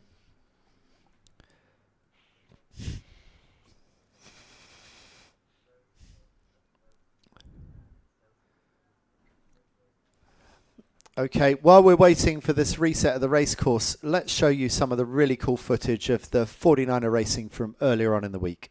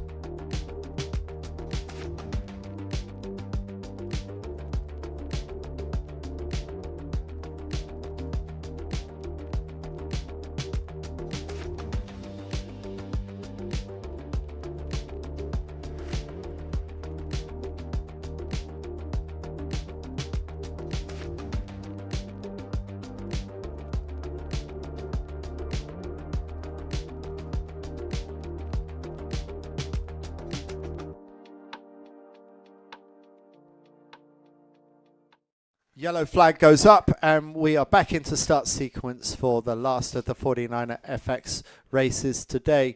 Now we had a intruder in the commentary booth just then. Adil, who was that you were talking to? Yeah, that was my husband. He had a great day today. They're still fully in the battle for the gold medal together with the Spanish team, and very relieved with his day. I was telling him I was having a bit more trouble commentating because I was so nervous looking at the racing, and he was helping a Dutch friend out with some protests, which tend to happen in these final stages of the events. People get feisty, and they want to get to the top. So there's a bunch of protests to be heard this afternoon because people are fighting to hold on to every point they can. Exactly. They are feeling now the tension. It's the last moment they can still have an influence apart from racing tomorrow. And if you feel like you're wronged, of course, it's very good to have a protest. That's what we have these rooms for. So he was busy with that, luckily not his own protests, and I don't need to commentate his racing anymore for today. We can focus on the FX, my usual fleet with a lot of cool sailors in them. Breeze has increased quite a bit from that last race. We see the Danish now doing a little bit of a test run on the start. They are both in the trapeze wires, and we see the French here near the pin end, changing the last things on their boat, changing the last settings before they start this final race of the day. Right, so they're changing some of the tensions in the mast, are they? Yeah, I presume so. So we've got certain places we can put tension on, the top mast, the middle mast, and the bottom mast, so we can influence every part of the sail, which is really cool about this 49erFX. Seems pretty late in the day to be doing that. That was 3 minutes 30 to go, and now it's 3 minutes to go, but making pretty last minute changes. Is your feeling that maybe the breeze has increased slightly again? Yeah, definitely coming from that last race. Still looks like maybe not full power conditions, and there's a big battle as we speak going on for this race committee. Pin end left hand side is almost completely empty, and it's super crowded like ants here on the right side. People are already fighting for the spot, even though the start hasn't even been there yet. All trying to get that best position off the line, which they seem to think is the right side.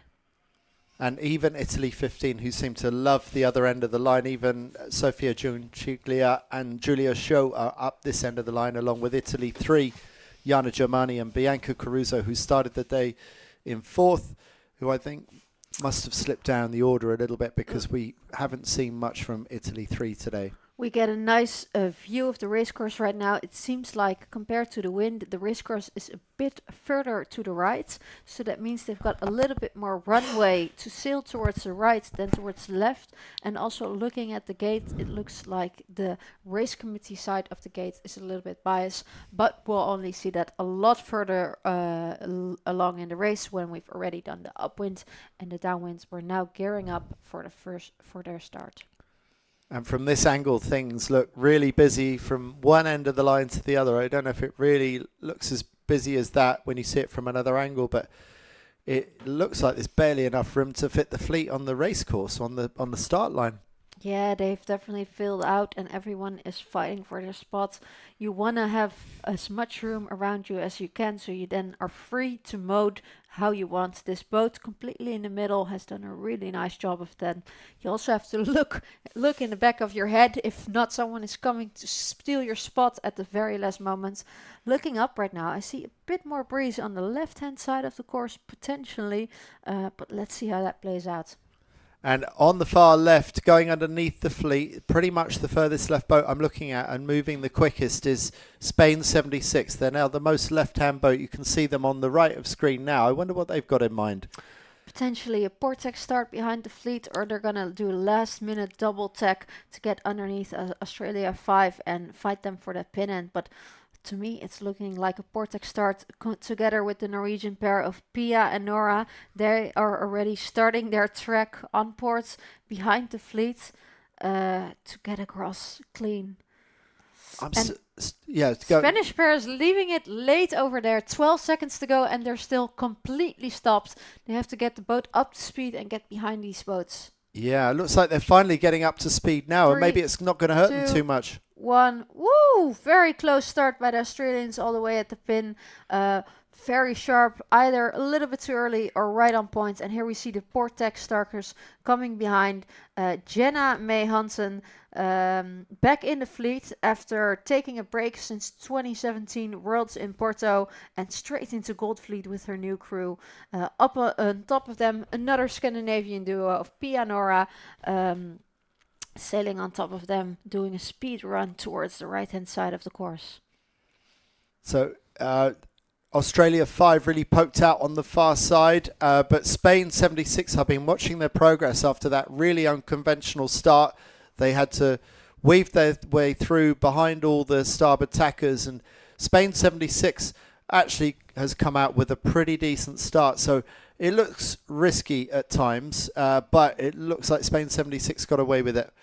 Yeah, they stayed patient and waited for their moment to accelerate. You have to let the starboard boats go first and then go behind them, and they executed it very nicely.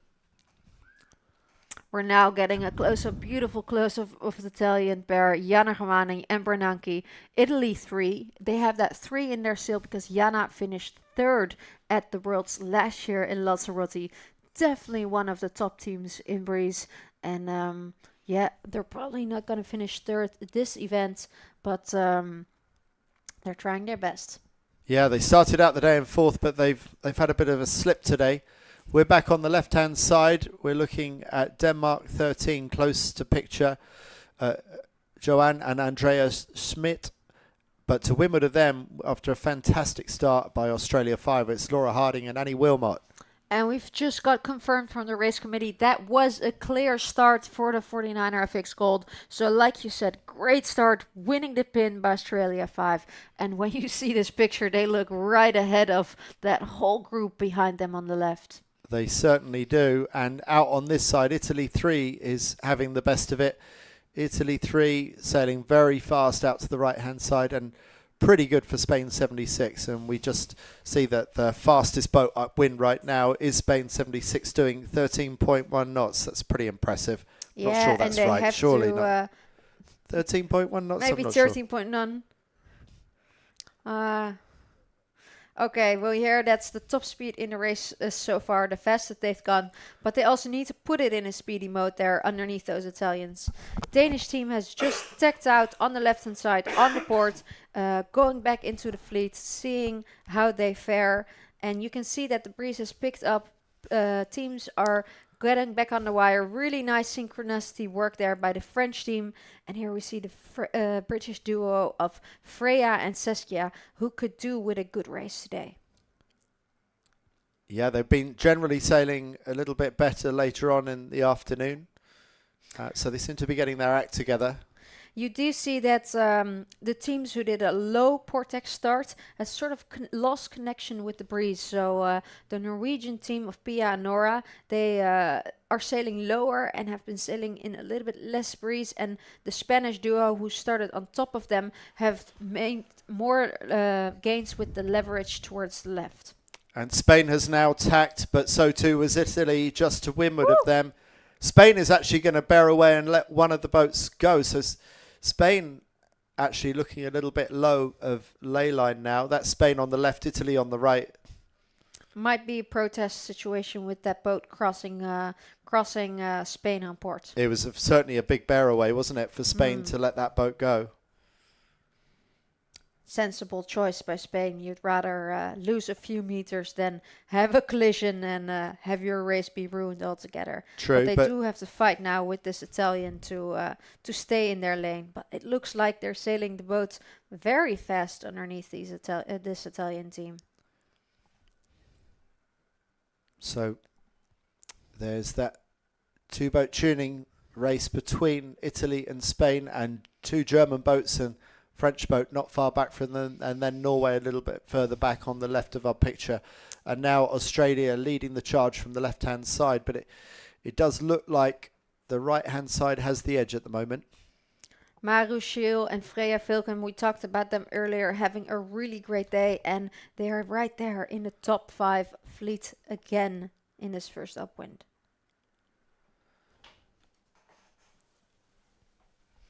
Italy and Spain on the right of picture looking good. I think I would want to be Italy right now. Marginal gain for the boats, where it looks a bit more than a marginal gain when you look at it like that. A fairly comfortable lead for Italy and Spain over the boats coming in from the left, and you can see Australia is the best of the ones from the left. And Italy have definitely found a new gear in their 49erFX, sailing the boat super fast, rolling over Spain easily, and Spain now has to eat the dust of the Italians, sitting in bad air, while the Italians are only extending their lead and zooming towards that top mark.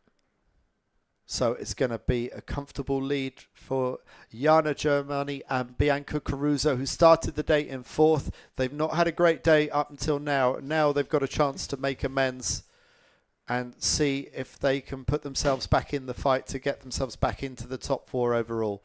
Round the Italians go. Woo! Bianca Caruso jumps in for the hoist, narrowly avoids Brazil still coming upwind. Blue Jenica, little shake of salt water off the Jenica as it sets and goes bang, and look at that nice lead as Great Britain go round in 2nd, with Spain going round in 3rd. And it is fun to see that the first boat is coming from the right, the second boat is coming from the left, the third boat from the right again, fourth boat from the left. That really shows that it's very close racing and you can make both sides work.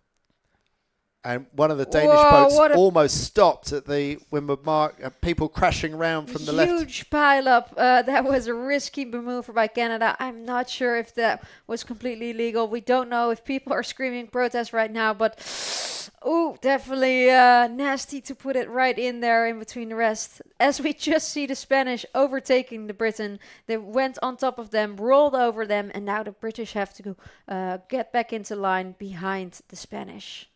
And a bit of a curl of the kite there from Caruso. I'm surprised that with up to those kind of conditions where you need to dump sheet. But it really has picked up, hasn't it? Has picked up. They're really enjoying it now. They're not completely flat wiring, but it's definitely enough to be in planing mode and make the boat go fast. Looking at a nice jibe here with a nice bump at the end. A little bit of trouble filling the Jenica, but overall got through that jibe nicely. Nobody jibed on top of them, and they can speed away again on port.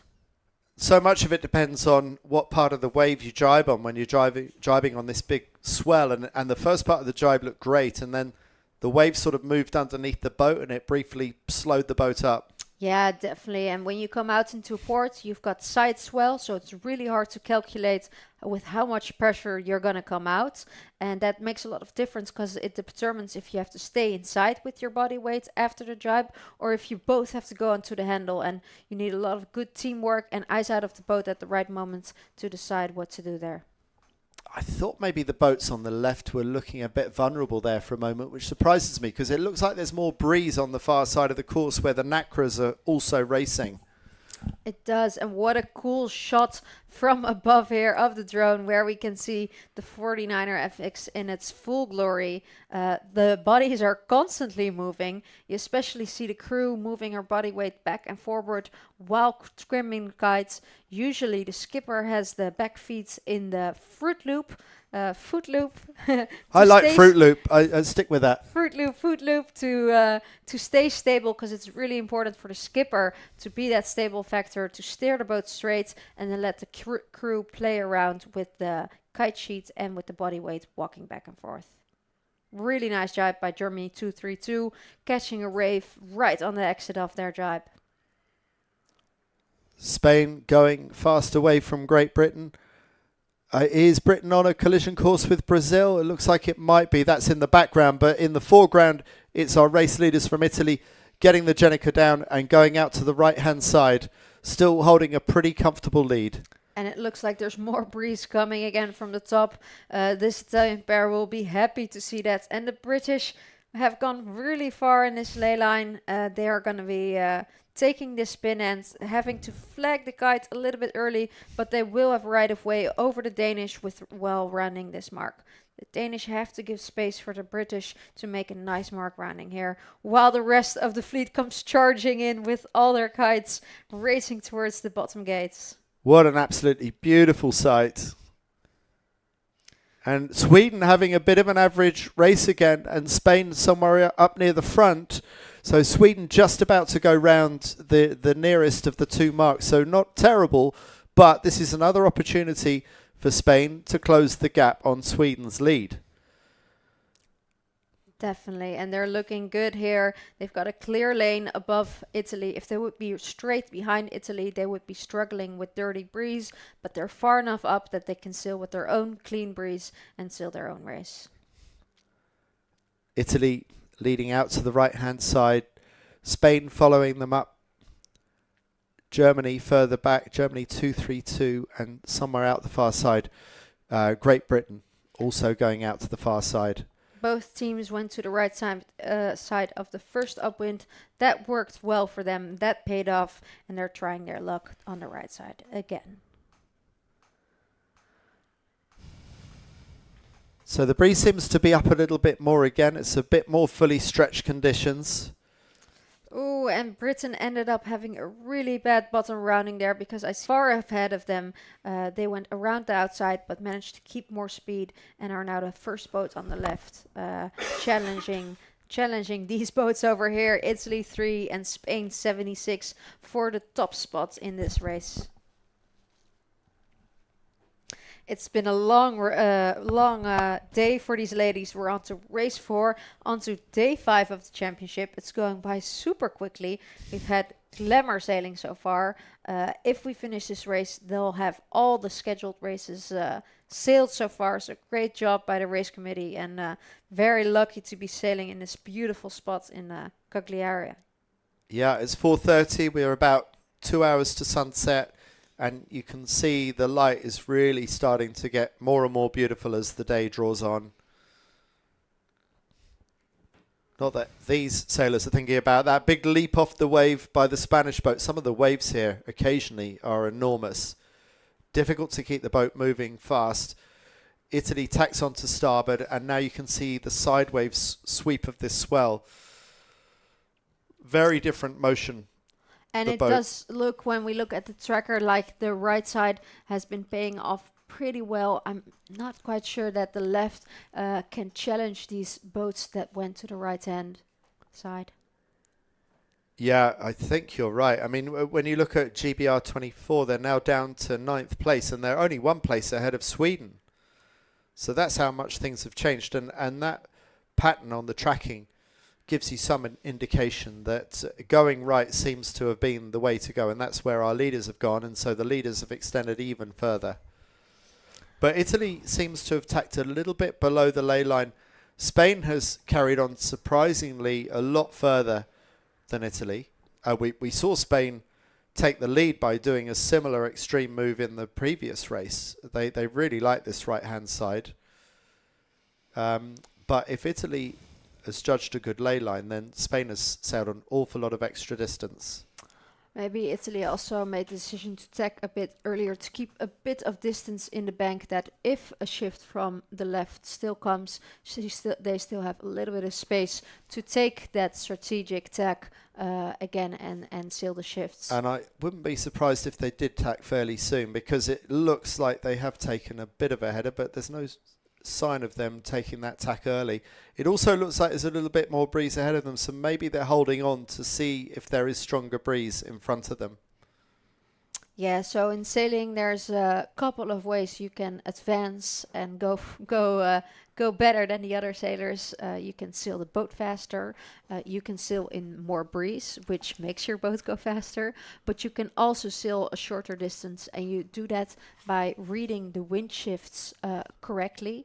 And they read the wind shifts sometimes with a compass on board, which tells them which direction they are going, but also with the angle that they are sailing themselves. And that's a couple of ways that they can do it. So far, Italy has been doing it really well this race, but I have to say the others are getting quite close. It's not done this race. Also, the Brazilians are knocking on the door again, saying hello, and they're sailing here towards this pink mark, which will be their upwind mark. So Italy seem to have sailed a long way down a header on the previous tack.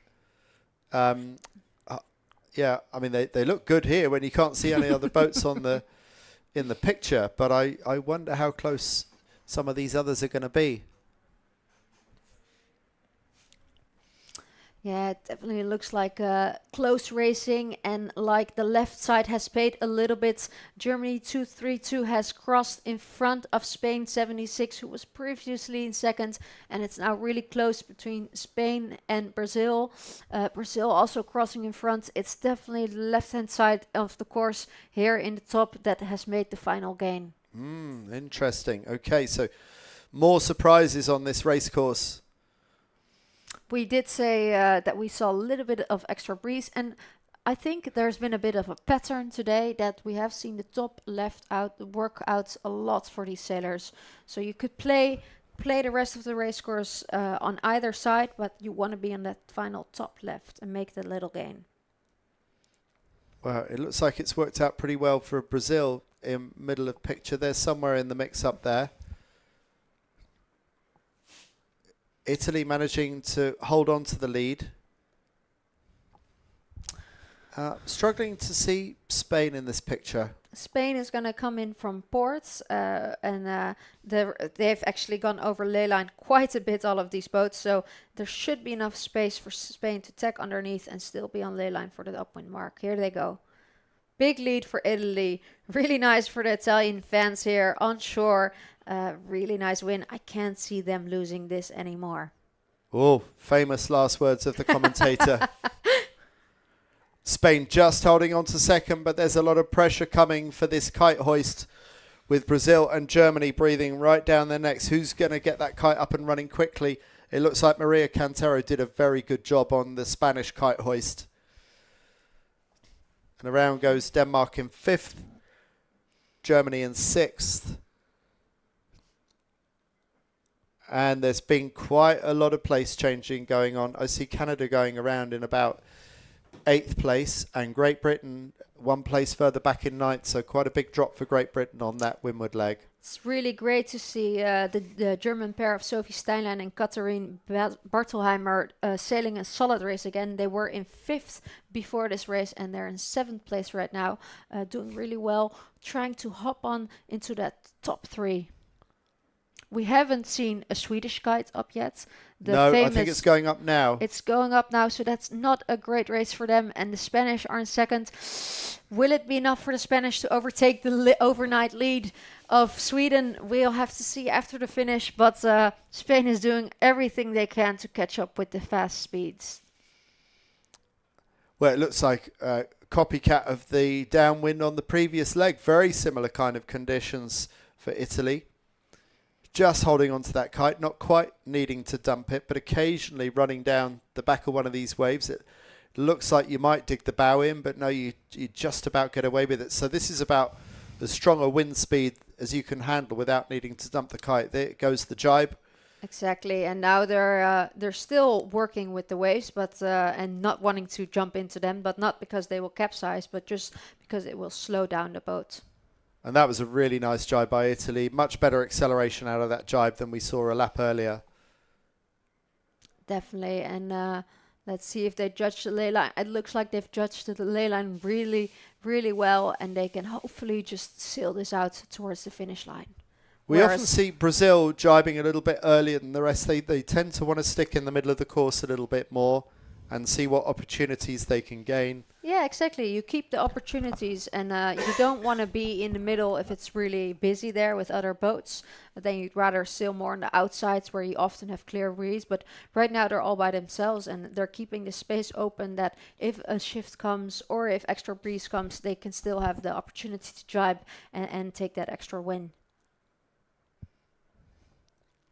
Beautiful shots of Italy. I'm sure that this team will love to look back at this footage later on today. Yeah, this is glamour racing, champagne sailing, as we call it. Sunshine, boats being sailed flatly over the waves, and exciting, fun racing. Not tight here in the front for Italy, but very tight battle in the back for 2nd, 3rd, 4th, 5th, and all the other spots in this race. Coming down towards the bottom of the course for the final time this afternoon, we've seen 3 49er men's races. This is the last of 4 49erFX women's races.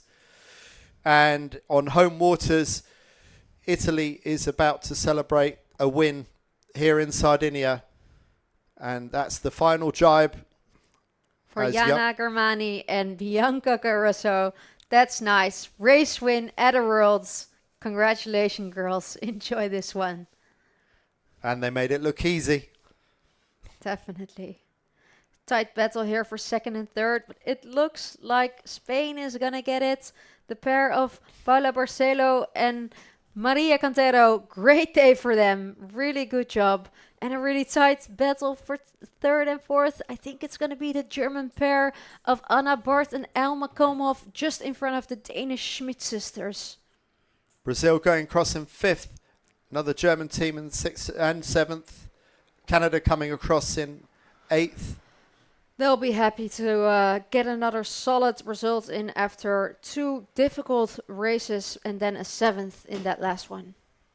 France coming across the line, then Great Britain. A bit of a drop back for Great Britain. Just about maybe a 10th for them. We're back with our winners of that final race. Still discussing with the coach, still being critical what could have gone even better, even though they just won that race. And Sweden has just gone across the finish line, so I reckon there's possibly about 10 points between where Spain finished and where Sweden finished. So we'll do some calculation. Yes. Another average results, which will make it very tight. Who gets to top the leaderboard after today between the Spanish and the Swedish team? Who would have thought? Yeah,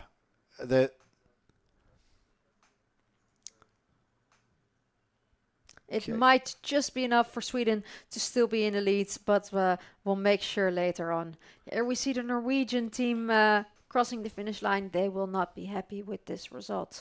And they were super close to the Spanish at the start of the race. Remember, they were together with the Spanish and Italy going out to the right. So you see little differences, really, really big impacts in this high-level Gold Fleet races. What a lovely shot of our race winners. Jana Germani just looking back at the rest of the fleet. Bianca Caruso. Cruising home. Look at Jana enjoying, stretching her hand out. She knows how to sail this boat really well. No fear for her right now. She's just enjoying that win and enjoying sailing in these fun waves. I would actually like to see some races with 49ers on a 2-sail reach like this.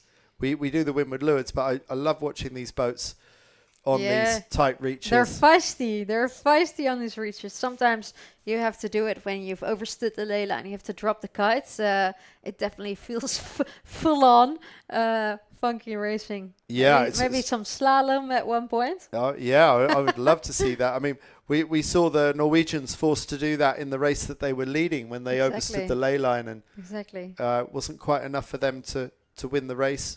I see Jana here putting her hand up. I think it's because the sun is so bright that she's having trouble seeing, and we see a lot of the pleasure boats here. We see optimist boats doing their training, so they still have to get to the shore safely, but they have managed to win that race, and great feeling for them. Italy win. Second across the line are Spain, followed by Barton Kohler from Germany, then Grail and Kunz from Brazil. They've had a really good day. The Schmidt sisters from Denmark, Steinlein and Bartelheimer from Germany, Lewin LaFrance sisters from Canada, and from France, Lovadina and Bertomia in 8th place. So as they head into the Marina Piccola on the edge of Cagliari City, which you can just see on the right of that last image, that is the end of our commentary for the day. I hope you've really enjoyed it. So tomorrow is when it's day 6. It's when the medals are going to be decided. But Adil, you were having a mini celebration with your husband earlier because he's done enough to know that he's got a medal of some colour, hasn't he? Just tell us, where do you think he's at? Yeah, so they've done really well together with the Spanish to sail consistently throughout the week. In 1st and 2nd place now, and we'll have one more 20-boat race tomorrow before these final series with the top 4, but they've done enough, the two of them, that they can't be overtaken by number 3 or 4. And once we get into that top 4, it's a winner-takes-all race, so that's really exciting. But for the others, we also want to say a little bit well done for sailing a really good week. So if you're, for example, going into that top 4 race in first, you can only drop down to second. If you're going in second, you can only drop down to third. So the boats who are in first and second right now, they are guaranteed a medal. So yay for our household, and really great job for the Spanish team as well. But I mean, a medal, okay, we all know they're fighting for that title, and that's up for anyone to grab. Yeah, well, Bart and Floris, they've already got 3 world titles. Isn't it time to gift one to the Spanish? They've got an Olympic gold medal, but they haven't yet got a world title. No, it'll be, I think they'll be fighting really hard together with the other 2 teams who are going to qualify. And yeah, I mean, if you ask me, another Dutch title would be great, but I think the Spanish think otherwise. And we could be looking at a Spanish win in both the skiffs, because the Spanish are right in contention for a medal for 49erFX as well. So that's another possibility. Super, super exciting. And so far, a great start for Spain in this new Olympic cycle towards LA. Yeah, and we haven't been following the Nacras today, but no doubt Italy, the locals, will be cheering hard for Ugolini and Giubilei, who I'm sure are somewhere up near the front of the standings. We're just checking that, but actually there's only a point in it, but Great Britain's John Gimson and Anna Burnet are 1 point ahead of Ugolini and Giubilei in the battle tomorrow. But the points are so close behind them that no one's got anything in the bag quite yet. Super exciting to see that Nacra fleet so far so close together. Australia had a great day. Bryn Little with Rhiannon Brown up into 4th place. Yeah, I think everyone's a bit nervous tomorrow, excited. They had a big race day, so they must be tired, but enough time to fuel up for tomorrow. Yeah, it's going to be another big day for us as well. So, Adil Lambrecht, Van Aanholt, thank you so much for joining me again. Thank you, Andy. I had a lot of fun. I hope you guys had a lot of fun. And guess we'll see you tomorrow. Yeah, see you back for day 6 to see who's going to get the medals, who will take the world titles here in Cagliari. Look forward to seeing you back tomorrow.